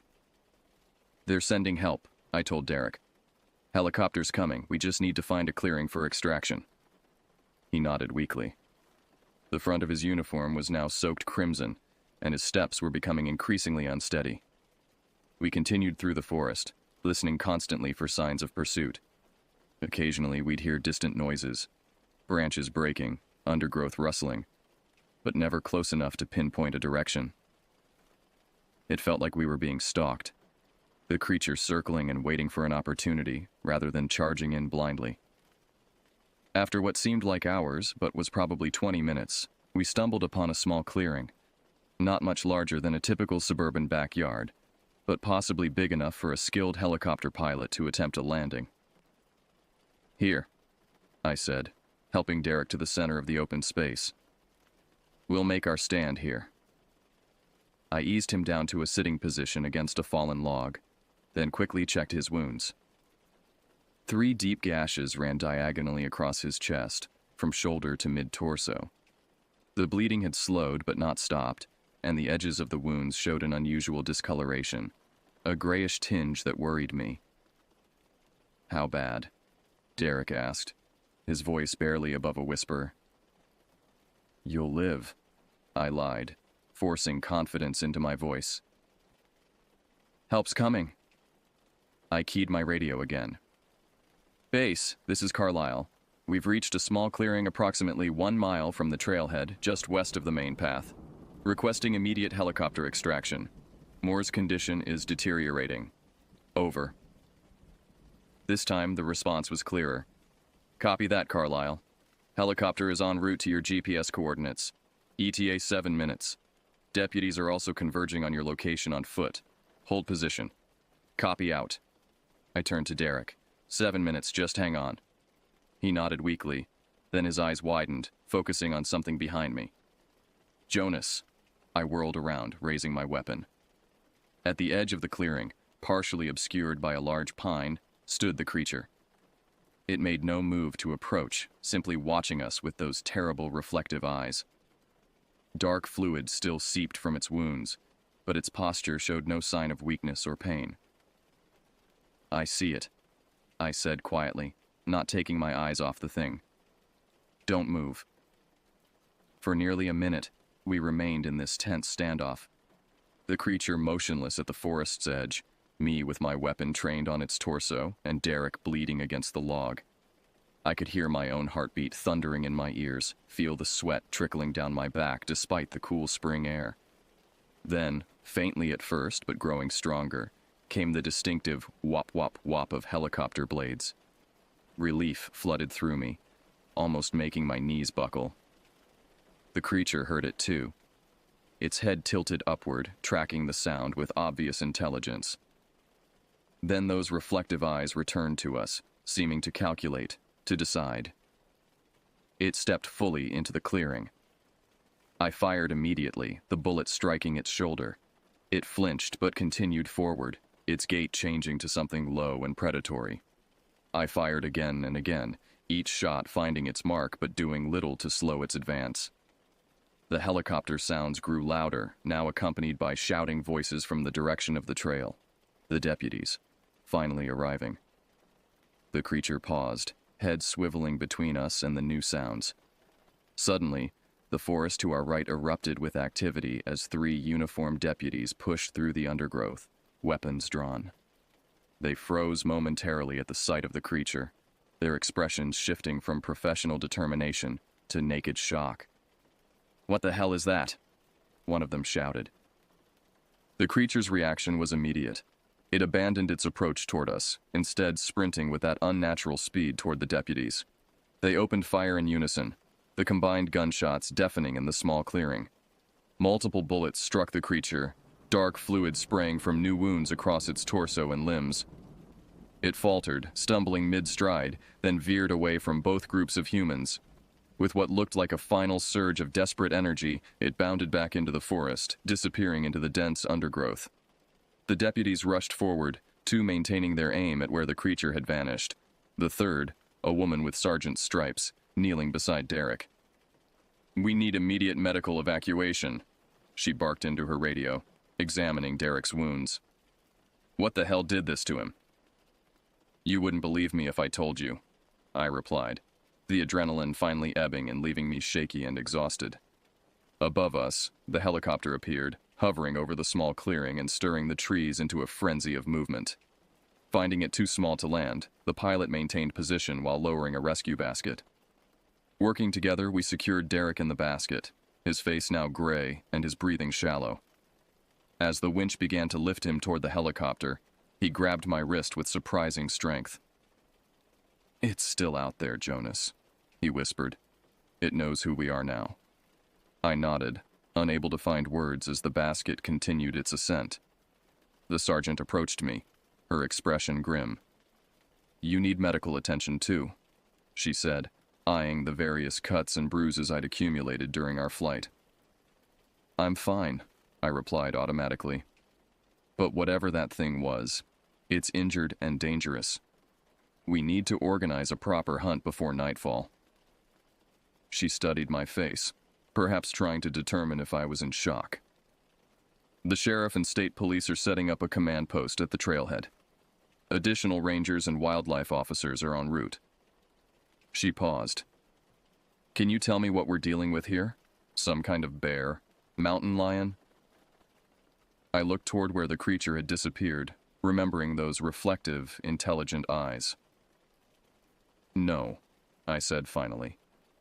"Nothing like that. Nothing I've ever seen before." The thrum of the helicopter grew louder as it repositioned to extract us next. As I waited for the basket to return, I couldn't shake the feeling that somewhere in the darkening forest, those unnatural eyes were still watching, still calculating, still planning its next move. The next few hours passed in a blur of activity. After being airlifted out of the forest clearing, I was taken to Eli Regional Hospital for examination. The doctors found no serious injuries, just cuts, bruises, and mild dehydration, but insisted on keeping me for observation due to potential shock. From my hospital bed, I gave my official statement to Sheriff James Gallagher, a weather-beaten man with 30 years of law enforcement experience. He listened without interruption as I recounted finding Bennett's remains and our subsequent encounter with the creature. When I finished, he remained silent for several long moments, his expression unreadable. "You understand how this sounds, Carlyle?" he finally asked. "Yes, sir. I do. If I didn't have 3 of my deputies corroborating at least part of your story, I'd be ordering a psych evaluation right now." He sighed, rubbing his face wearily. "As it is, we have a dead hiker, a severely injured forest ranger, and multiple officers reporting some kind of unidentified predator." "How is Derek?" I asked, the question I'd been desperate to ask since arriving at the hospital. Gallagher's expression softened slightly. "In surgery. The wounds were deep, but the doctors are optimistic. Strange thing, though. They reported some kind of unusual contamination in the lacerations. They've sent samples to the state lab for analysis."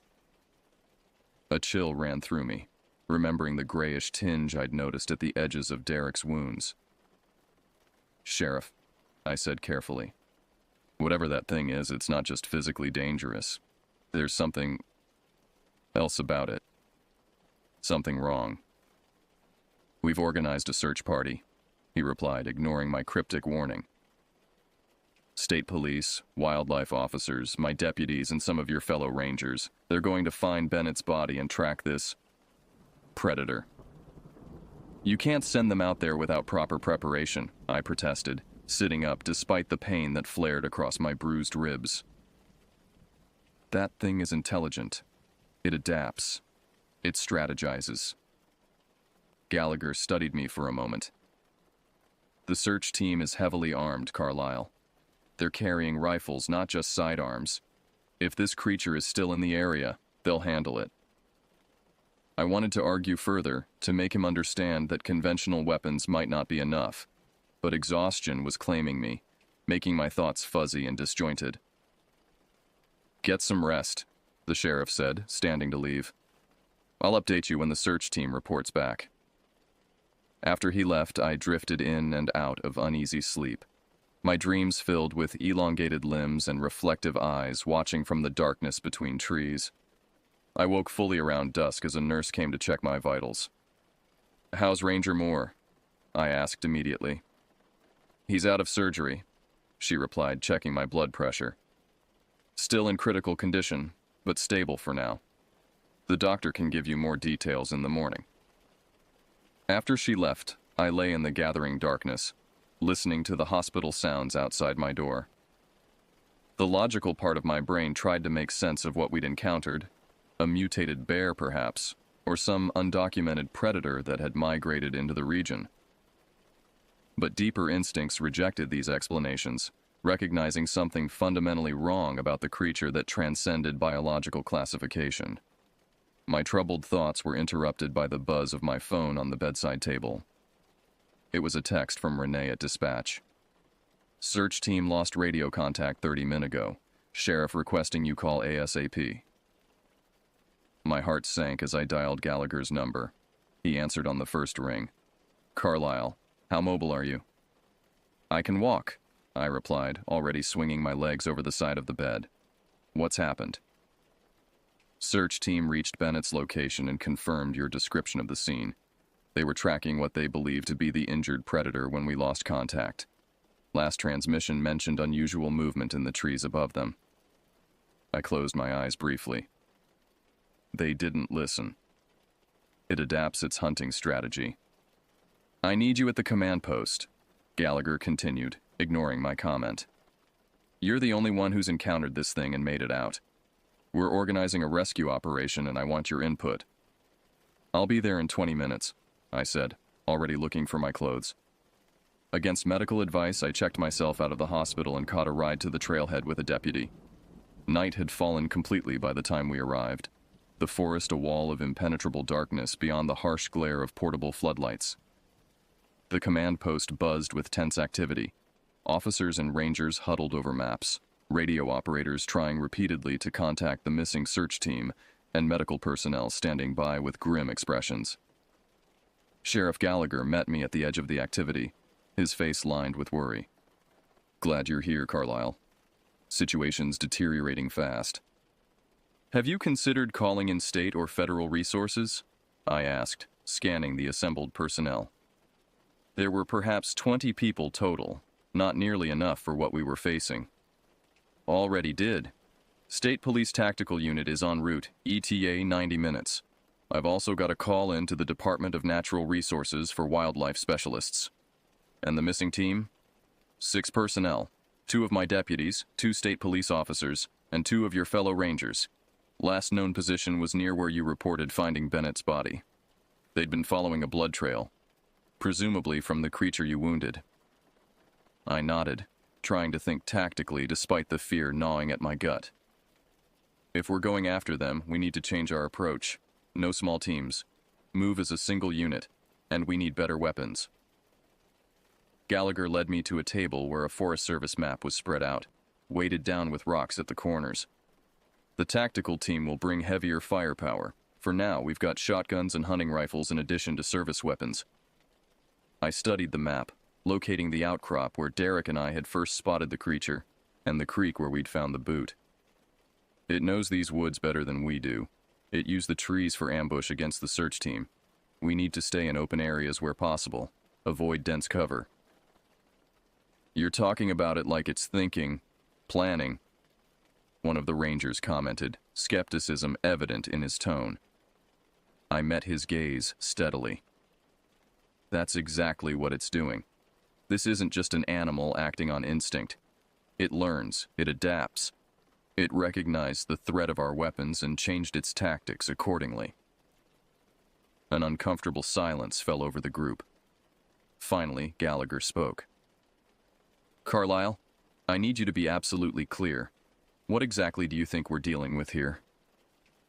I hesitated, knowing how it would sound. "I don't know what it is. It's shaped roughly like a human, but wrong in every detail. Too tall, too thin, with proportions that don't make sense.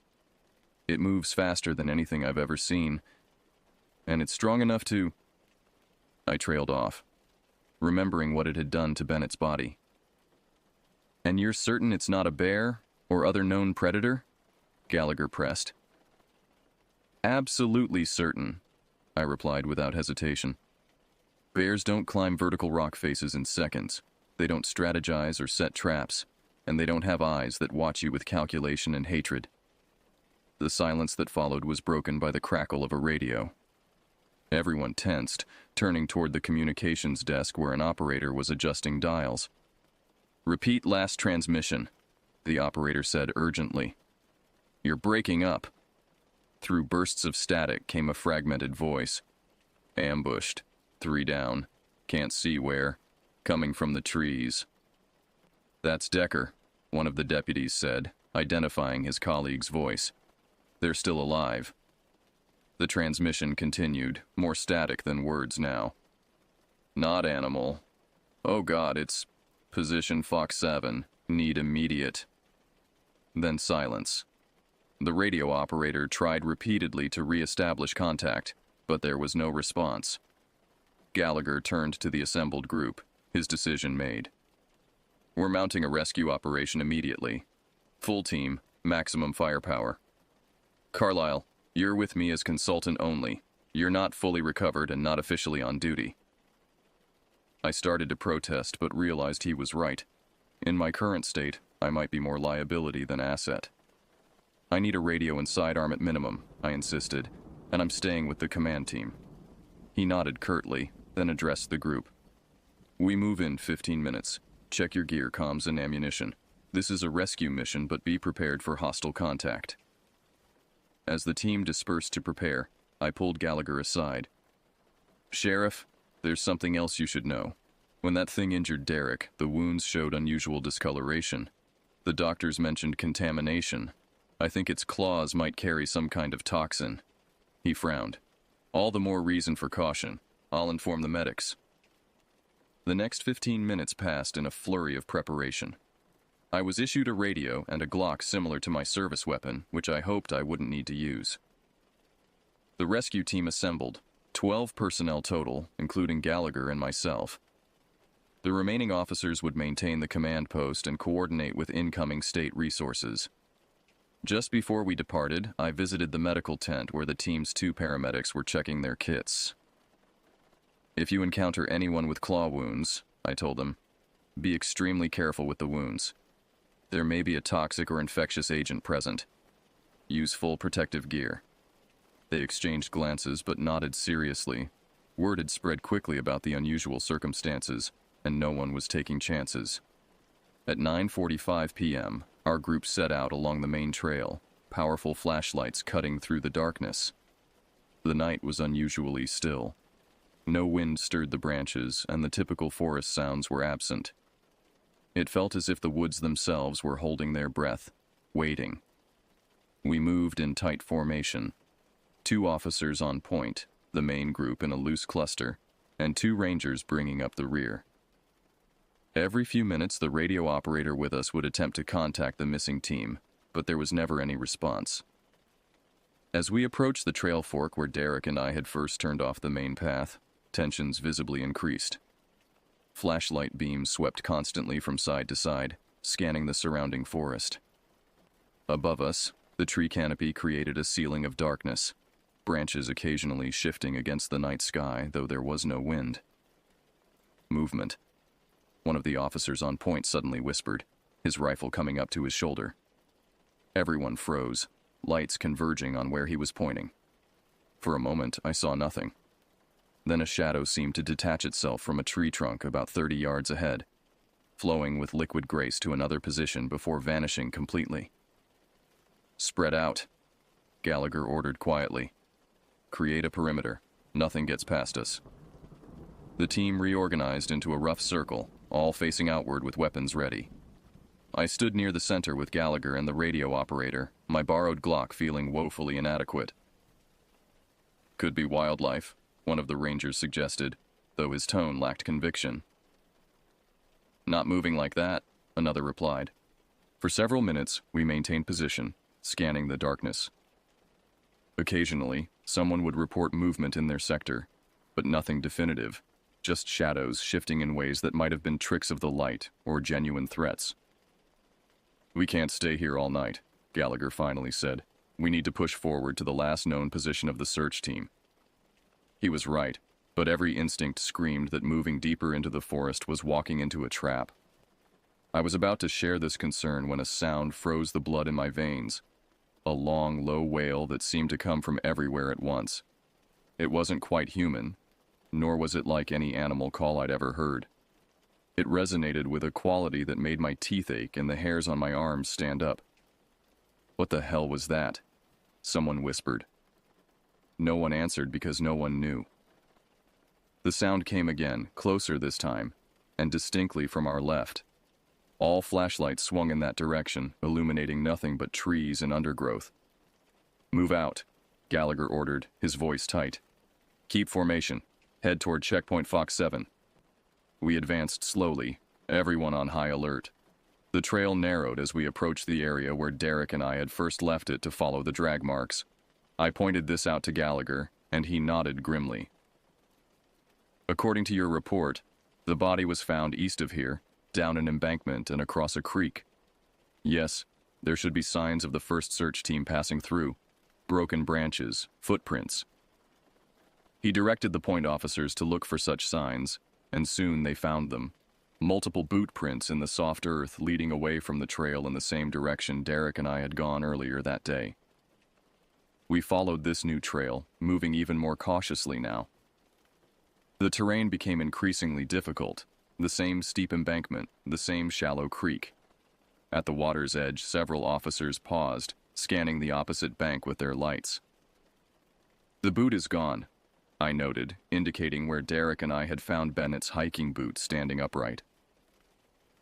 "Could the search team have taken it as evidence?" Gallagher asked. "Possibly," I conceded, though something about it felt wrong.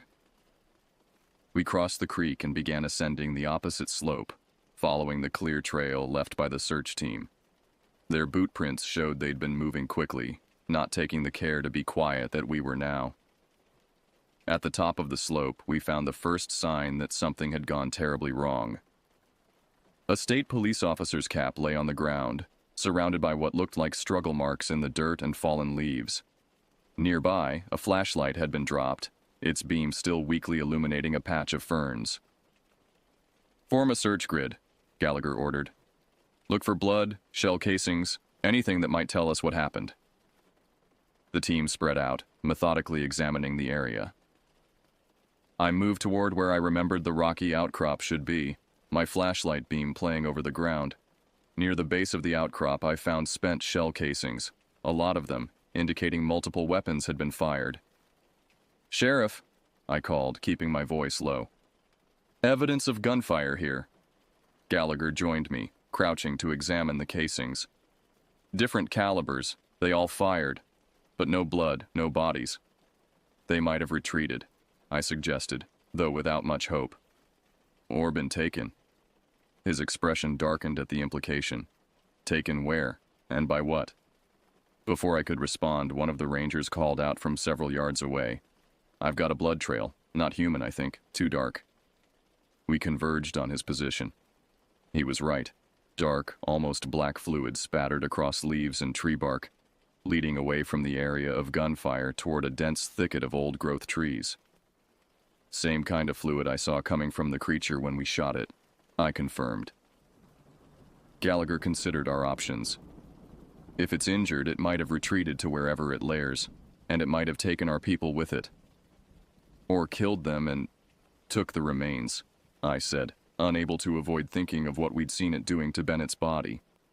The sheriff's jaw tightened. "We follow the trail. Maximum caution. No one separates from the group for any reason." We tracked the dark fluid through increasingly dense forest. The old-growth section was predominantly pine and hemlock, massive trunks rising like columns into the darkness above. Our flashlight beams seemed swallowed by the immensity, barely penetrating 20 feet ahead. The blood trail became more sporadic, suggesting the creature's wounds were clotting, or it was moving more carefully to avoid leaving a trail. After about a quarter mile, we reached an area where the forest floor dipped into a shallow depression filled with ferns and moss. The blood trail disappeared completely at the edge. "Search the perimeter," Gallagher ordered. "It has to continue somewhere."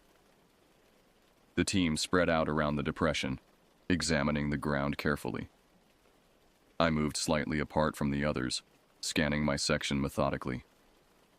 That's when I noticed something odd about one of the large pines at the far edge. A dark vertical line running up its trunk that didn't match the natural pattern of the bark. I approached cautiously, my flashlight focused on the anomaly. As I drew closer, I realized what I was seeing. A narrow opening, almost like a crude door, cut into the massive trunk.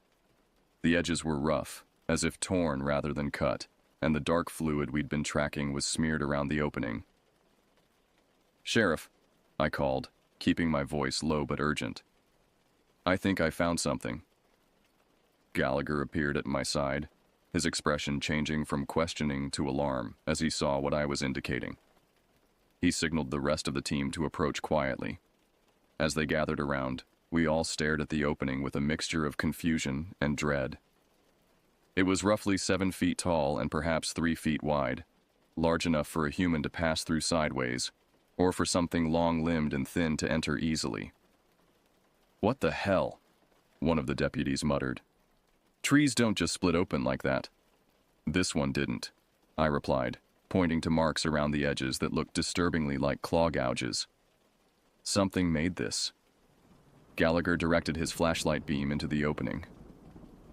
The interior of the trunk was hollow, far larger than seemed possible given the tree's exterior dimensions. The beam revealed a smooth-sided shaft descending steeply into darkness below the forest floor. "That's not natural," one of the rangers stated unnecessarily. "Old-growth pines don't hollow out like this." "No," I agreed, a terrible suspicion forming. "They don't." Gallagher turned to the radio operator. "Contact base. Report our position and this discovery." Request the tactical team proceed directly to our location when they arrive." While the operator relayed the message, the sheriff addressed the group. "We've potentially located the creature's lair. Given the unnatural nature of this finding, I'm ordering extreme caution. We'll establish a perimeter and wait for backup before attempting any exploration." I should have felt relief at his prudent decision. But something nagged at me. A sense that time was crucial, that waiting might mean death for the missing search team if they were still alive. "Sheriff," I said quietly, "if our people are down there and injured, they might not have hours to wait." He regarded me steadily. "I understand your concern, Carlyle, but I'm not sending anyone into that, whatever it is, without proper backup and equipment. The tactical team will have body armor, night vision, and heavy weapons." I nodded reluctantly, knowing he was right, but hating the delay nonetheless. We began establishing a secure perimeter around the tree, positioning officers in a rough circle facing outward, with 2 medics and the radio operator in the center near the aberrant opening. As we settled into position, that strange wailing sound came again. Fainter now, but seemingly from multiple directions at once. Everyone tensed, weapons ready, scanning the darkness between the massive tree trunks. "It's trying to unnerve us," I said to Gallagher, who had taken position near me. "Psychological tactics." He gave me a sidelong glance. "You're still talking about it like it's thinking, planning." "Because it is," I replied simply. "Everything we've seen points to intelligence, not just instinct." The hours that followed were among the longest of my life. We maintained our vigilant perimeter, rotating positions occasionally to keep everyone fresh and alert. The tactical team was delayed by weather conditions, their ETA pushed back repeatedly. Throughout the night, we experienced disturbing phenomena around our position. Shadows moved between distant trees in ways that defied natural explanation. The wailing sounds came and went, sometimes seeming to emanate from directly beneath our feet. Twice, officers reported seeing reflective eyes watching from the darkness, only to have them vanish when flashlight beams swung in their direction. Around 3 a.m., one of the deputies who had been staring intently at the opening in the tree called for Gallagher. We both moved to his position. "Something's changed," he said, pointing his flashlight at the opening. He was right. The edges of the unnatural doorway had shifted somehow. What had been a clean, if ragged, vertical opening now had an irregular pattern along one side, almost like teeth. "That's impossible," Gallagher muttered. "We've been watching it continuously." But there it was. Undeniable evidence that the opening was changing, morphing into something even more unnatural. And now that my attention was focused on it, I noticed something else. A faint, rhythmic movement of the edges, almost like breathing.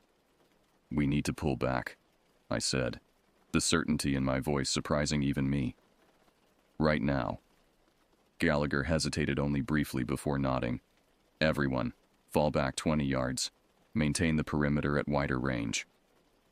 As the team began to withdraw, a low, vibrating hum emanated from the opening. Not a sound made by anything living, but more like the resonance of something massive shifting beneath the earth. The forest floor trembled slightly, pine needles dancing on the ground. Then, from the darkness of the opening, came a sound that froze us all in place. A human voice, weak but distinct. "Help! Please! Anybody!" "That's Decker." The same deputy who had identified the voice on the radio earlier exclaimed, "He's alive!"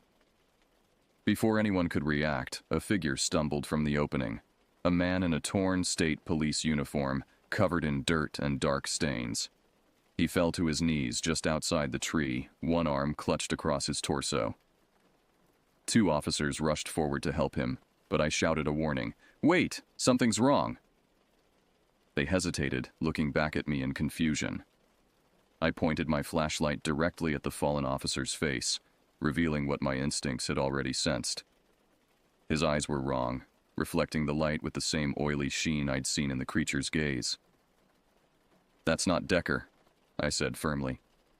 As if triggered by my words, the figure's head snapped up, its mouth opening far wider than humanly possible to reveal rows of needle-like teeth. Its limbs elongated with sickening cracking sounds, clothes tearing as the human disguise fell away to reveal the same gaunt, pale creature that had pursued Derek and me earlier. The nearest officers opened fire immediately, bullets tearing into the transforming figure. It jerked with each impact but didn't fall. Instead, it launched itself forward with that unnatural speed, claws extended toward the closest deputy. He managed to dive sideways, avoiding the full force of the attack. But those elongated fingers caught his leg, ripping through pants and flesh. His scream tore through the night as he was dragged toward the tree opening. 3 officers fired simultaneously, their bullets striking the creature's spine and skull. Dark fluid sprayed across the forest floor, and the thing finally released its victim, writhing in what appeared to be genuine pain. "Keep firing," Gallagher ordered, his own weapon discharging repeatedly. The combined firepower finally took effect. The creature convulsed, its limbs contracting and expanding in disturbing ways. Then, with a movement too swift to track clearly, it retreated to the tree opening and slipped inside, disappearing into the darkness below. Gallagher immediately organized a team to treat the injured deputy while ordering the rest to maintain vigilance on the opening. The wounded man's leg was badly lacerated, the edges of the wounds already showing the same grayish discoloration I'd noted on Derek's injuries. "Secure that wound and prepare for immediate evacuation," Gallagher commanded the medics. To the radio operator, he said, "Call in the helicopter for emergency extraction.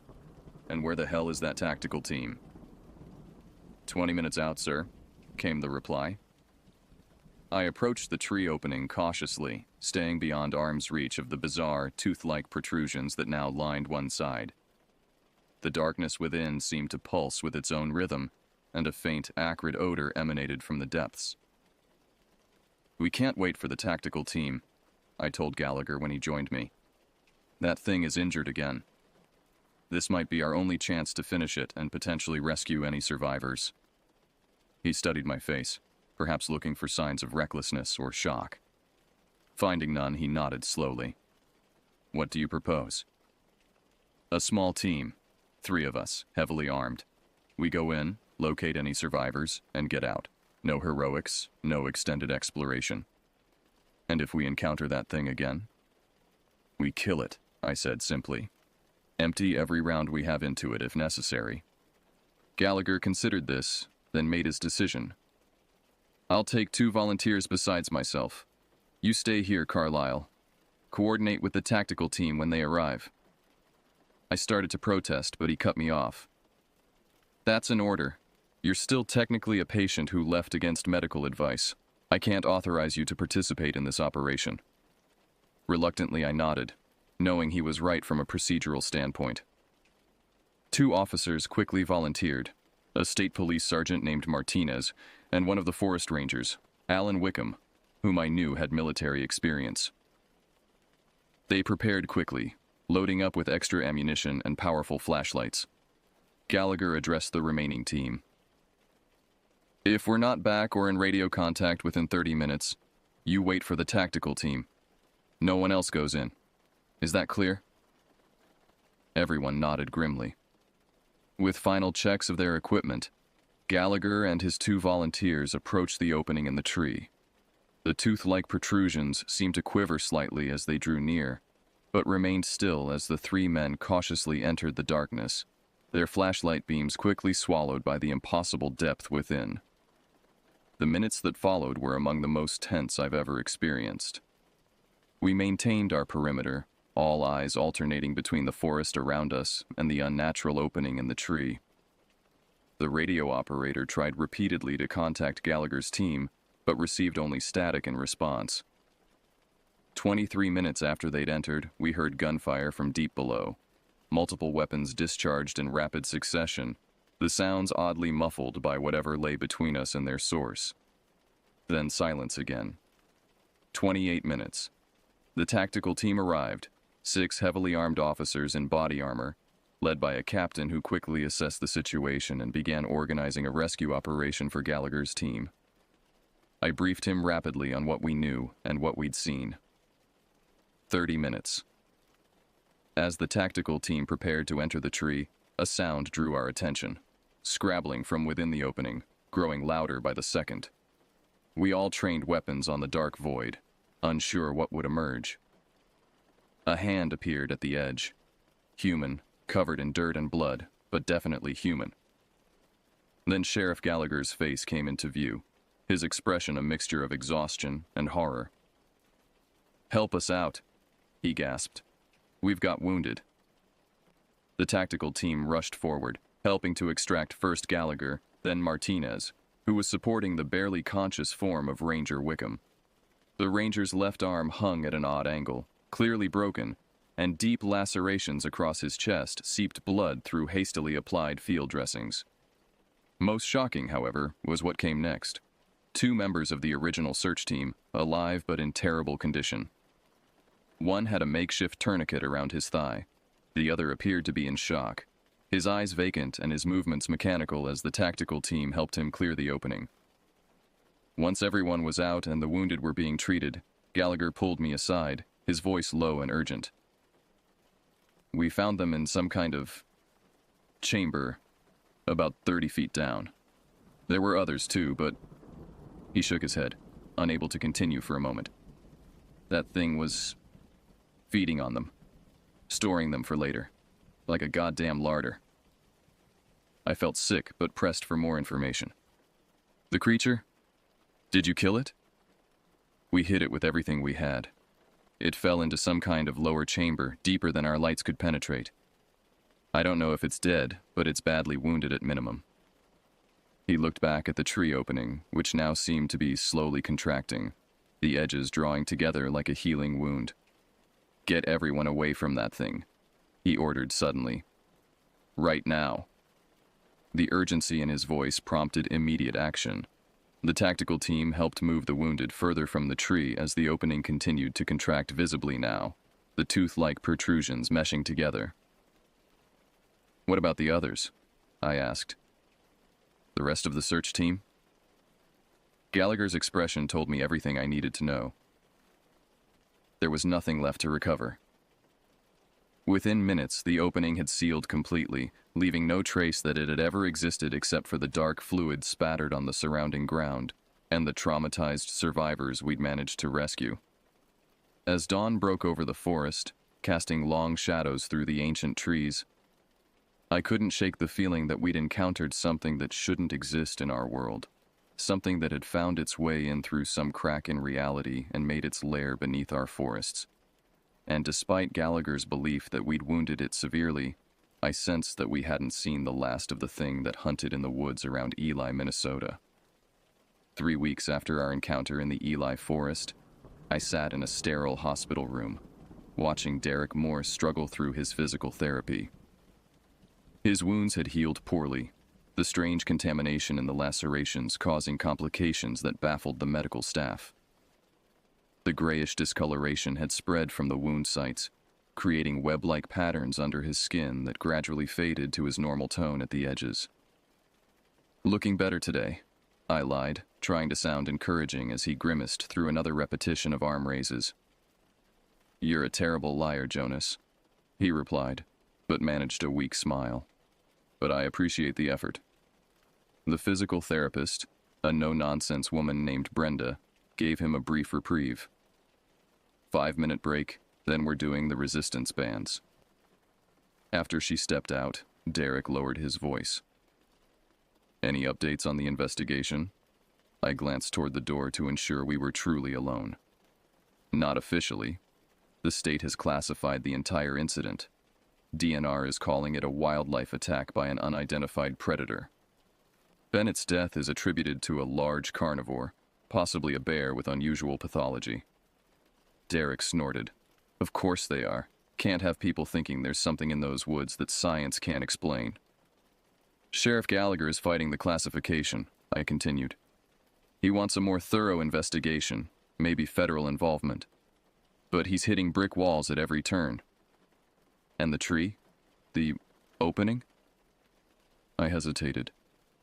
This was the part that still gave me nightmares. Gone. Completely normal pine when the follow-up team arrived the next day.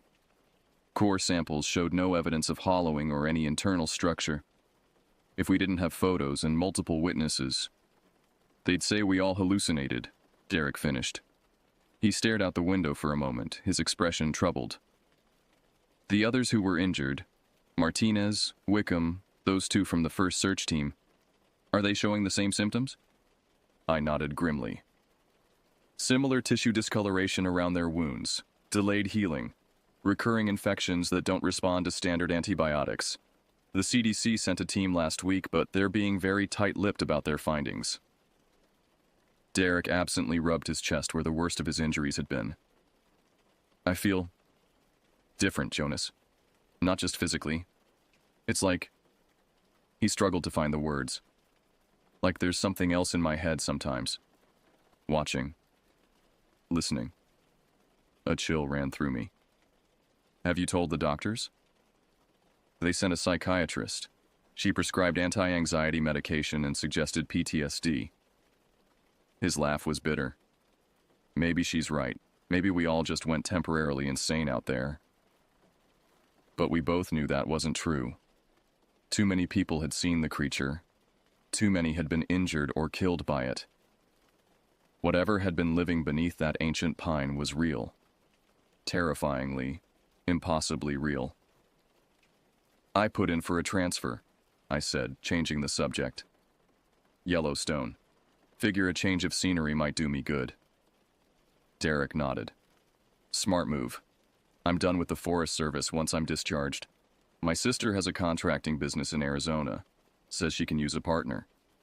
Arizona. I mused. Good call. Not a lot of dense forests there. Exactly. Brenda returned with resistance bands in various colors, ending our private conversation. I stood to leave, promising to visit again the following day. As I reached the door, Derek called after me. Jonas, be careful until you leave. It knows who we are now. His words echoed those he'd spoken as he was being airlifted from the forest clearing, and they followed me out of the hospital like a shadow. In the weeks that followed, I tied up loose ends at the ranger station, processed my transfer paperwork, and began packing my modest apartment. I avoided venturing into the forest alone, even for routine tasks, instead partnering with other rangers who hadn't been involved in the incident and therefore maintained a healthy ignorance of what lurked among the trees. Sheriff Gallagher called me occasionally, updating me on his continuing battle to get a proper investigation. His last call, 3 days before my scheduled departure for Yellowstone, was different. He asked me to meet him at a small diner on the outskirts of town, away from both the sheriff's office and the ranger station. I found him already seated in a corner booth, a cup of untouched coffee cooling before him.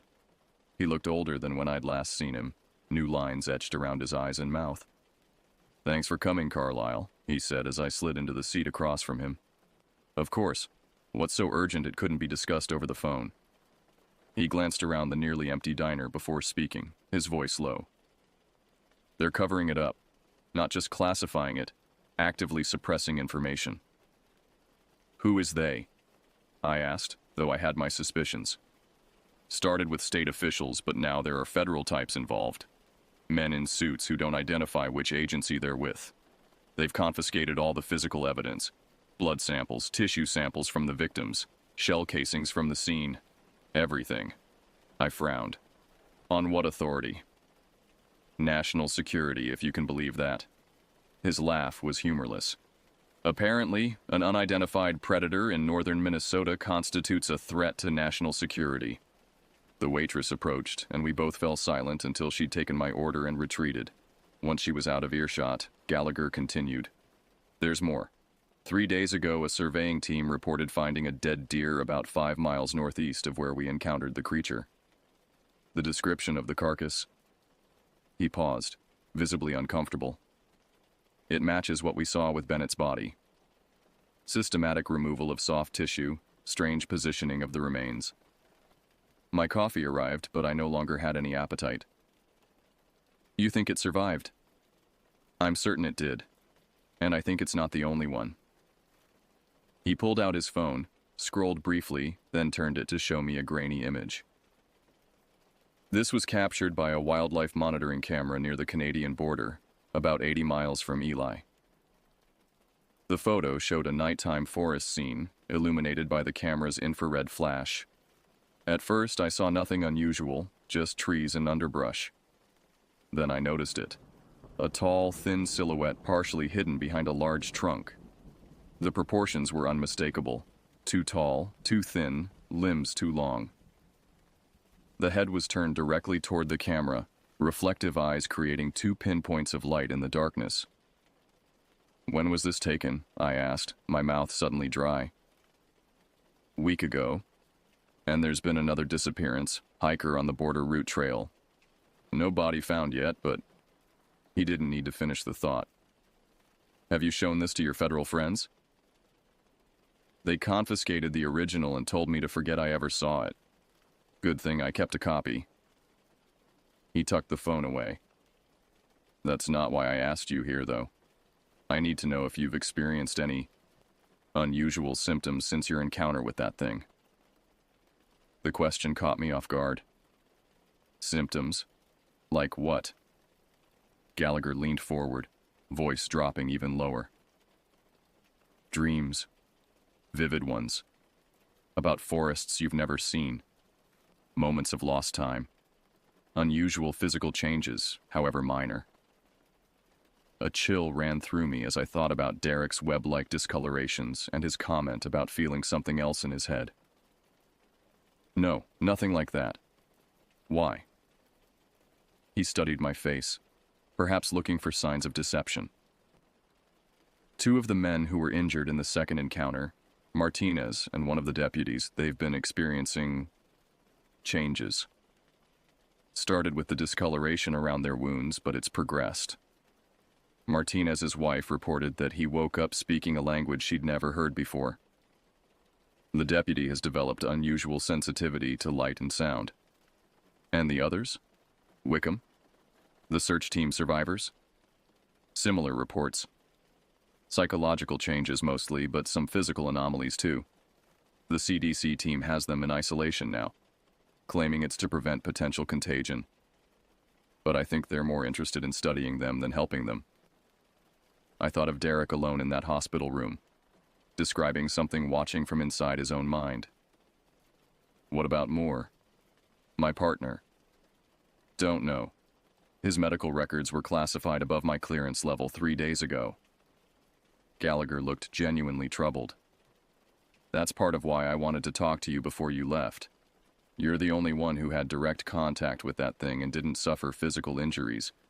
You might be the only uncompromised witness left." The implications of his statement hung heavy between us. If he was right, then the creature, or whatever it was, had some method of influencing or altering those it had wounded. And the authorities weren't treating it as a medical issue, but as something to be contained and studied. "What do you want from me?" I asked finally. "Be careful in Yellowstone, keep your eyes open, and if you notice anything unusual, in yourself or in the forests around you, document it securely and contact me through this." He slid a small notepad across the table. Inside was written an email address that appeared to be random characters. "It's secure, untraceable to me.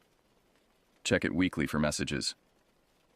I pocketed the notepad, wondering what I was getting myself into. "You think this thing might be more widespread than just Minnesota?" Gallagher's expression was grim. "I think what we encountered is just one manifestation of something larger, something that's been hiding in the dark corners of our wilderness for a very long time. And I think it's becoming more active." We parted ways shortly after, both of us carrying the weight of knowledge that couldn't be shared without risking ridicule at best, or unwanted attention from mysterious federal agents at worst. I finished my preparations for Yellowstone with a new sense of purpose. Not just escaping the memories of Ely, but perhaps continuing the investigation from a safer distance. 3 days later, the night before my departure, I received a text from an unknown number. "Moore missing from hospital. Room empty. No sign of struggle." I tried calling the hospital immediately, but was told they had no patient by that name. When I pressed, claiming to be family, the administrator insisted Derek Moore had been discharged 2 days earlier at his own request, but I knew better. Derek could barely complete basic physical therapy. There was no way he could have walked out on his own. And he would have contacted me if he'd been released. I reported his disappearance to Gallagher, who promised to investigate but warned me that his jurisdiction was being increasingly limited by state and federal interference. He advised me to proceed with my transfer as planned, to disappear into the Yellowstone system before anyone took too much interest in me. The next morning, I loaded my few possessions into my truck and left Ely, Minnesota behind. As I passed the Forest Service sign at the edge of town, I couldn't help looking toward the dense pine forest that stretched toward the horizon. Somewhere in that vast wilderness, something waited. Something that wore the shape of a man, but was not a man. Something that hunted with intelligence and purpose.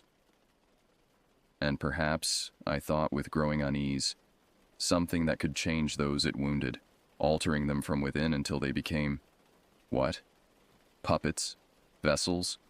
Or something else entirely? I didn't have answers, only questions that grew more disturbing the longer I considered them. One thing I knew with absolute certainty. The thing that had killed Michael Bennett and taken Derek Moore was still out there. And somehow, I doubted that the forests of Yellowstone would be far enough to escape its reach. Because the last dream I'd had before leaving Ely, the dream I hadn't told Gallagher about, was of running through unfamiliar pine forests under a vast starlit sky. My body moving with unnatural speed and grace, elongated limbs carrying me effortlessly through the darkness as I tracked the scent of human prey. And in the dream, I hadn't been the hunter. I had been the thing itself. I check my rearview mirror now, watching the Minnesota forests recede behind me. The highway stretches ahead, leading west toward new mountains and forests. I tell myself I'm escaping, starting fresh, leaving the horror behind. But deep inside, in a place I try not to acknowledge, something whispers that I'm not running away from the forest. I'm simply moving to new hunting grounds,